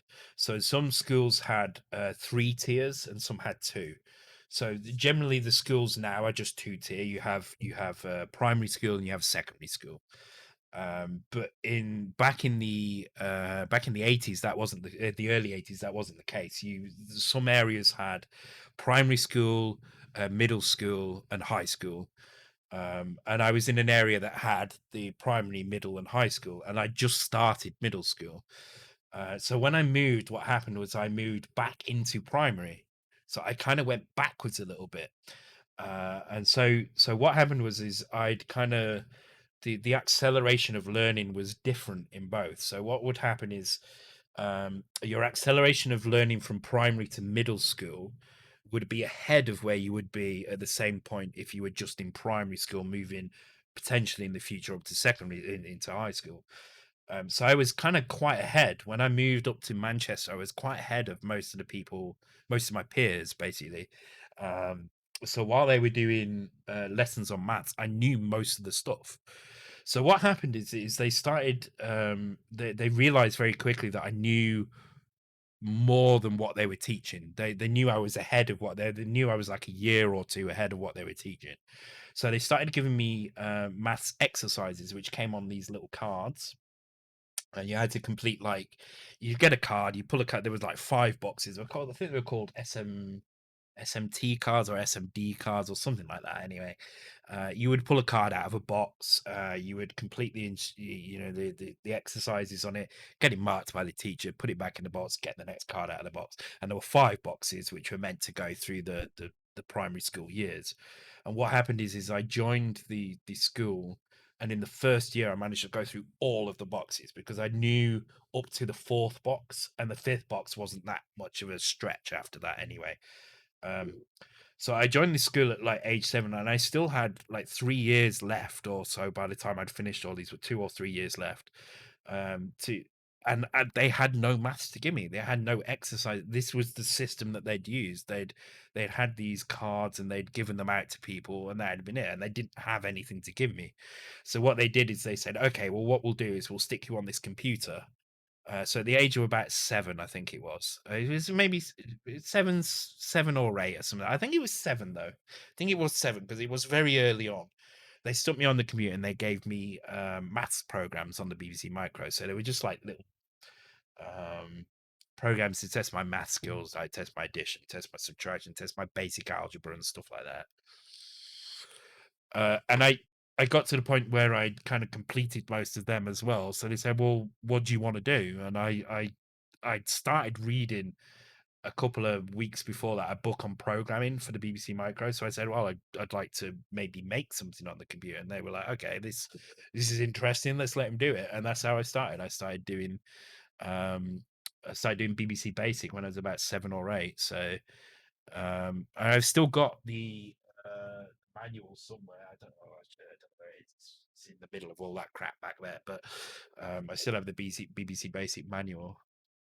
And that's what I learned on. And eventually, obviously, I was kind of pestering my parents to get me a computer. They got me a Spectrum. I mean, why have you got me a Spectrum? Why have you got me a Spectrum? What are you doing? I'd used the BBC Micro. All right, I'd only used Basic. I only used Assembler at that point. But they got me a Spectrum, and for me, I was like, I mean, okay, but I'm. This is a very different Basic. This isn't the Basic I like. You know, I like BBC Basic. I wanted an Electron. That's what I wanted. And they didn't get me, so I ended up with a Spectrum, which I used okay for a while, but my curiosity's got the best of me, and I decided to wire up a Scalextric car to the computer because I realized that what the computer did, it wasn't just a computer, but it was also a power supply that I could use to control other things. And so I used it to control the Scalextric car. It says I didn't understand the concept of electronics and I didn't understand the concept of resistance. So what I did was just wire a Scalextric card directly to the user port on a Spectrum. And anybody who's used the user port on a Spectrum will know if you just slide anything just slightly across those ports, it's gonna blow up. And that's exactly what my Spectrum did. It blew up. And then my parents tried to get me a replacement Spectrum. They kept telling me that it was taking ages. I think what was actually happening was the company was going, you've obviously done something really fucked up with this Spectrum. We're not going to replace it. So I think what happened, and I still don't know for sure, I should probably confirm with my parents at some point, is that they probably saved up behind the scenes for another computer, and at the time they recommended to get a Commodore, and they got me a Commodore 64. So that's what they ended up getting me. And when I got the Commodore 64, I was like, what the fuck is this thing? I tried using the basic. I was like, what is this? What is this peak shit? Why can't I just do ink? Why is this Why? What is this fucking thing? I'd gone from BBC to Spectrum to fucking Commodore. In terms of basic, I mean, that's about as low as you're gonna get, right? And at that point, I realized, okay, people don't write games in basic. That's what I realized, and I ended up learning assembly language, and I was probably about 9 or so when I learned assembly language. Um, which is probably why it's so ingrained in my brain, I guess, because I learned it when I was stupidly young. Anyway, that's my story. So there you go. It sounds like Teletubbies. It is Teletubbies. Oh my god. So yeah, that's how I ended up with a Commodore. Yeah, brief history challenge, exactly. All right, let's try this out of this size. But yeah, people tend to think that I've always been a Commodore fan, and I wasn't. I was actually a massive Commodore, massive Spectrum fan at the beginning. Um, the only reason I became a Commodore fan is because it was the one that taught me assembly language.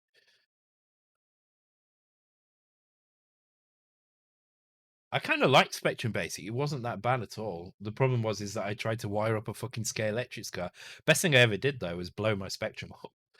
Because if it wasn't for that, I wouldn't be where I am now. So,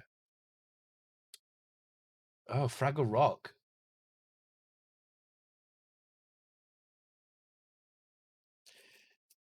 If I have any funky retro photos you to sit in front of me, but I do not. Unfortunately, sorry, I do not. My family wasn't really one for taking photos, so I don't really have any photos of me sitting in front of the computer. Interestingly, before the Spectrum, the BBC Micro, I did get an Atari 2600. But obviously, it didn't have a keyboard or anything. So for me, it really was just a gaming machine. I didn't really understand what was going on with it. And even more frustratingly as well is I had it. I got 3 games that came with it. They never bought me any more games. I never got any more games at all with it. And 2 of the 3 games didn't work. 2 of the 3 games would crash. They obviously had something wrong with the cartridge themselves. So I don't know where the hell they got it from. But it wasn't very good. So I had 1 game which would work, which was River Raid, which thankfully is an amazing game. I would definitely recommend it. If you've not played River Raid on the Atari 2600, prepare for a fucking addictive experience because that is very, very good. But I think it was Star Wars.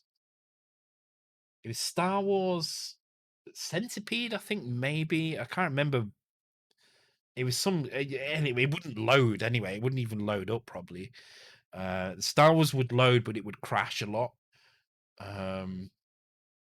But River Raid, honestly, absolutely until until maybe the C64. I don't think there was a better game I played. It was so good. It was so good, so addictive. Blackadder. Oh my god, is it? Yeah, it is. Blackadder, Blackadder. Okay, so this is almost right, but okay, it's fine that way. It's fine that way until I stop. Then when I stop, it needs lifting up one. So on the right hand side, when I stop, it needs lifting up one. So let's have a look. So that is basically this one here. This is what happens when I stop, I think. Yes, the arm backwards like that. Okay. So the first one on the 4th row needs just moving up by 1. So this is X, don't need that one. So this one here seems like it needs moving up by 1. So I'm going to try that, see what it looks like.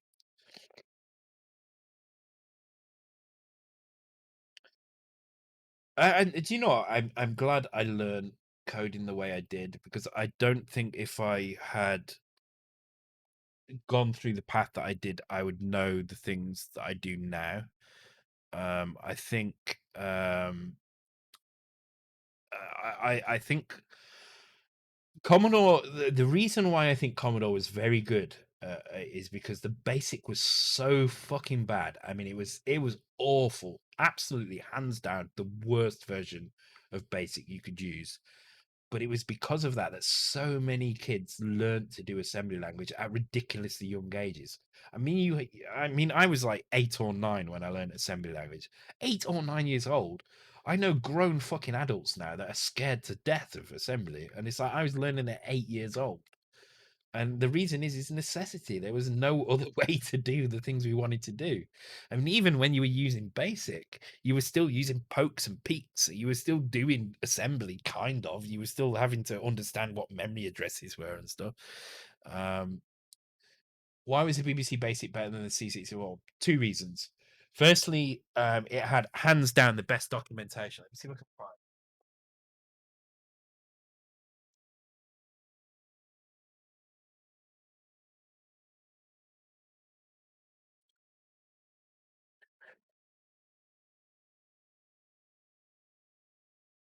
I don't even think this is the right one, but the manual is great. So one thing that makes manuals great from this era is the ring binding. Manuals like this should be designed to be opened on a certain page and left on a desk and not suddenly fold up again. It had an incredibly detailed, incredibly detailed basic memory with examples galore. It was incredible, really, really, really, really good. But interestingly, and this is the one thing that I think is kind of missed quite a lot in BBC Basic. It had inline assembly as well. It could do assembly as well as basic. So if you had something which was slow, you could write an assembly version of it and include it in your basic program. And I don't mean like you do in Commodore where you would have read and data statements everywhere, which is quite a common thing. You create some read and data and some pokes, and you generate some assembly language somewhere. You could write frickin' assembly in the middle of your basic program. Actual assembly, not pokes and peeks. You could write actual assembly language in the middle of your basic.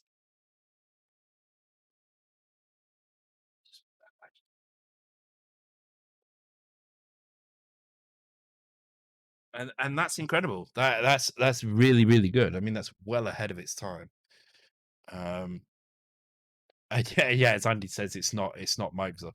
Plus, the BBC had some interesting things about it as well. So it had the concept of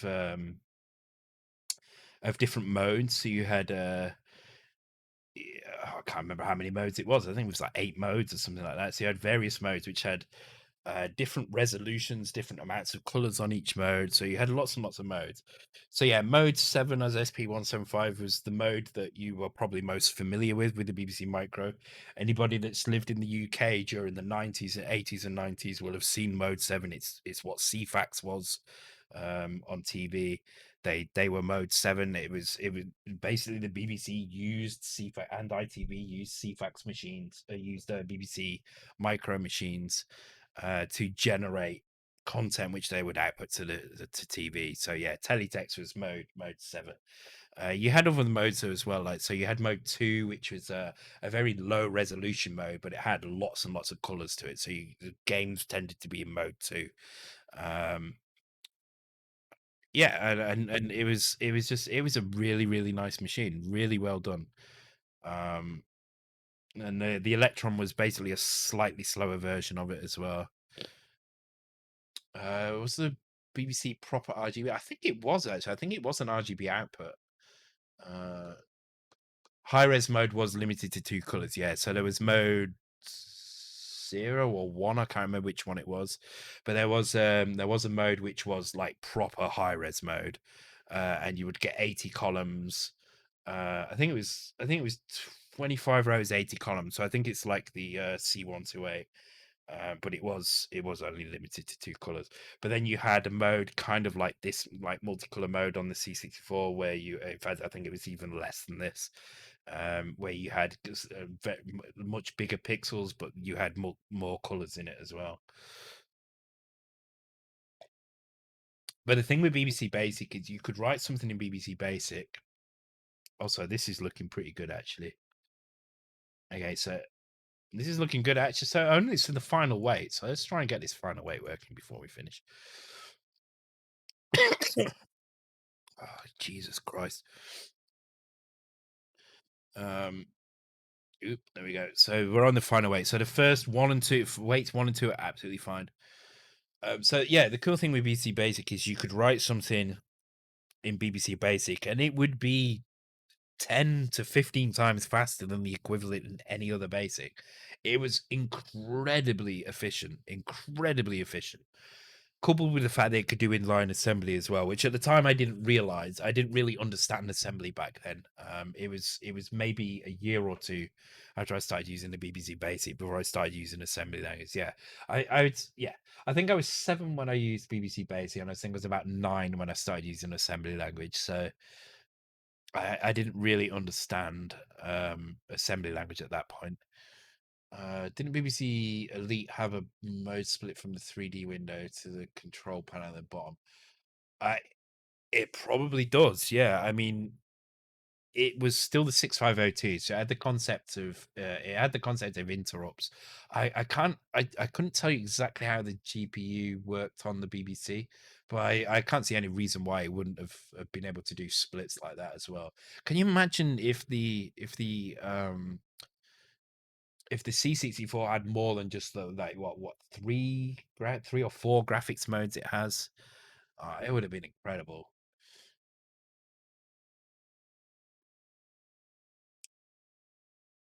What was the thing at 9 years old that taught you assembly? Person Guide magazine. So what it was is, as I said, I had the Spectrum for a while, and I only understood Basic because that's all the that's all the manual talked about. Um, and then when my Spectrum broke, I got a Commodore, and I looked at the manual and I was like, really, is this the Basic? Is this it? Yeah, I used Spectrum for a while, right? So I was used to doing things like ink and paper, which is, for those who don't know, the Spectrum. Ink is what lets you set the color of your text, and paper is what lets you set the color of the background. Um, they're basic commands. They're very, very simple. You type paper and then a number, and then it changes the background to that color. You set ink and a color, a number, and it sets the color of the text to that thing. Uh, and then when I got the Commodore, it was like, poke 53280, comma 0, print this weird control character. It's like, what is this crap? What is this weird fucked up basic that for some reason is slower than the Spectrum? Because Commodore Basic is slower than the Spectrum Basic. There's no doubting about it. Spectrum Basic is much faster. It has its own issues like being able to scroll the window and stuff, but um, in general, Spectrum Basic is quicker. Um, yeah, I could do circle on the Spectrum. I couldn't even draw a line on the Commodore 64. In order to draw a line, I had to understand how the bitmap area worked and how to turn it on as well. It was horrible, absolutely horrible. And so I went down to the library. I went down to the library and I tried to figure out, how do people make games on the Commodore 64? And I discovered this thing called machine language, and I rented out a book that should have come with a disc, by the way.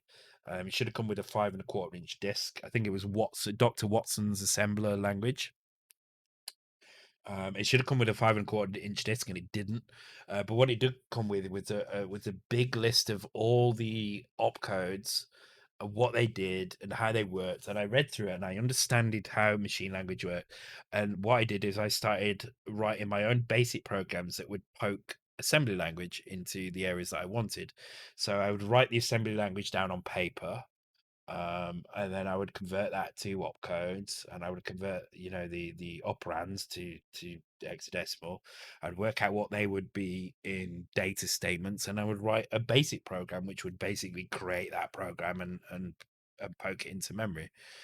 It was slow and it was painful, but what I realized very quickly is that I could do things that I simply could not do in basic. I did a couple of 3D programs where I had some wireframe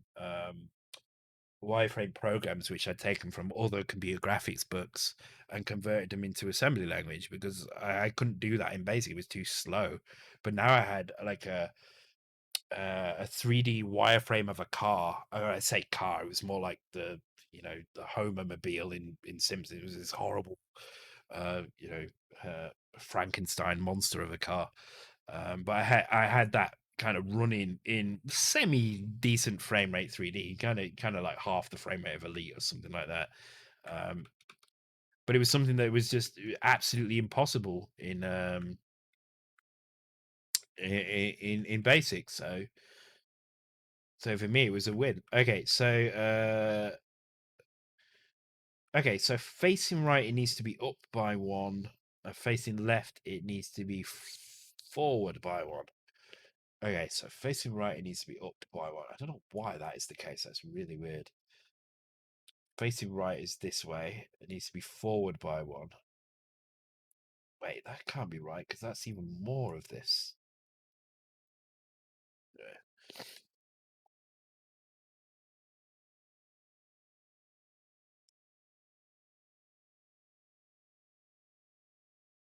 So yeah, I mean that's how I got into assembly language. It was really through necessity more than anything else. I ended up going down to the library, just getting some books out. I say the book ended up being the Dr. Watson guide or something. I can't remember what it was. It was some kind of assembler guide, and it was supposed to come with a disc, and it didn't come with a disc because it was in the library. I mean, obviously they'd taken the disc and thrown it in the bin or something like that. But the book itself was available for renting out, and I could get it out, and I could look at it, and I could understand roughly how things worked. I used to write all my code at C000, and that was it because it was the only place I knew I could write code. 800 to 800 to 9FFF was obviously being used by BASIC, so I couldn't use that because I was writing BASIC programs to write the fucking assembly programs. I couldn't use the other areas because they were ROM, so I had this 4K block of memory that I could use to write programs in. Which in itself was kind of good because it taught me to optimize code because I thought 4K was all I had. I honestly believed that 4K was all I had. So I was writing everything to fit into 4K, and it very quickly taught me that you know it taught me a few things.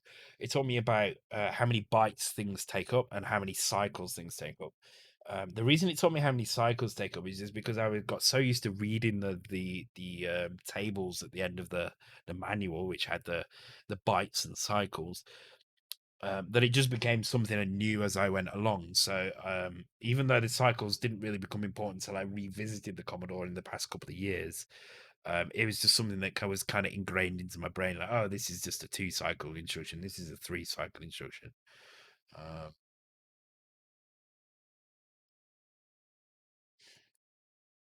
and yeah, as Square the Epitome says, it kind of set me up for let's just test this again.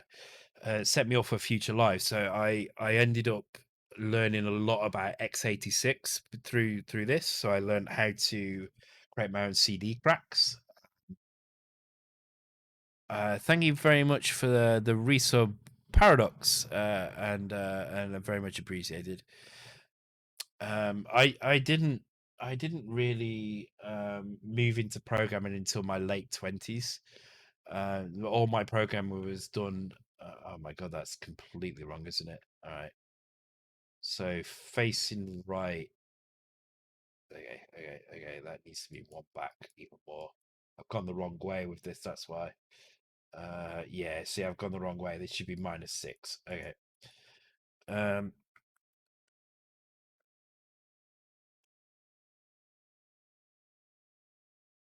Yeah, I didn't really become a career programmer. I mean, the term doesn't really mean very much to me because of my background, I guess. I didn't really become a career programmer until my late 20s.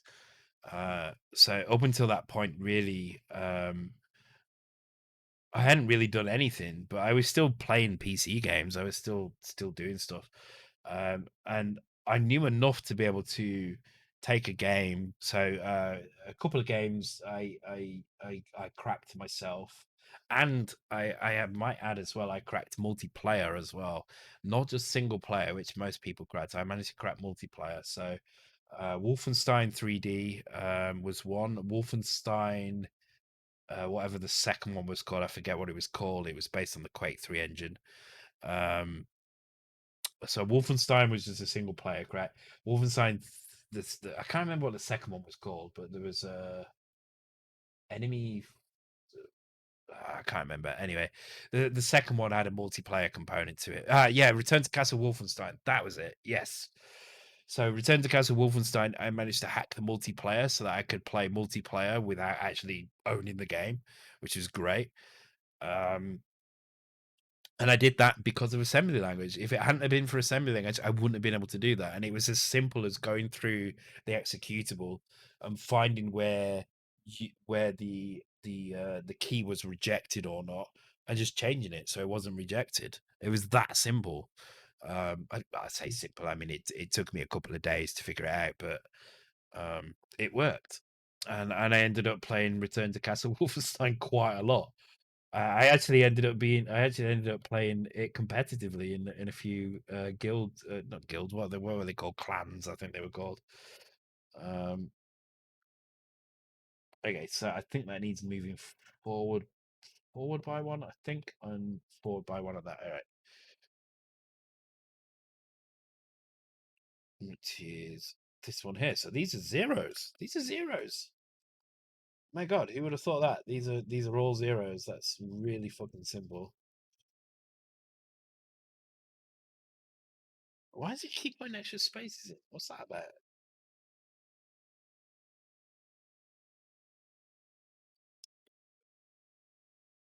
Yeah, I mean, I don't know who played games competitively back before kind of esports was a thing, but I played Return to Castle Wolfenstein competitively, and I played Unreal Tournament 2003 competitively as well. How long did you take a break from C64 and why did you return to Dot Cosmos? You really missed ASM. That came from playing Human Resource Machine, which I've mentioned a few times on this stream before. I hadn't thought about ASM in maybe 15 years or so. It was just not something that had occurred to me at all. Okay, that looks absolutely perfect now. Cool. So it's just this throw. Okay, just need to sort this throw out. So I'm going to just copy the details from that. So yeah, I hadn't touched assembly language for a few years. I mean, it literally had been uh, 15, maybe 20 years. It had been a long, long time. I mean, seriously, a long time. And somebody I can't even remember who it was, but somebody pointed me to the really good game Human Resource Machine. So I loaded that game up, and it took me about 10 minutes to realize that hang on, this is just fucking assembly language.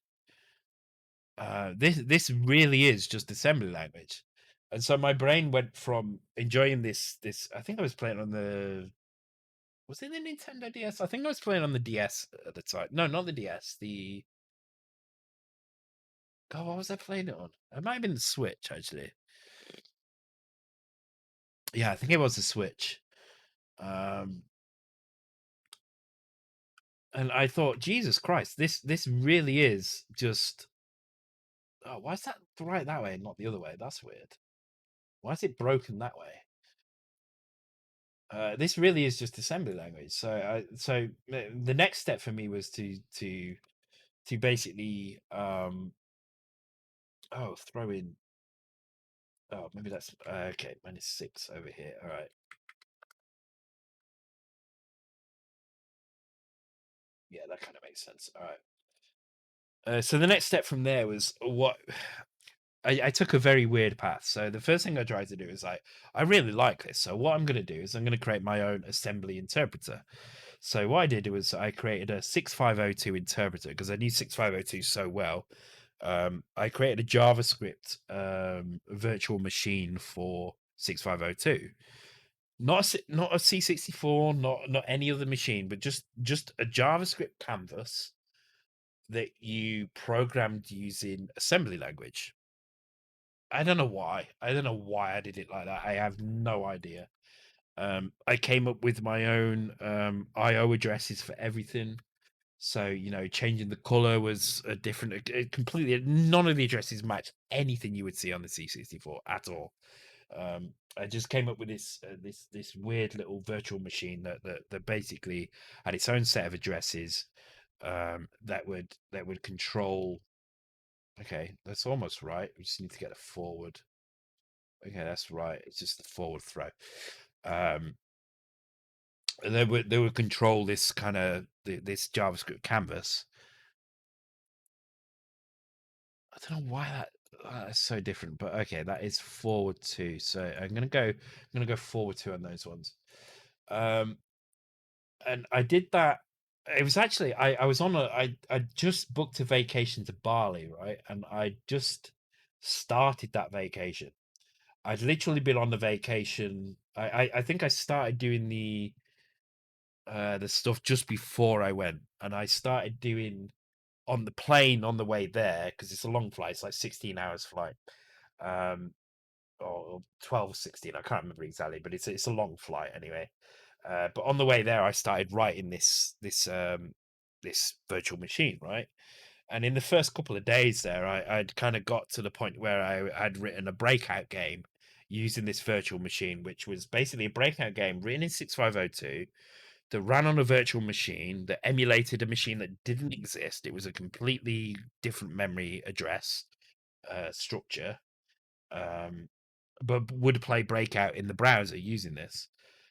And while I was there, I was thinking to myself, why don't I just buy a Commodore 64? Why don't I just buy one and figure it out?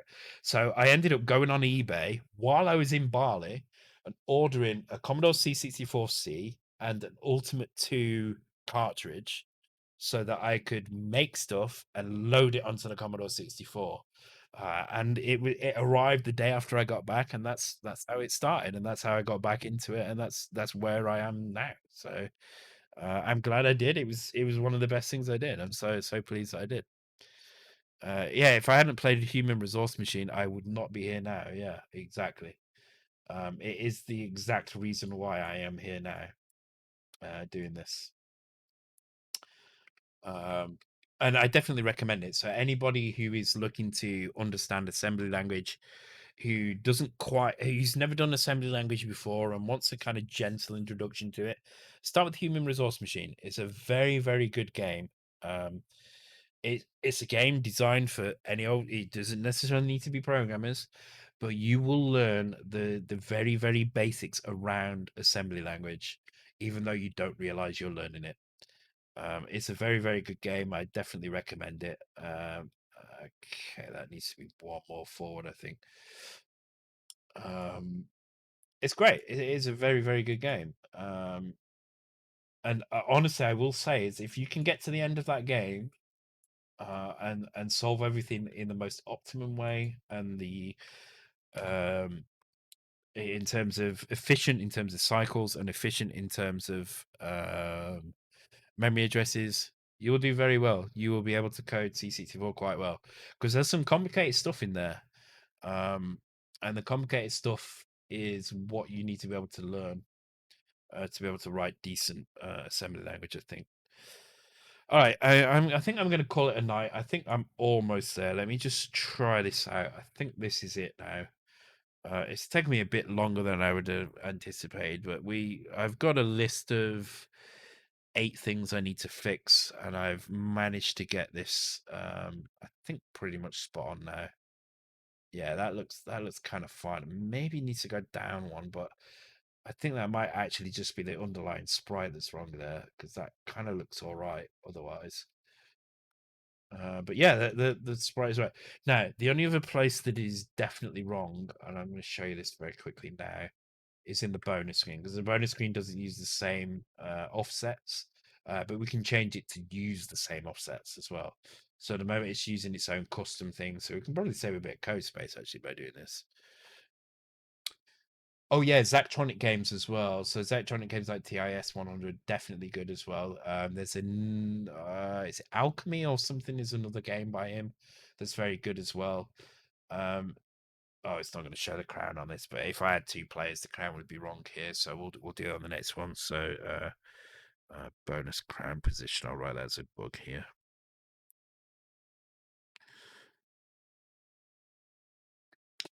But yeah, I definitely recommend looking through the programming kind of games like that. Definitely start with Human Resource Machine, the first one anyway. The second one is called 8 Billion Humans or something, which is about multi-threading. So if you want to learn about multi-threading stuff, so if you're a um C or a C sharp programmer who's used multi-threading a lot, actually even a JavaScript programmer who uses oh shit, what is it called? I forget what the multi-threading is called in JavaScript now. But there is a multi-threading mechanism in that as well. But if you want to learn about multi-threading, then 8 billion humans is probably or 1 billion humans, whatever it's called, is probably a good second step to that, because it teaches you how having different pieces of code running at the same time, how to sync them up and stuff. It's kind of useful for multi-threading work as well.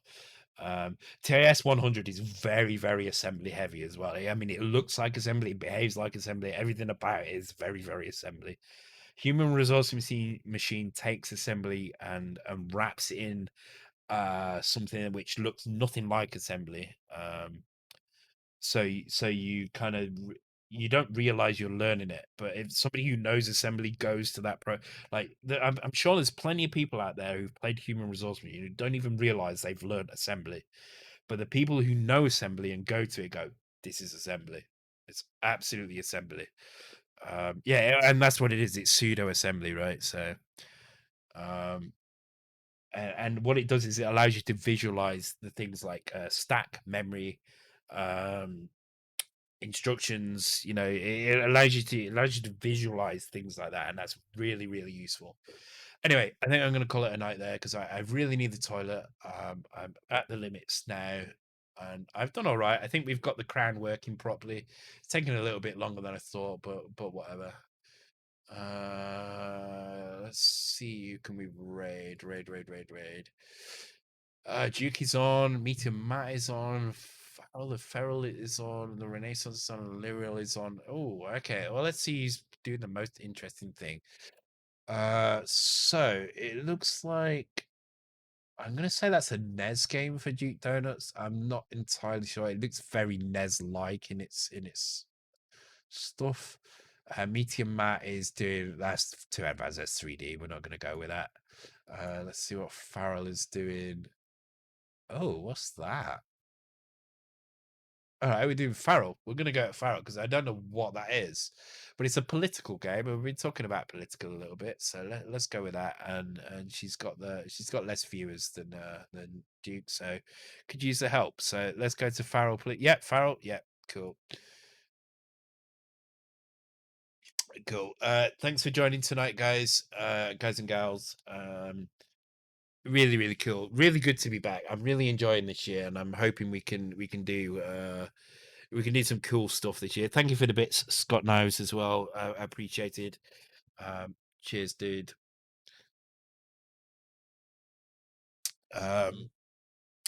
When's the next stream? The next stream will be Tuesday, which will be Game Boy, which will probably be level design, I think. The music stuff I don't think is really well suited to the live streams, but I don't know. We'll see. But either way, it will be Game Boy something or other. We'll try and get that out of the way. I do want to try and finish that game soon. I still don't know how I'm going to release that. I'm kind of thinking Kickstarter, but it does mean a lot of effort. So we shall see. All right. Thank you guys. See you on Tuesday. Thanks for joining tonight. Thanks for listening to my rant, to my history lessons and my history of Shalan. And I shall see you all on Tuesday. Take care.